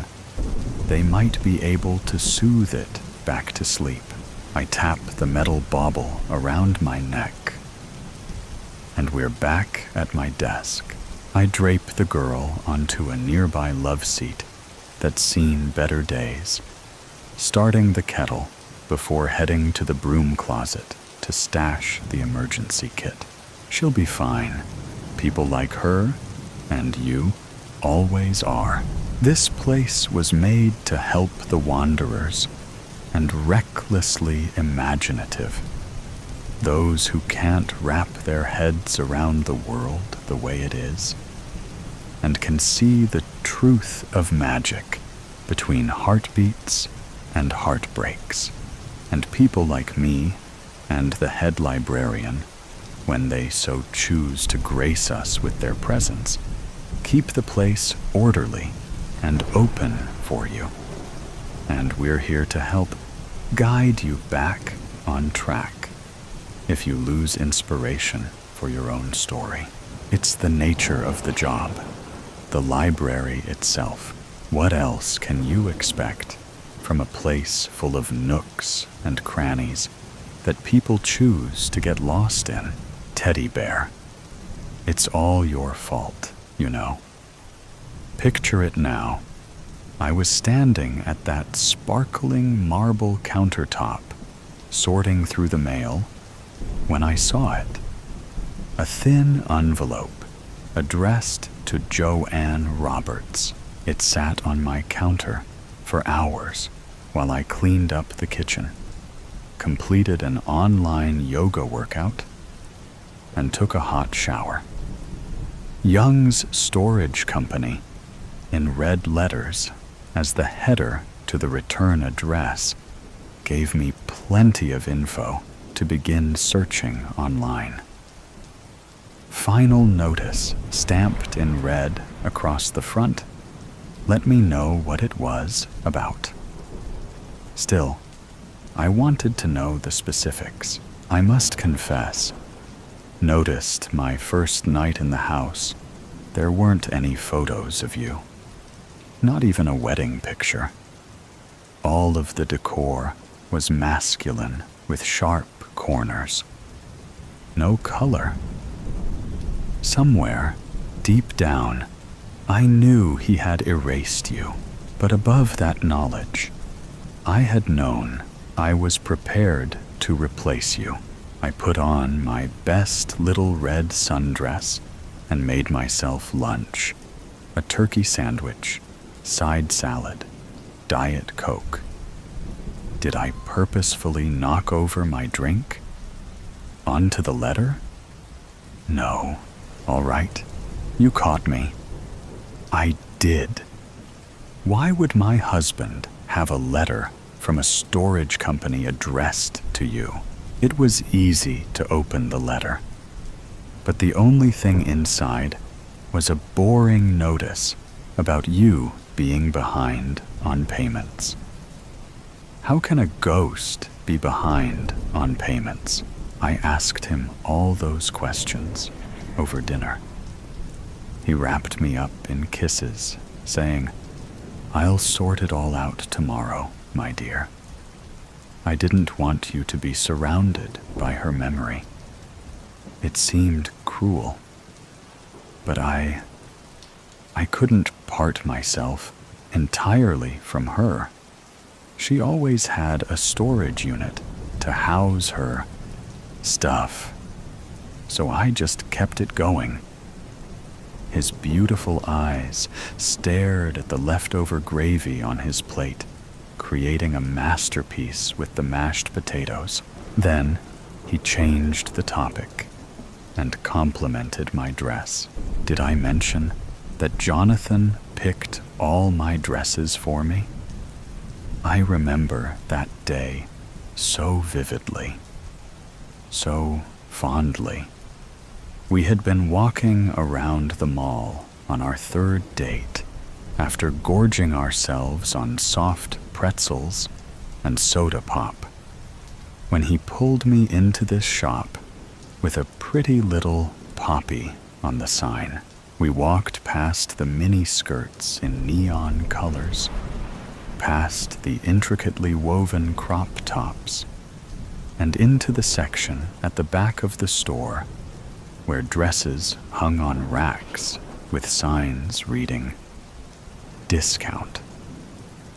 All of the tags had little red stickers on them, marking their new price with the old price in block black print clearly beneath it, so you truly understood the bargain you were getting. Jonathan fingered through them, looked me up and down, and returned to the rack. I did the same, trying to laugh through the pain of explaining my dress size to a new guy. But Jonathan was an old hat at all of this. He was a widower, after all. Mom lost her mind when I told her I met a guy. You know how mothers can be. They just worry. I played it smart, though. I introduced Jonathan into the conversation, all casual, like he was a description of sunny weather. I met a guy, Mom, I said, and her whole body shifted in the salon chair. It was such an abrupt change. Her pedicurist rushed to grab towels and mop up the oily, warm water she had sloshed everywhere. She demanded details. I told her everything I could. That Jonathan was a kind man, that he was incredibly musically talented, that he led the whole church every Sunday at the college mass in song. And, oh yeah, he's a widower. That detail shut her up for a bit. Mom begged me every week to come to church with her and Dad. I always had an excuse why I couldn't manage to go. Of course, the knowledge of Jonathan's existence somehow excused all the excuses. It made it all make sense. It was that final piece of the puzzle. But I could see in her eyes that the word widower frightened her. I watched it wash over her like a wave. It crashed into her heart. It scared her with all of its unspoken realities. An age gap that requires both hands to count, kids, baggage, survivor's guilt. Would I spend my whole life measuring up to another woman? I assured her that day that I could handle being courted by a widower. Jonathan, in his most charming state, was a master at courtship. After all, he had succeeded in the task at least once.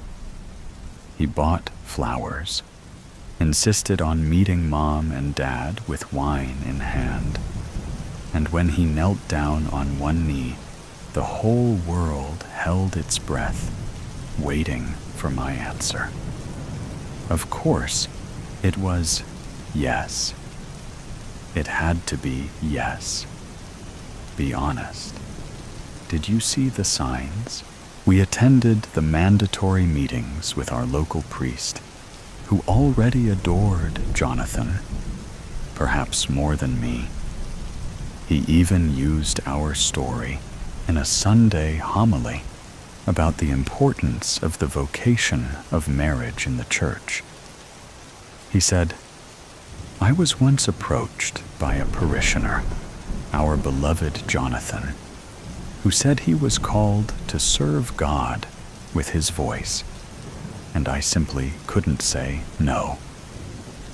Just remember, if God calls you to serve, there's nearly no way for me to deny the request." And we all looked to the rafters.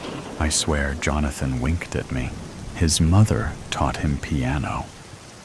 His father taught him to pick a career worth having, which is how he had the gumption to endure college, law school, and life as a first-year associate. All of these milestones belong to the first Mrs. Roberts. Jonathan didn't bring her into the conversation until halfway through our first date. "Listen," he said, as he leaned across the metal table of the cafe. "I've done this before. I am serious about it. I want to get married again. I am called to marriage. I know you're young. I never want you feeling rushed into it. It's a serious commitment." I swear he stole those words right from my father's lips. Yet I smiled. I nodded. I promised I could hold it together, and if I squinted, I could block out the stands of gray in his jet black hair. He laughed when I told him that joke. "Wouldn't you? Dad takes Jonathan out golfing every weekend, while Mom and I get our nails done." It started out as a habit when we were busy planning the wedding, but it turned into something more for them. They'd come back flushed and happy, giggling, like schoolgirls with secrets. They'd sweep Mom and I up in their arms, and we'd all go out to eat at a fancy restaurant. And Jonathan would pull out his black credit card with that devil-may-care grin before driving me back to the 4-bedroom house I shared with the girls from Bible study. He'd give me a peck on the cheek. I'd press my back up against the cold door and cross out another day on my calendar until graduation. My cap and gown came in a navy blue and gold. My diploma, 4 years of blood, sweat, and tears, rolled up into a single sheet of fancy parchment, eventually ended up in the back of the closet. But on that day, I knew that the diploma wasn't what I was walking out those auditorium doors with. No, I was walking out with my fiancé, whom my family adored, as my friends crowded me shouting, "5 months until you get your MRS degree. You would have adored our wedding day. It was so perfectly perfect in every way." Jonathan had told me that his first wedding was in mid-June, so we decided to have a winter wedding.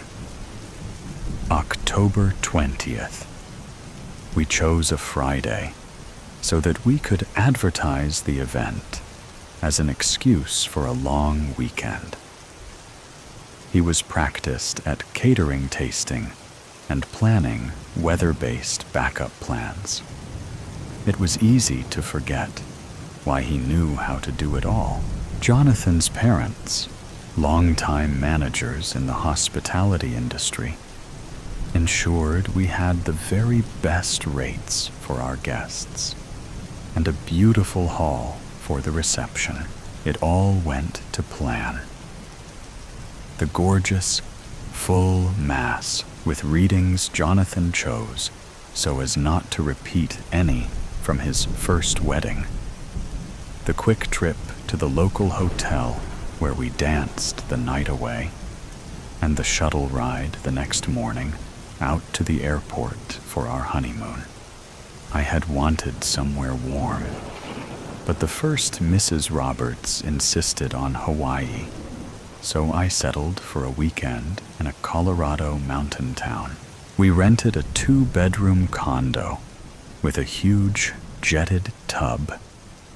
We spent most of the weekend there, but Jonathan had insisted we step out to do some shopping, to eat a good meal, and drink a good glass of wine. See, that's the thing about Jonathan.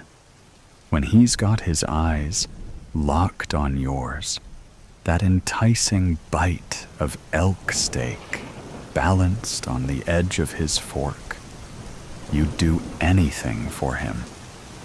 I know I did. Do you know how long it took for Sandy to tell me all about her?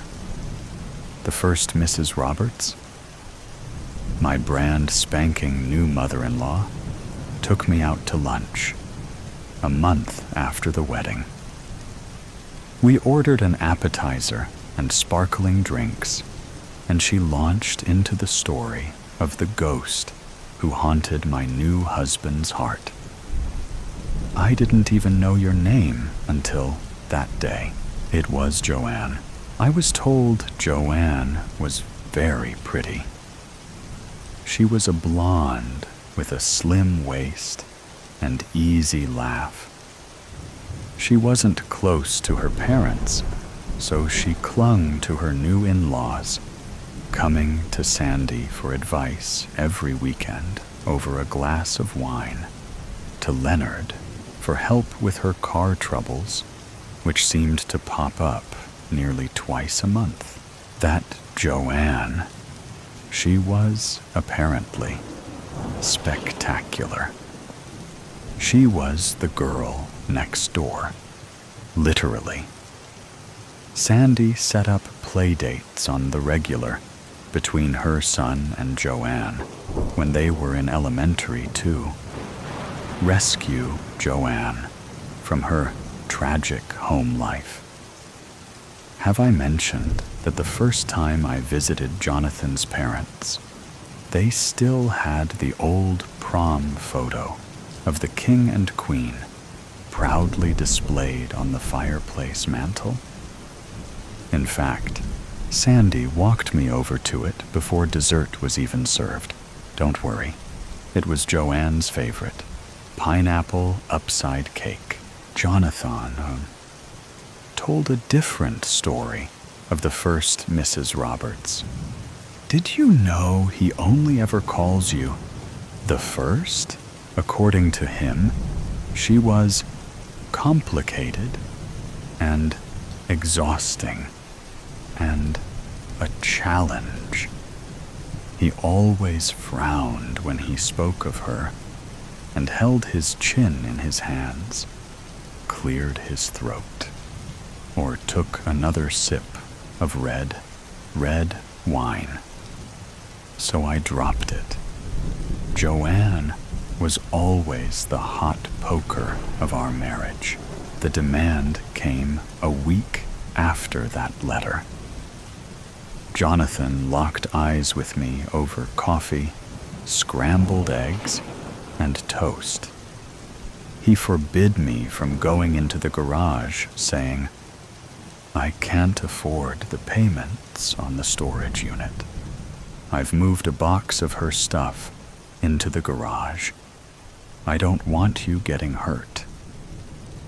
I nodded and avoided that place like the plague, except last Sunday, when I stood in front of the garage door for 20 minutes before using the spare key we kept hung on the hook, shaped like a moose's antlers, to unlock it.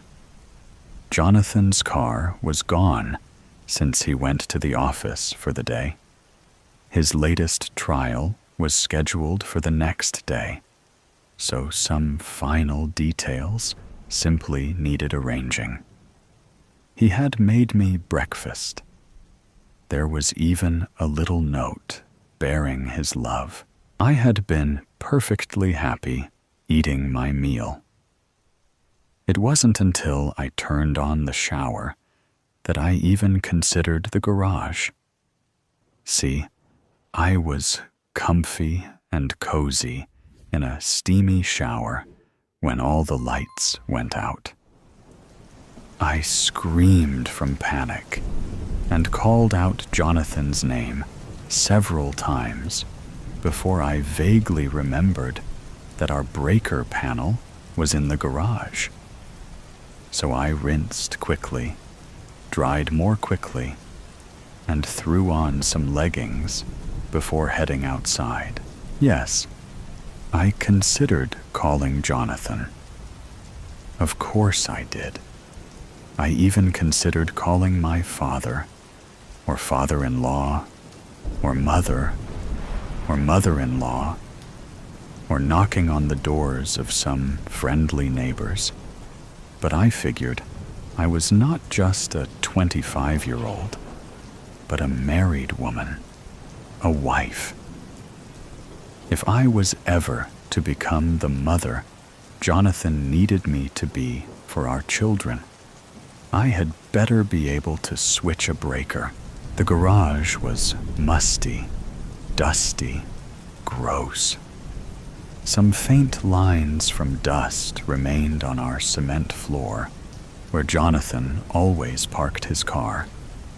The huge freezer he received as a wedding present from my father didn't even whir. I grimaced and examined my scene. There was my bike, the one with the big blue basket that Jonathan had surprised me with for my first birthday with him. There were all of his hunting outfits. He hated when I called them outfits, but what else would I call them? There was his splitting axe, his felling axe, and his hand axe hung up on the wall. There was a tent we bought for our first anniversary. It made me smile, and in the corner were 3 black totes with yellow lids piled high on against a wall. But I could still make out the silver of the breaker panel, so I marched over and gently shoved them to the side. I could clearly see 2 switches weren't like the others, so I clicked them over. The freezer began to whir to life. I was left with a satisfied grin. You would have been proud.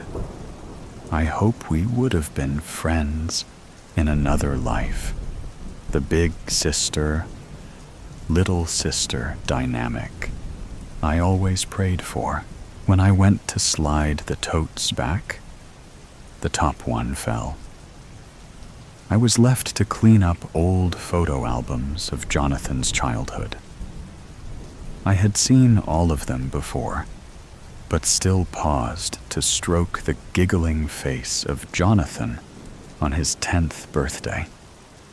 Around him, balloons decorated the backyard. A huge cake in the shape of a cowboy hat had lit candles. And of course, the present table was overflowing. His little lips puckered as he blew out the candles.